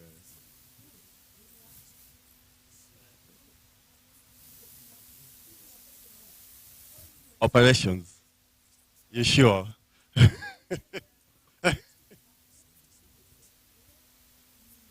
Yeah, maintenance repair overhaul. So we are there. We are sometimes again not together. Okay, how do we sustain? As I said previously, we do MRO, heavy maintenance here at our hangars. The main cost drivers are usually the parts. Under C-check, we are allowed to get parts on AOG, which is very expensive, almost 3 times the normal way. So what do we do? Before an aircraft comes in for a C-check, a C-check can be a check for maybe 30 days to 12 days, 12 days to 30 days. It's usually a heavy check. So we usually do what we call an input meeting, where we invite all stakeholders that will be part of the project. The stakeholders will include the development engineers. These are guys who deal with the aircraft manufacturer or the OEMs. We'll also have the material planners. These are people who are responsible to supply the parts on time when the aircraft is on check. We have the planners themselves, the people who provide us with the routine tasks so that we are able to accomplish the check. And then we also have the engineers who are going to run the check. These people come together maybe a month or two before an aircraft comes in. We discuss about the incoming check. We discuss about any reliability issues that need to be included in the check. And then before that, maybe around 6 months before the aircraft comes in, we usually do something called a hull inspection. A hull inspection is whereby we have an engineer who does the airframe inspection, as well as a cabin engineer who does the internal inspection of the aircraft. Reason being, we try and capture all the relevant snags or defects as early as possible, and then we send the report back to planning, where then they encompass it in the routine task, as well as we talk with the material planners so that we have these parts way in advance before the aircraft comes in. Because once the aircraft comes in, usually given, depending on the number of days, maybe 24, we usually use a third rule, a third of 24, or that is maybe 7 to 8 days. We need to inspect the aircraft and order parts within that specific period of time. If we order parts later than that time, the parts will come in as an AOG, which will be very expensive for the company. They're usually around 3 times the cost of the part.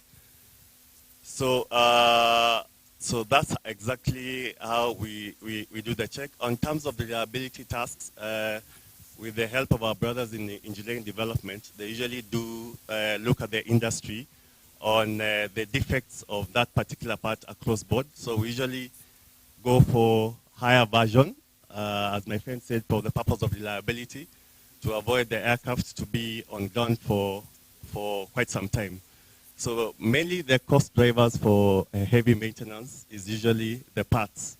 We order the parts in time, we buy it at a cheaper rate, and then rather than buying it, we're requesting for a very, at a very limited time doing the checks, which is usually very expensive. What we also do is we make sure that we have all the relevant equipment that we require to perform the check, all serviceable and in good condition, so that we don't get breakdowns, which in turn will prolong the TAT of the check, the turnaround to going back to service. We also do some inspections, which we usually do it prior to the aircraft coming. Basically, we call it the boroscope inspections, where we actually look at the engines to see if it will be able to go back to service in the incoming after the incoming check. If not, we arrange as early as possible, maybe to drop down the engine and replace it with another in the specific period of time that we usually given. So time is very, very limited. We usually say in maintenance that aircraft comes in, the hours has been depleted. So we actually manufacture new hours for the aircraft to come back to airborne. So basically that is usually our motto. Thank you, Newton. A lot of information and preparations and planning that go into maintenance before the actual maintenance happens. So we really appreciate that. And I will now jump to Prof again. And I want to ask Prof, in aligning, focusing on aligning educational programs with evolving industry needs. What collaborative efforts exist between academia and aviation industry? Thank you very much for that question. Remember, aerospace engineering, or the field of aeronautical engineering, is highly industry-centric. So we need to have, we are at aerospace, the industry activities is at the epicenter of our functions, our core mandate as trainers in the field of aerospace. Because it is important that our students learn by doing and they don't become theoreticians per se. So we are looking at practitioners. And in lieu of that, the School of Aerospace, since its existence from October 2019, and as a Department of Aerospace and Aviation Engineering in 2009, and subsequently when Kenya, it was a Kenya Polytechnic University College, a constituency of UON, we have really thrived of having industry linkages, having our students centered in many of the AMOs, ATOs, or AOCs. AMOs is Approved Maintenance Organization, ATO is Approved Training Organization, and AOC is an air operator site to allow you to transport the vehicle from A to B. So all of those, if you just walk into Wilson Airport, we have a number of our students who are attached at Africa, Hawk Aviation, Bluebird. We have also made some significant collaboration linkages. One of them is with Kenya Aeronautical College, with my good friend, Engineer Akech. So we have a memorandum of understanding because in terms of not only student attachment, but also looking at staff rotations in the future, given universities usually always have a hard time with finances, especially when you engage sessional lecturers or people from industry in that context. We also have a collaboration with several aviation companies. As I've just pointed out, we conduct our practicals at the airport, and some of my students can attest to it. We usually do visits to the air traffic control in Wilson Airport at JKIA. There was a composite materials class done when the first Boeing 747 Dreamliner had come, so it was stripped down. We also went to the KQ hangar just a few months back to see the large hydraulic jets that you have for both the Boeing 77 and the 787 Dreamliner, and what it takes to be an aeronautical engineer and why our field is so highly regulated. I also take my students to the airport, to Hawk Aviation, to see an engine split, to see how a turboprop works and the different aircraft engines in terms of efficiency. You remember the pyramid. We started in an aircraft with a piston engine as the most efficient, then the turboprop, then we have the turbofan, and then the turbojet, and then you have the ramjet and scramjets in terms of air-breathing engines, as we call it. So propulsion systems is very, very important. We also take our students for NDT, non-destructive testing, a non-invasive way of studying a material instead of hammering it and doing what not to it. There are various radiographic techniques that are used. We are in cooperation with KQ, where we and some of the companies at Wilson Airport, where our students are actually shown the practicals, they write lab reports. So industry linkage is extremely important. Now, the word aerospace. We have the Broglio Space Center in Malindi, the Luigi Broglio Space Center, which had ended rocket launch operations in 1987 to 1988. It had started in 1967. We are reviving that collaboration. We have actually a collaboration with Kenya Space Agency that entails the taking of 2 of our students in the School of Aerospace and Vehicle Engineering every year to be stationed for a practical attachment at the Malindi Space Station, or the Malindi Space Center, I mean. And that is a really good thing because it improvises. It also encourages students to learn the design, telemetry and control and all that. As our maintenance industry is heavily industry-centric, so there is no design element to it.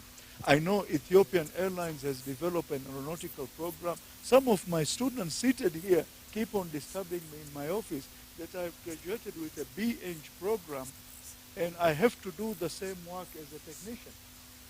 We must fully comprehend or take cognizance of the fact that aerospace engineering involves more of the cognitive design capabilities. The technologists, technicians, diploma candidates, they more utilize the psychomotor skills. So it is important that we separate. Like I myself, I'm reskilling. There's upskilling and reskilling. So I've been doing an OJT at Helen, so I put on my maintenance gown and do it because I want to do the KCAA licensure exams, even though I'm an aerospace engineer. Then there are people who are pilots like yourself.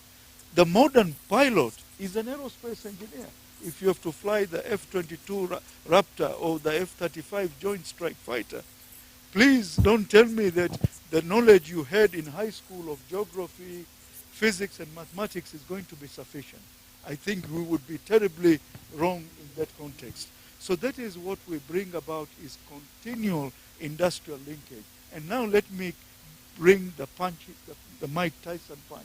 I remember he had a very strong left arm punch, which he executed to perfection. I used to wake up at 4 a.m. in the morning to watch him box it. So that was really interesting in all resonances of that word.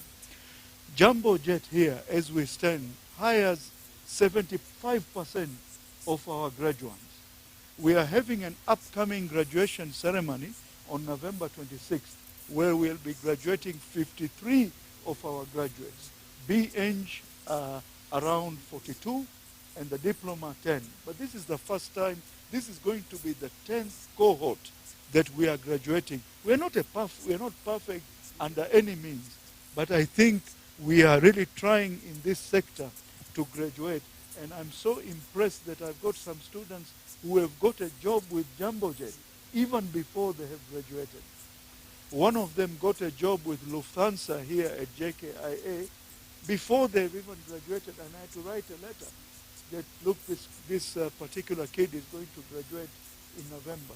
So I fully concur with you that if we want aerospace to material, that's why I'm dragging myself here. I'm huffing and puffing with this coat and tie, which I always try to avoid, but under excruciating circumstances, I had to wear it today. But nevertheless, this is what we are. We have to be discussing the young next generation. And my good friend, Captain Masi Macau, Penina here, which we meet every time. I should have raised my hand in every KCAA stakeholder meeting. I come there to eat quite profusely as well. But in all light, I think I'll end with one thing, that competition is a driving force, but collaboration is an enabler. So that is my long-winded response to your question. Wow, wow, wow, wow. Those are nuggets right here. I was not even aware that we have Malindi airspace, launching space? Wow. So you see, I'm also learning. I've been in this industry for a while. I want to tell you that I'm also a product of TUC. Eh?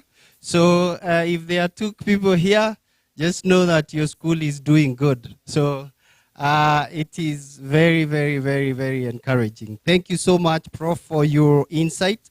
And now I want to go back to Engineer Nyaruar.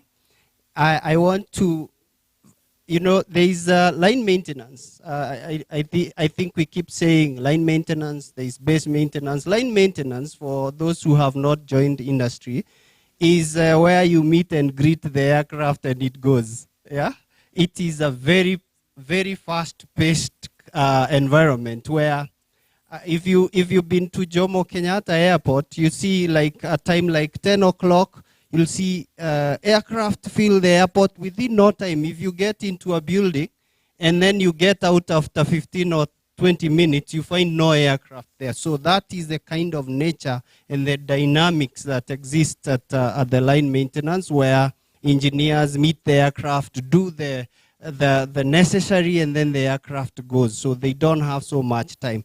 So I want to ask Engineer Harun how they collaborate on the same issue of collaboration between maintenance and flight operations to maintain aircraft readiness in fast-paced environments. Thank you for the question. There's a lot of collaboration, and maintenance and operations are very closely intertwined in the operations. This is because we cannot keep that fast-paced operation if we're not in cooperation, if you're not constantly speaking to each other. One way that we do this is on the weekly basis. Jambojet, what Jambojet does is we hold meetings. And in these meetings, we have MCC, which is a Maintenance Control Center, in attendance. We have the Reliability Department in attendance. We have the Technical Department. We have the Head of Line, Head of Base, and we also have other shift leaders who will also give us the weekly reports about the shifts and the challenges that they're having. So this is like what you may call a data bank, where we come and share all the information. Then everyone gives the requirements for the week. So maintenance will say this week we have 2 checks, we have to do 2 A checks, or we have 1 A check with this aircraft, so we're going to need some time on ground. Operations will tell us these are our busiest days, and we can only give you or allow you this specific day to be able to perform maintenance. And reliability will come up and say there's an unscheduled task, there's a requirement for us to perform a certain maintenance on a certain time of the week. So all of us, as we sit together, we negotiate and agree within parameters that are acceptable, that allow the aircraft to still remain airworthy, that this is the plan of what we're going to do. So we are very closely intertwined. In those meetings, we make agreements that have to be kept, because if they're not kept, there's a lot of disruptions. And therefore, passengers who have booked their flights much earlier, 2 months before, a week before, get a lot of interruptions, and everyone suffers. So we do employ meetings as a way of collaborating with operations. Another way that is more alive in the interactions we have with operations as line maintenance is communication with the aircraft directly. One of the maintenance staff in MCC, Maintenance Control Center, who is an engineer who is well versed on the aircraft and is able to do quick troubleshooting and is able to digest information from the pilot live in case of any issues that the pilot is having. A pilot may have issues airborne and he needs to communicate this to the ground personnel before they come to land, meaning we have an opportunity to plan beforehand. So you find that the operations, which is the pilots are part of the operations, they interact very closely with the maintenance, so they communicate the difficulties or the issues that they're having directly to the maintenance team. And the maintenance team is supposed to come up with a plan before the aircraft lands. And therefore, by the time we're meeting the aircraft, you already have a plan, and we're able to meet the turnaround times that is required for the next flight. Another way that we're doing this is by use of technology. There's a fast system that is employed in the aircraft where the aircraft diagnostic system picks up on faults and sends out a message to the manufacturer and also sends out a message to us and operations. So we're able to share this information and we're able to advise operations on what we're going to do about the issue that has come up and how fast and how much time we're going to need to be able to rectify the fault. So those are the innovations that we actually use for our collaboration with the operations. All right, now we are done with collaboration, so we go to another issue. What did we say we are dealing with? Innovation, technology, and are we together? Yeah, innovation, technology, and sustainability. Now, I will go back to our regulator, and I want him to tell us the role that the regulator plays in driving innovation and maintaining safety standards in the industry. Yep. Thank you, Richard. The role the regulator plays is, of course, we need to move with innovation. We are not left behind. So we need to innovate our systems internally and also collaborate with the industry when we are doing those innovations. In the recent past, we used to have physical applications of, if you want a service from KCAA, in many departments, you could walk in with your physical files, physical documents, and place your applications. But of late, we have had a semi-automated system where you can make an application from your comfort of your seat in your living room. That's to say, if you are applying for maybe for airworthiness, if you are applying for aircraft inspection, you do it at your comfort of your seat. Then now the other processes will follow. So we have moved with innovation. The other aspect that we are doing is we have, as a CA, we have also incorporated the industry. When we are doing all this, we incorporate the industry, what is best working for them. I remember if there is a tender that is going on that is requiring a full automation. So once that is done again, we'll be able to do much more than what we are doing now. The other aspect I want to say is communication. In our system, we have got, like now, the SMS reporting system.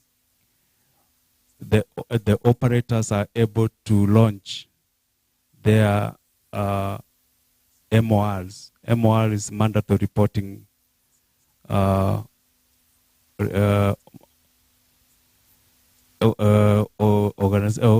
MORs in the system. Then we can interact with them in the system until that instance or reporting is sorted out. So the other aspect that as a CA we have is moving with the innovation is when we do, when the operators applied for certification, we encourage the operator to give the procedures that they are going to do and incorporate the automation or the procedures that they have in place. For example, if they are using some system, either for managing parts, like Kenya Airways may be using Oasis, so they need to incorporate that in the procedures that we approve, so that when we are going for inspection, we have incorporated that system in the approval. If they are using SAMs, then we approve incorporating that, their internal automation, that we have accepted them to use those internal systems in their processes. The other aspect that we have done, we have created a new directorate in the Civil Aviation Authority that is mandated in the managing the strategies and the knowledge in the regulator.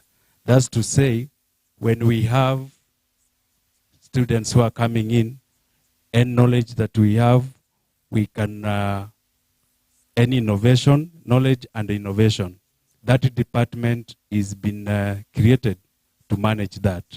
So that now, if there is a new innovation that is coming within the organization, we are able to take to that department, we do evaluation and see if it is okay to implement. Having said that, I think we are in track, but the operators we need to have, as I said earlier, that stakeholders engagement. In whatever the operators do, we need to engage and move in tandem. Thank you, Richard. Are we learning? Are we learning? Are we learning? Are we awake? I believe you're learning. This is a great opportunity to get to hear, to learn, to hear processes and to understand them. And I really appreciate my panelists for what they are doing, because they are enlightening us on all the processes, all the innovation and everything that happens in the aviation industry. It's a very dynamic world, and we welcome you so that we can move together because we defied the law of gravity. So now I will move to Kenya Airways, and I want to know what Kenya Airways is doing in terms of the latest trends trends and innovations that are shaping aircraft maintenance practices. What are you guys doing in line with that? Good afternoon again. This is just an exploration, just looking into. I know some of you have heard about 3D printing. You know what it's all about? One person, please tell me.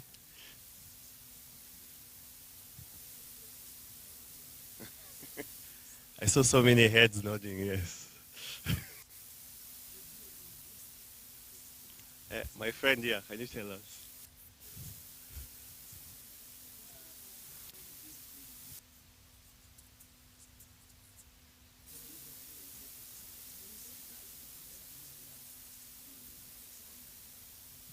Yes, it's actually accurate. You just do the measurements, then you just print it out. So being used by GE, they're doing it for the fuel nozzles. Their fuel nozzles. It's very fast, and it's also very cost effective. The other thing is the use of drones.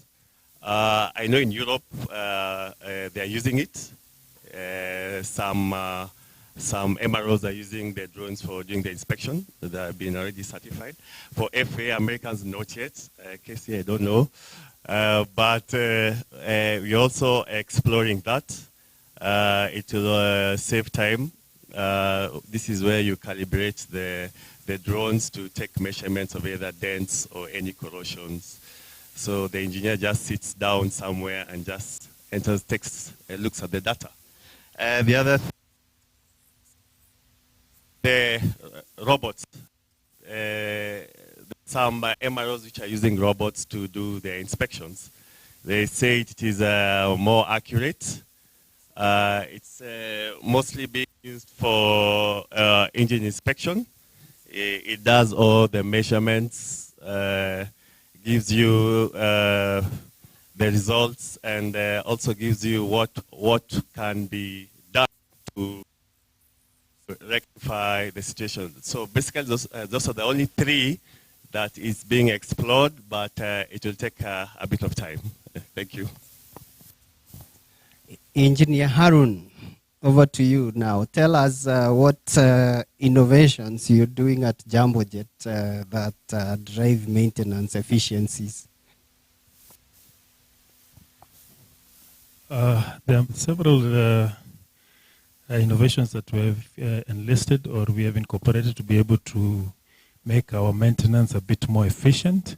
As I had mentioned earlier, there's these mobile applications that I spoke about that is done by info tools that we have incorporated, where you can now log in the fault codes that you have seen from the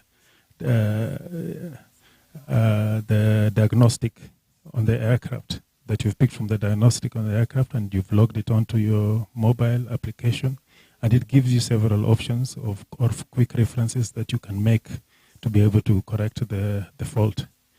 Now, there are other innovations which are actually built in on the aircraft, like the noise vibration systems, which actually you download to be able to analyze the data. There is also the PB propeller balance maintenance systems, which is also a software that you download, that you use to download the data that tells you the condition and health of your propeller. So that this is to help you mitigate propeller vibrations, which may escalate to engine damage. Because if the vibrations escalate to a point that is beyond what is acceptable, then your engines will also fail before their due time, meaning that you'll spend more to be able to take care of your engines. In addition to what we had said earlier, I think that takes care of the innovations that we are actually using to maintain efficiency. Great, great, great. I hope we are learning, we are getting enough, insights from our panelists. They have a lot of experience in the industry. They have a lot of knowledge. They are a wealth of knowledge in it. So I believe this opportunity is great for us to gain that knowledge. Now I will be asking my last question, and then we can go into questions from the audience. We will not be able to take so many questions from you. So once Prof answers, or rather addresses the next, then I will be asking the people that have questions to prepare them so that they can ask them. I would like you to ask them, say your name, say where you're from, and then ask your question, and then we will be able to answer them from here. So Prof, and I really thank the whole panelists, and it's a great opportunity to hear from you. So, and I will be asking Professor Samia, how do partnership between regulatory bodies, airlines, and academic institutions foster talent development in aviation? Thank you very much. I believe that's a very good question. I think I'll start with KSA, Kenya Space Agency, the whole concept of them releasing about 1 million Kenyan shillings to develop nano-satellites. You remember the Taifa 1 satellite launch early this year. So there has been a lot of influx and momentum from collaboration with the industry and the various regulators. If you look at KCAA, we have amazing regulations from the KCAA that governs both the civilian airspace and the military. And for example, if you look at the Konza Technopolis, about 1,000 acres of it has been dedicated to drone testing.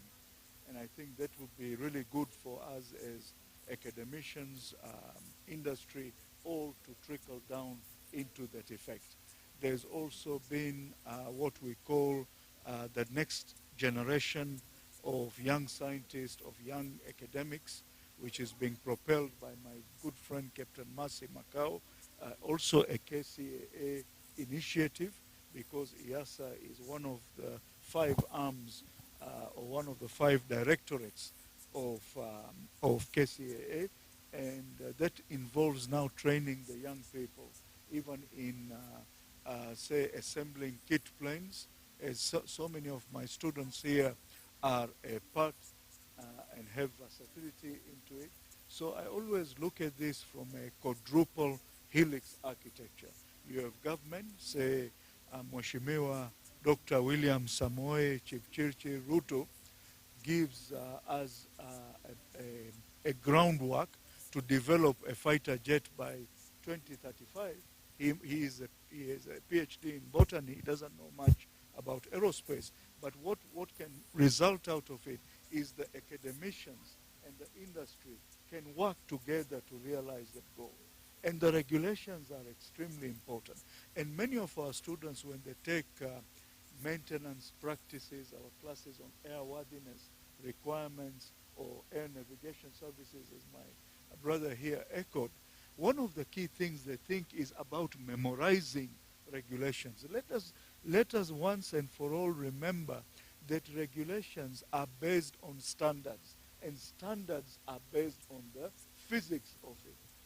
So when you see those regulations, they have a meaning to it. Like I contributed to helicopter regulations for the KCAA draft regulations earlier this year, or last if I'm not mistaken. So I think working all in unison spurs a lot of growth. And I had a good talk with the former DG, Captain Gilbert Kibe, and now Captain Emil Arau, of looking at an engineering division within the KCAA. And I think some of you even came to TUK where we had that conversation, where we ran that, we touched base on that conversation. I think that is very, very important in lieu of that. So I think we need all of us to work together in tandem, and with that support, we'll be able to spur and foster innovations, because we have had 4 of our students that I have just released last week to go to KSA. They are actually working on telemetry and design. And it was a letter that was written to me by Brigadier Kipkoskei on the importance of students being a part of these training innovations. So now we are working in unison. Tomorrow is also a stakeholder consultation at the EDGE Conference Center, where we are looking at the Kenya Space Bill for those of you who are interested in aerospace engineering. And that is where we give input if we want to launch our own rocket, given that we are ideally situated in the equator. We don't have that cosine factor that we don't lose energy because you're just looking at the rotation of the Earth and getting that boost. We can be discussing those tones, those ringtones. So I would like to say thank you very much, and we hope to continue to work together. But as I've said, you have noticed I'm the only academician seated here. So one of the, we have to work together. I know we do a lot of research. We work on SAF, we work on robot tuner. One of our professors, Prof. Owino, is working in the Lake Victoria region, and he uses our students to be a part of it. But all of those are research projects. But when you talk about innovation, is how do you take your R&D, all the physics and the modeling and simulation that you do at the university level, how do you transform it into a product, is what we call innovation. So it is extremely important that we work together, and industry and us, academia, work very hard together for the build-up and strength of our program. And it is in the best interest of these youngsters who are seated here, because many of them feel that somehow, because sometimes if you look at our universities, and I'm going to be very vehemently pragmatic on this, you'll see that laboratories are a bit, they're not up to standard. And in actuality, any university does not need to have the state-of-art laboratory, all the equipment. They need to collaborate with IASA, with Kenyatta University, and other universities so that we can work together in a domesticated partnership, including appending to it the industry or international collaboration elements. So with that said, I'll say thank you very much, and back to you, moderator. Awesome, awesome, awesome, awesome. Are we happy? Have you understood anything? Something? Everything? Nothing? I want to know whether you're sleeping or you're awake. We will get like, I think, a maximum of 7 minutes to ask questions. Then I will give our panelists the opportunity to give their final remarks before we close this session. But I'm really happy to get the insights that have come from here. These are serious engineers. They have gone through a lot of experience. They have learned a lot. They have experienced a lot. They have practiced a lot, and they are good at what they do. So let's clap for them once again before we ask them questions. Now, I will require somebody who can pass the mic there, and we will be listening to your questions and answering them as they come. But before we come to you, there is somebody who asked, what are the requirements to join aviation industry by mechanics, engineering people?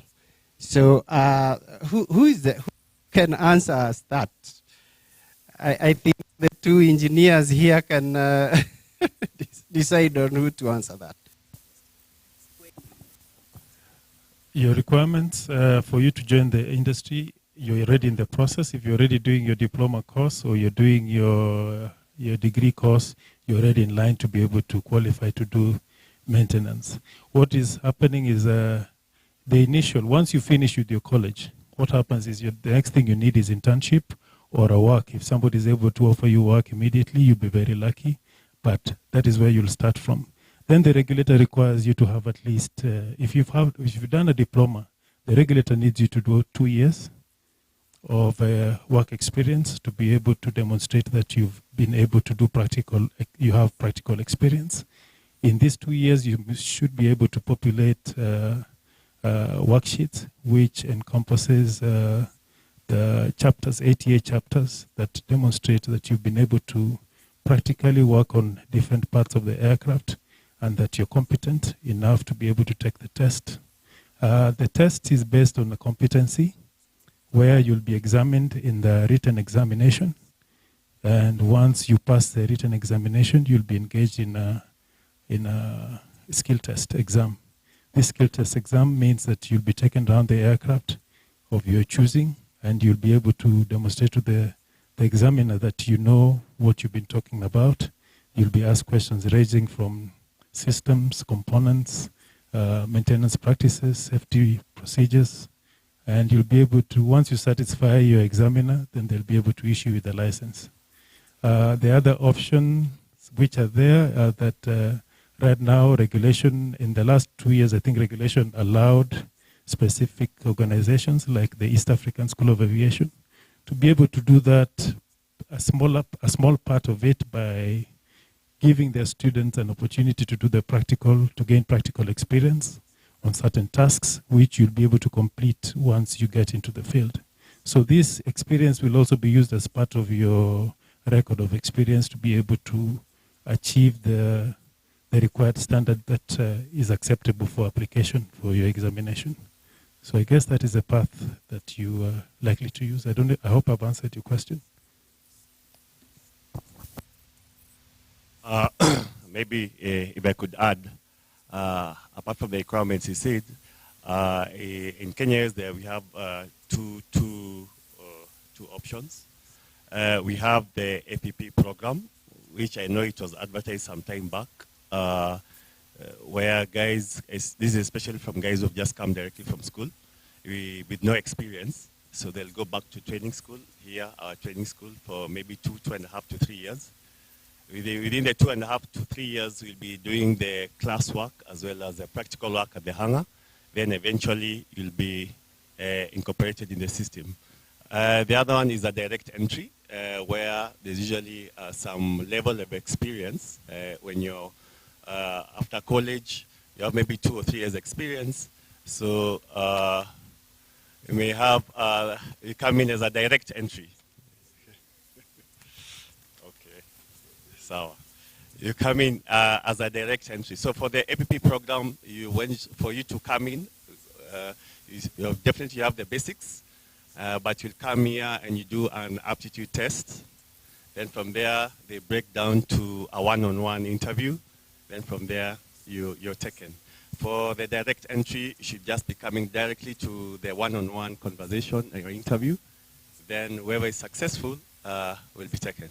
Thank you. Thank you so much, Harun, Engineer Harun and Engineer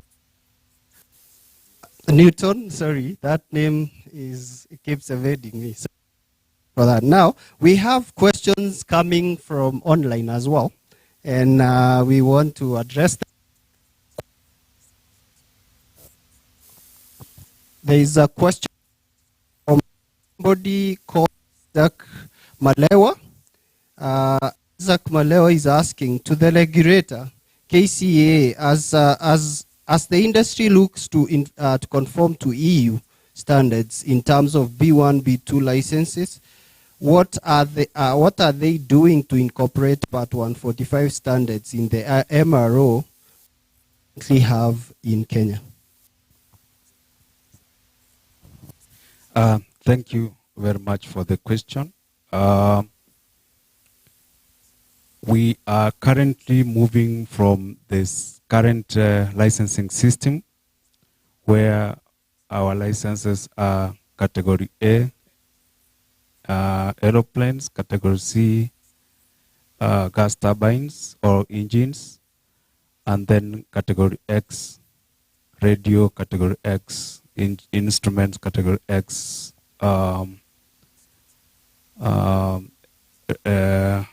Category X, autopilot, and the rest. We are moving to B1, B2, and the question is that as we move, are we going to leave behind Part 145 and Part 147? We are going to move in tandem, as in what we are doing after we have moved, as I said earlier, that we are going to do a review. The review is a continuous process of our regulation. But currently we have aligned the draft regulations that we have at the ministry. They have been aligned so that it will be, of course, we have not changed to call them Part 145, Part 147, and we have not changed to call them Part 66, but they have aligned to the standards and requirements of Part 145 and Part 147. You're hearing many parts, 147, 145. those are EU, FAA, yeah. Maintenance. I mean, it's like regulations that you need to adjust to, or rather to align to with European Union. Because we take it as a higher authority and we are going towards that direction. That's why you're hearing Part 145, 147. So, but as you get into the industry, don't panic. By the way, don't panic, even if you're hearing too much. I can assure you that your mind is able to absorb that and much more. while you work. So right now we are going to go and take up the questions that you give, you want to ask quickly so that we can answer them. Which side should we start? Anybody to raise? Okay, let's start from here. Please come forward and ask us the question. Hello, everyone. My name is Aviation Faith from East African School of Aviation. My question is to the regulator and senior technician at Kenya Airways. I have heard of automation, use of artificial intelligence, drones to inspect, use of robots to take those correct measurements. I must say that we have very many areas where technology has become a substitute for human skill and sometimes repressing it completely. I must confess that this is my fear. How has Kenya Airways utilized the emerging technology or the airline companies that we hear? How have they utilized the emerging technology to enhance efficiency and support human skills without repressing them with automation? Thank you. Right. Thank you so much for your question. Let's hear, but first.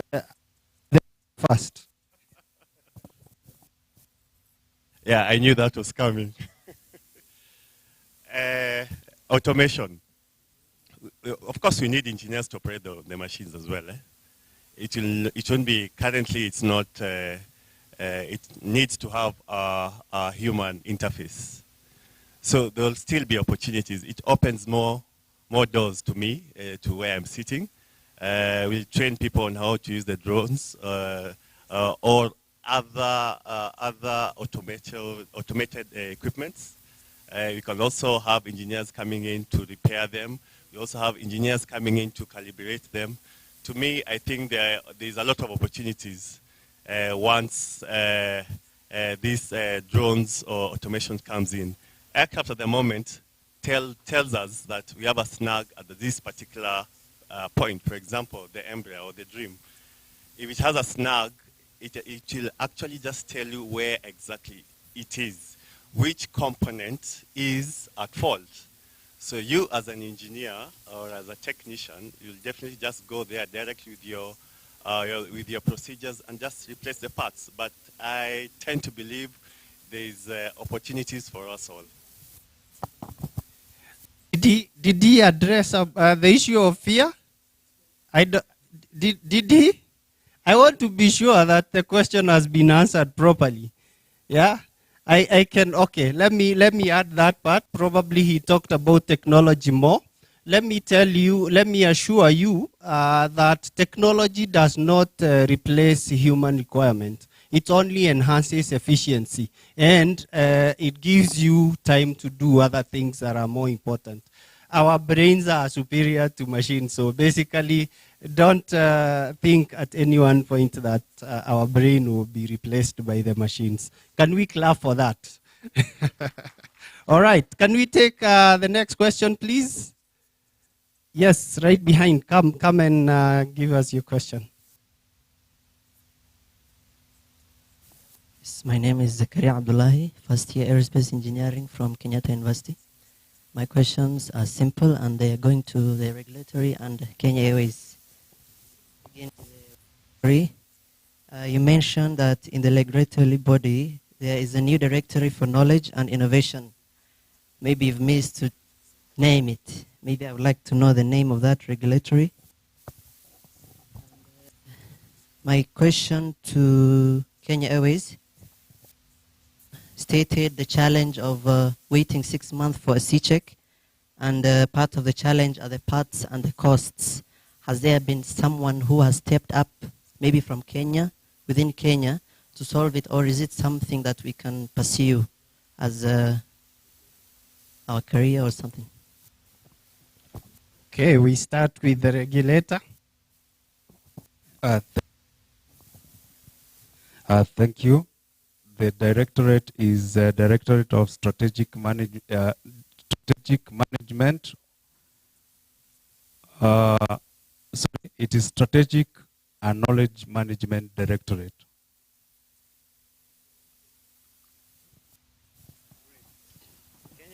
Kenya Airways.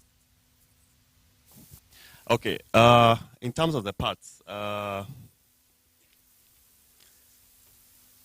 are some parts in an aircraft, especially the cabin parts. They usually take long lead time. That means sometimes it has to be manufactured and then comes brought back to where it is needed.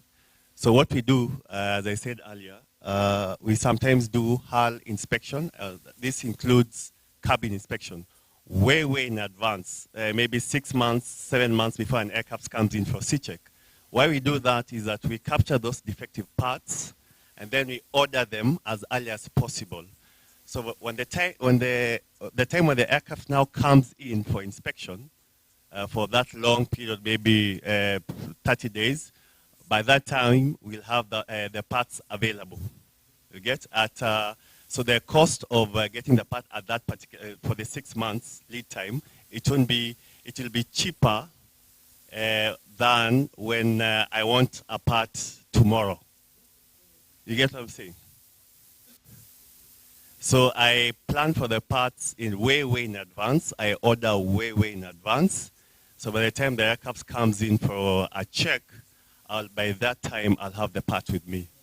Rather than aircraft comes in for a check, I discover there's a defect maybe in a cabin part.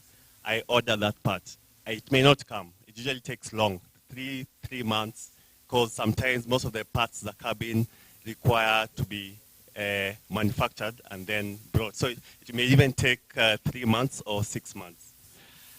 Another way we are trying to look for in terms of parts acquisition is pooling. We used to have, or we still have, a pooling agreement with other airlines where they have different parts, you put them in a pool. So if that part is needed, we can request we need that part already in the pool, and then we get it very fast, maybe within 24, 48 hours, we'll have it. So we have an agreement with other airlines where we have a pool. So once we need that particular part, we order it, then they'll provide us. Thank you so much, Engineer Newton and Engineer Richard, for your answers. Any other question? Maybe from this side, come and ask your question. Okay, then we'll come back to you. All right, just come. Hello. My name is Norbert. I'm from Kenya Aeronautical College in Wilson. Aeronautical and is regulator.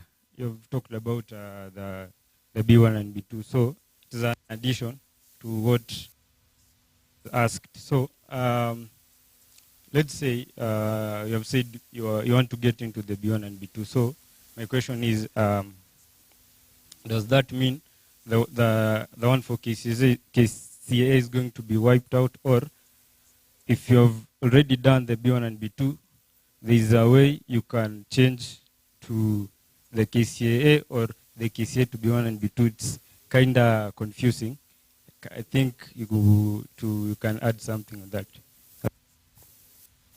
Thank you, Norbert. Let's hear from Mr. Richard. Let him answer, and then you. What we are going to do is we are changing our licensing system from the current YKC 1 whatever to B1, B2. Now, if you go to EASA standards or EASA system, once you have got a B1, it's equivalent to somebody who has got category A and C. And if you have got B2, you are equivalent to somebody who has got category X with the category X, all of them. So we are going to have a transition period. That's to say the people who have got the Kenyan license are not going to lose their licenses. However, we'll do a transition to fit them to B1, B2. I think he has explained everything. We will take the last question and then panelists will close. There is somebody who had raised their hands here. Or? No? Okay, let's take it from you and the person behind, and then we will close. Quickly. Oh, you are the one who had raised the question. Okay, just have a seat. Let's take it from. Thank you. My name is Hope Marimi from Strathmore University. This is a question, I think, to all of you, but in particular, the representative from KQ and Jambojet. For those of us who are not doing engineering, but we are doing computer science, what role can we play in your company? What job opportunities do we have? I'm particularly into networking and cybersecurity. So what job opportunities can I have in engineering? Thank you. Can we have answer that? There's a government initiative with regards to data security that is being rolled out, and in the next few months, I think the government is making it compulsory for companies of a certain size to be able to employ computer science engineers to be able to do their data management. And for the reason this is happening is because of data security, to be able to safeguard the data in institutions like Kenya Airways, Jambojet, because look at a situation where sometime last year something happened to KA and it affected a lot of data for passengers and also people who were entering the airport. So should you have a situation like that, it is embarrassing, and not even embarrassing, it's inconveniencing, because sometimes it even stops operations. Earlier this year, there are some events where you find that there was a virus in the systems, where you find that maybe boarding systems were not working because the data was corrupted. So we need people like you, especially for companies like this, and there's a need. So don't be shy to apply to these companies. Anything from the regulator? Just shortly. Each organization has got IT department, so we really require your expertise. So when opportunities rise, like we have, of course, like KCA, we have got a program that we are running of interns, and currently there is in our department, my department, that's Airworthiness, we have got like 4 interns. That's for maintenance, and we have got 9 attaches. So in the whole organization, I may not have the data here, but we have got a good number of students who are learning with us and acquiring skills. I hope you've been answered. There's a lot of opportunity in the industry for your expertise. So even as you heard from our Director of People and Culture, which is our Human Resource Department, you can go and see her and talk to her. All right? Yeah.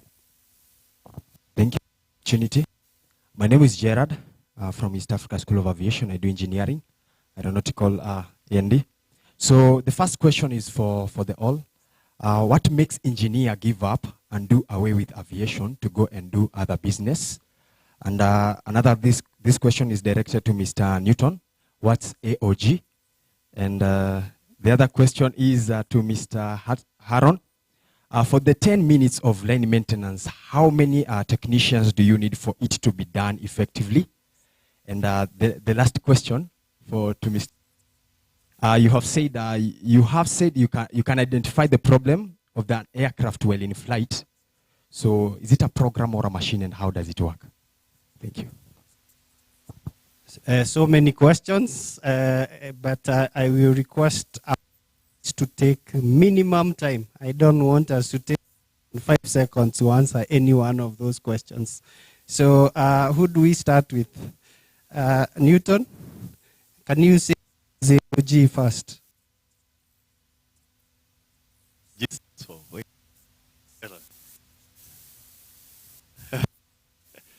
I think you have been answered. It's aircraft on ground.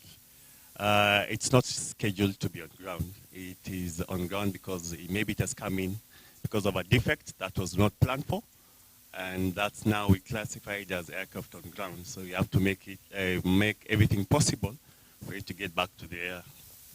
The other question was the software. It's actually a software where I can be able to monitor an aircraft when it is airborne. We do that for both the Boeings and the Embraers. Each engineer, me being one of them, I have logins to the system where I can just log in. It's secure. You need to have your own passwords.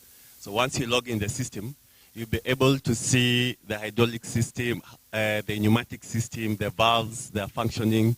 We have levels. Is it green? Is it red? Is it purple? And it gives you what might be the problem. It also gives you the reference in where you need to go to the manuals, which ATA, even which film, we call it the film fault isolation manual, where you need to go, and then you start to do the evaluation. So it's actually a software. I have it, I can move around with it, I can access it from anywhere in the world. I think the other two questions.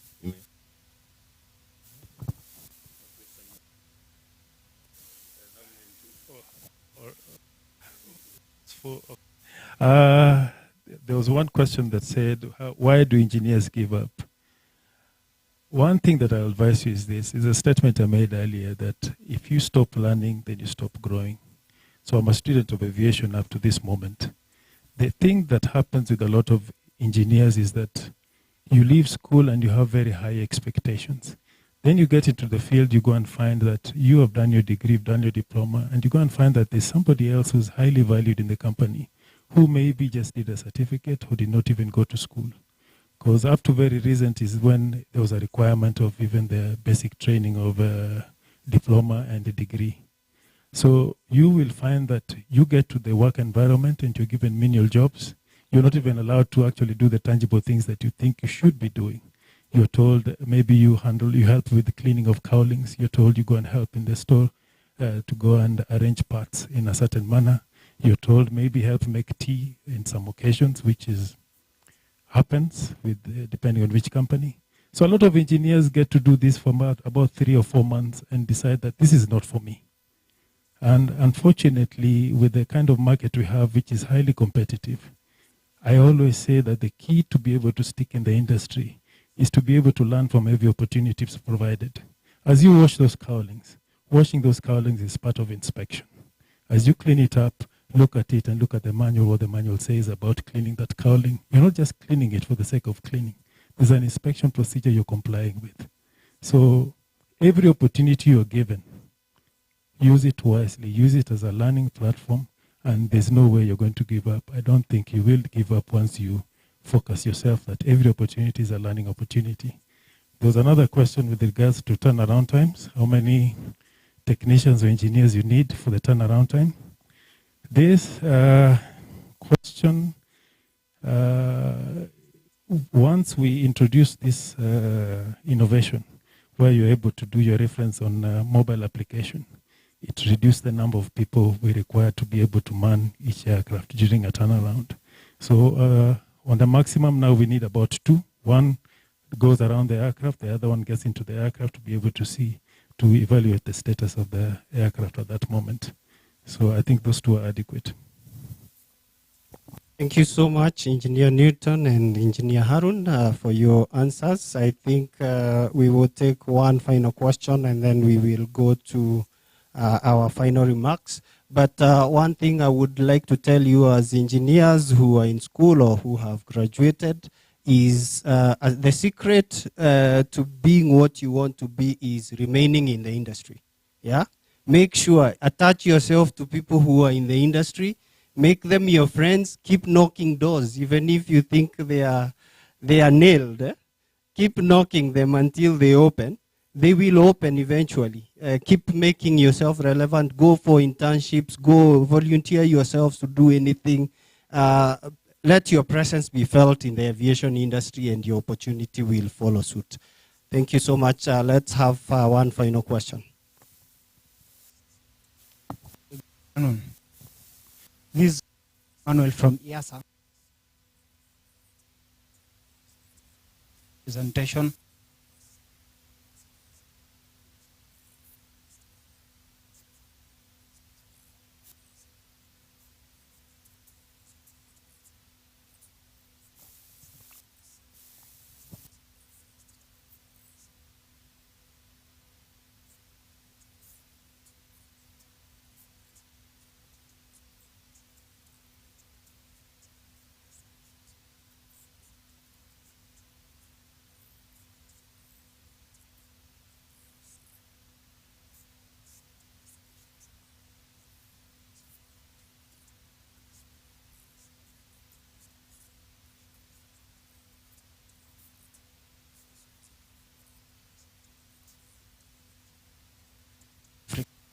Also, we're having young innovators who are still in school or on to have for them. You can use their vast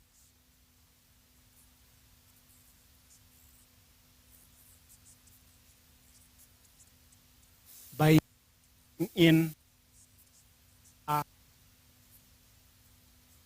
school outside to ensure that we are coming up with something better, something great for Africa.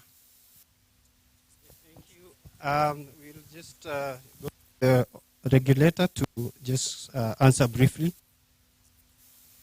Thank you for your question. We need to have first things first, manufacturing regulation. And we are in the process of having that manufacturing regulation in place so that now we are able to guide and regulate the manufacturing. Having said that, we have, of course, people who have brought in experimental aircrafts. We accept them as much as they don't have the type certificate. And we have got a number of them that are acceptable to us. So as innovators, we are not limiting you to your innovations. But however, you need to come forth to us so that now we can move together with the innovators. And we have received around 2 applications, and now we are moving with them in the process. Thank you very much. Yes, in the panel, who want to answer that question? The question he has asked, collaboration and everything. It all starts with the regulator. I know there's people who have been making their own aircraft and flying and crashing, but at least the regulator is putting things in place so that they can now be successful. They don't make aircraft to crash with them. So I think we've come to the end of our question time. And I want please give their final remarks as an encouragement to the young people that we have here in how they would be sustained in the industry, but in your own way. Thank you. Okay, thank you.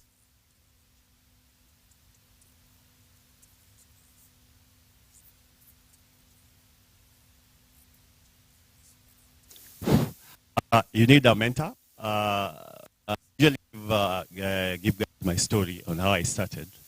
This is a long, very short. I'm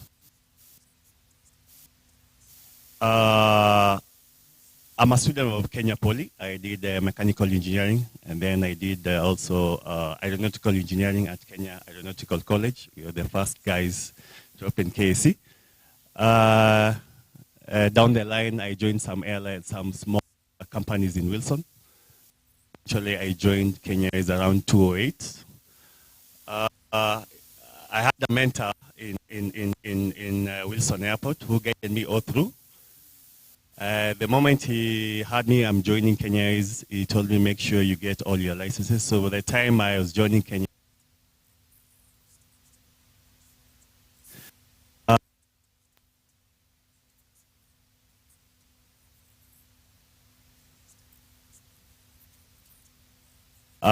your diploma.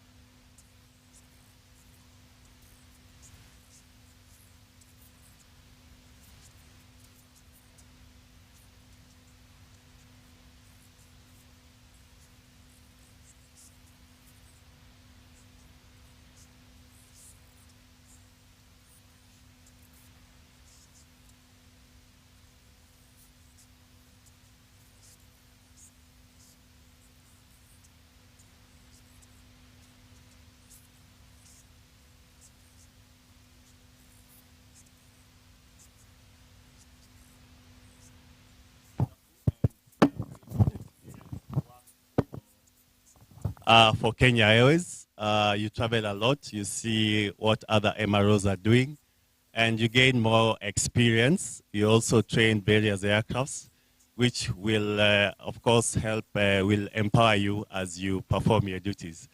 So have a mentor who's going to guide you all the way, and be patient. All will be well. Thank you.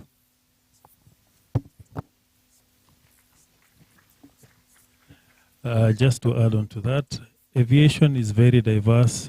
From somebody standing out looking in, might just think aviation is all about pilots and engineers. Aviation has a lot of opportunities. There's opportunities in technical records, there's opportunities in planning, there's opportunities for computer science students who can also work in our marketing department. They also come up with new innovations of how to bring the customer much closer. The aviation industry also has opportunities in which other opportunities are there? In operations and ground operations as well. So not all of us are gifted the same. Not all of us are going to be brilliant engineers or pilots, but there's plenty of opportunities. So keep at it and keep applying.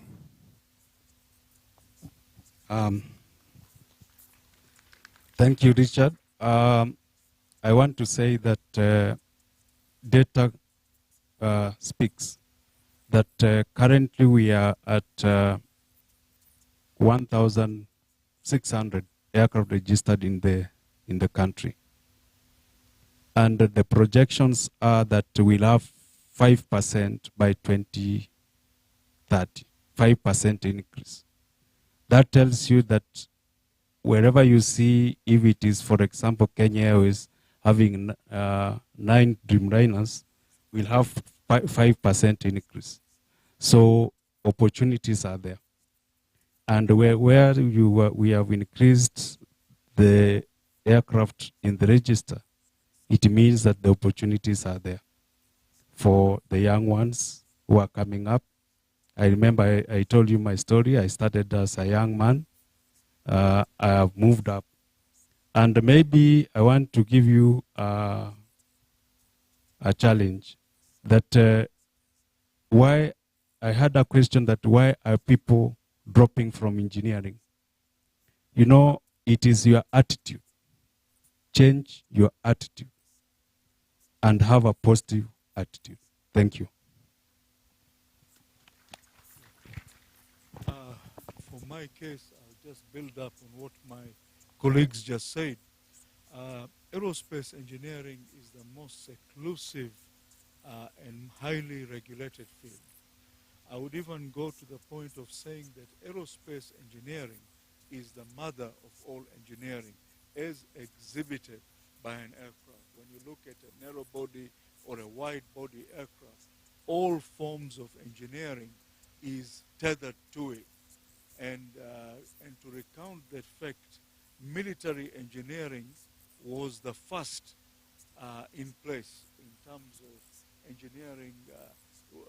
engineering milestones. As many would say, civil engineering was the first, but it was military engineering that actually wanted to have the aerial advantage in warfare, in tactical warfare, and so forth.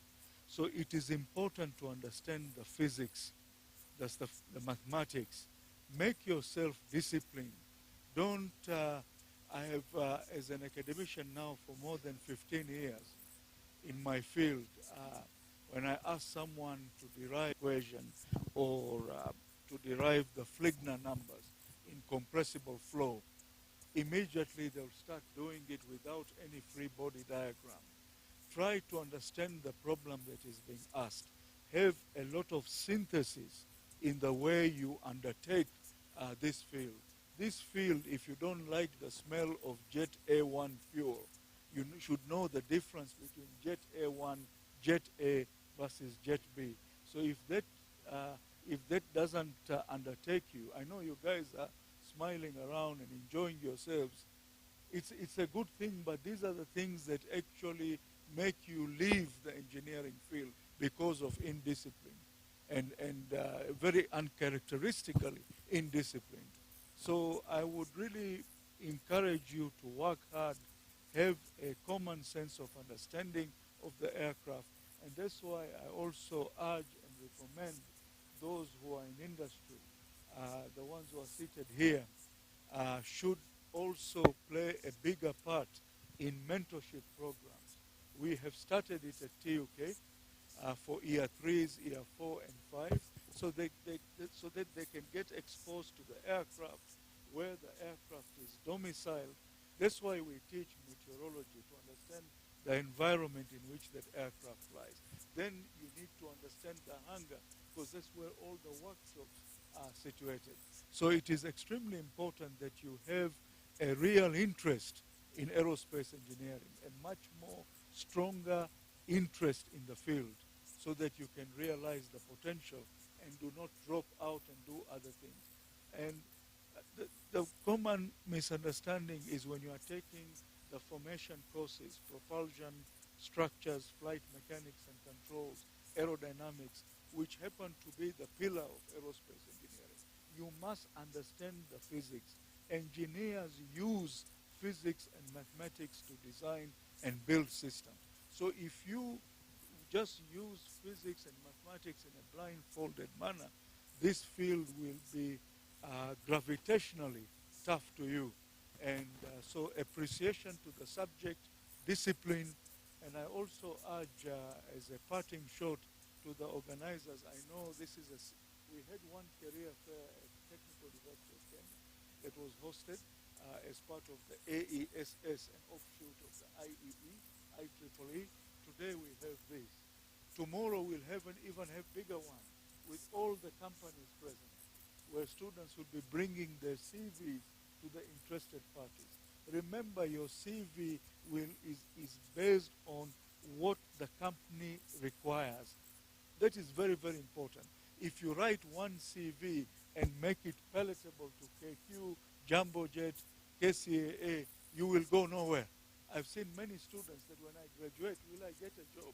It's not about getting a job, it's about understanding the company, the requirements, and how you can mesh into it. So I wish you well in your endeavor, and I thank the Jambojet for, this is a milestone event, it's a starting event. I'm sure it will culminate into mega events in the future. Thank you very much. Thank you so much, Professor Samia, in charge of engineering, aerospace engineering at TUK, and Richard Nyagesera, KCA Airworthiness Manager, Engineer Harun Nyarwar, Jambojet Line Maintenance Manager, and Newton from Kenya Airways. We really appreciate you for your insight and all your advice to the students and our people who are listening to us. We wish to recognize Penina Nginyo, who is a senior airworthiness inspector. We really appreciate you. We appreciate Technical University students. Really, thank you so much for joining us. We appreciate Kenya Aeronautical College. We really appreciate you. Strathmore, thank you so much for coming. Who else? East African School of Aviation, thank you so much again for being here. Who else again is here who I have not touched? Please let me know where you come from. Kenyatta University, thank you so much. We really appreciate you. Another one from there, please. Please shout, please. Nairobi University. Wow, we are really well represented. Thank you so much. As you go back, we really appreciate you, and we look forward to absorbing you guys in the industry and to making sure that you make your dream come true. And it can come true. We all started from technicians, and we've grown in the industries, done all that we can do. There are many opportunities, no end to them. We have not exhausted them already. There are so many. So come in, find your place, and you will be defying the gravity as we are advised to do. Thank you so much.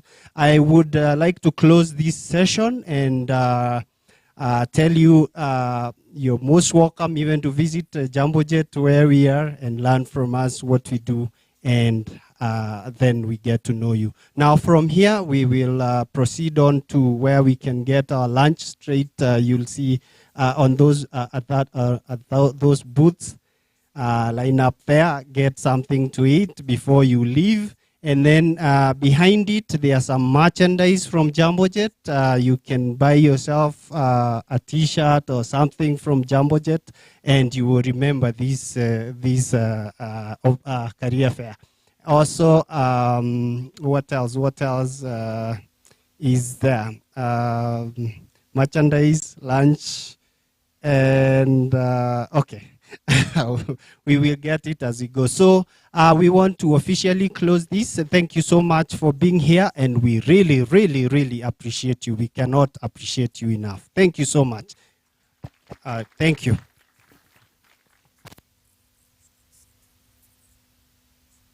We can proceed for lunch now.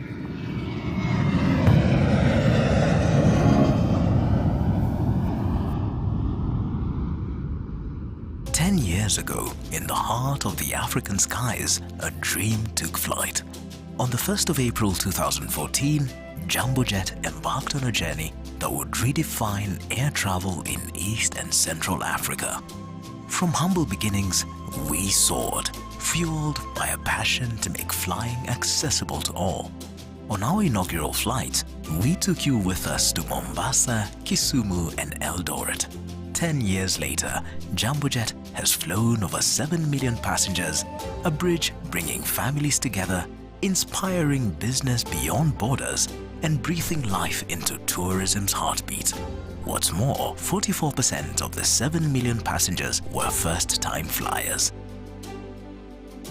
From operating 3 routes with 18 weekly flights, Jambojet has grown its network to operating 12 routes in 9 destinations with over 400 weekly flights, including direct flights from Nairobi to Goma in DRC. With more exciting destinations added and millions flying Jambojet, we spread our wings and introduced 3 -8400 aircraft to our fleet.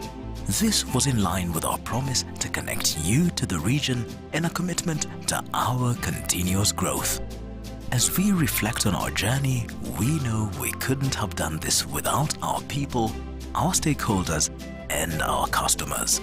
You are the reason why we soar higher and higher with every passing year. The IOSA certification is a true testament to us adhering to the highest global safety standards. Thank you for being part of our journey and for allowing us to be part of your story. From the bustling streets of Nairobi to the highlands of Iten, from the vibrant beaches of Mombasa to the serene shores of Lake Victoria, from the ancient streets of Lamu to the rolling hills of Goma, we've created a world of adventures, each flight a chapter in the story of Kenya. As we celebrate our 10th anniversary, we reflect on the countless memories created, the friendships formed, and the lives touched. Each flight, a story waiting to be told. Each passenger, a part of our family. Here's to the next decade of Jambojet, where every takeoff is more than a journey.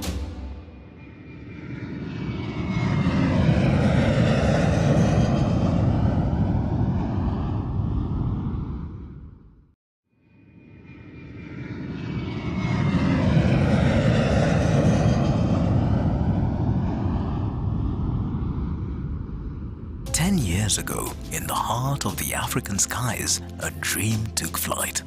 On the 1st of April 2014, Jambojet embarked on a journey that would redefine air travel in East and Central Africa. From humble beginnings, we soared, fueled by a passion to make flying accessible to all. On our inaugural flight, we took you with us to Mombasa, Kisumu, and Eldoret. 10 years later, Jambojet has flown over 7 million passengers, a bridge bringing families together, inspiring business beyond borders, and breathing life into tourism's heartbeat. What's more, 44% of the 7 million passengers were first-time flyers.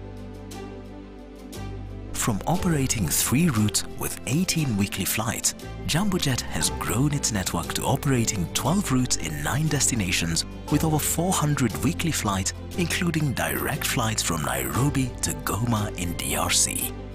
With more exciting destinations added and millions flying Jambojet, we spread our wings and introduced 3-8400 aircraft to our fleet. This was in line with our promise to connect you to the region and a commitment to our continuous growth.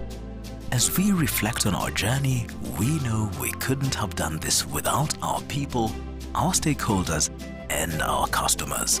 You are the reason why we soar higher and higher with every passing year.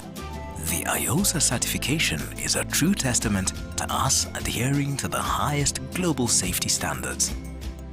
Thank you for being part of our journey and for allowing us to be part of your story. From the bustling streets of Nairobi to the highlands of Iten, from the vibrant beaches of Mombasa to the serene shores of Lake Victoria, from the ancient streets of Lamu to the rolling hills of Goma, we've created a world of adventures, each flight a chapter in the story of Kenya. As we celebrate our 10th anniversary, we reflect on the countless memories created, the friendships formed, and the lives touched. Each flight, a story waiting to be told. Each passenger, a part of our family. Here's to the next decade of Jambojet, where every takeoff is more than a journey.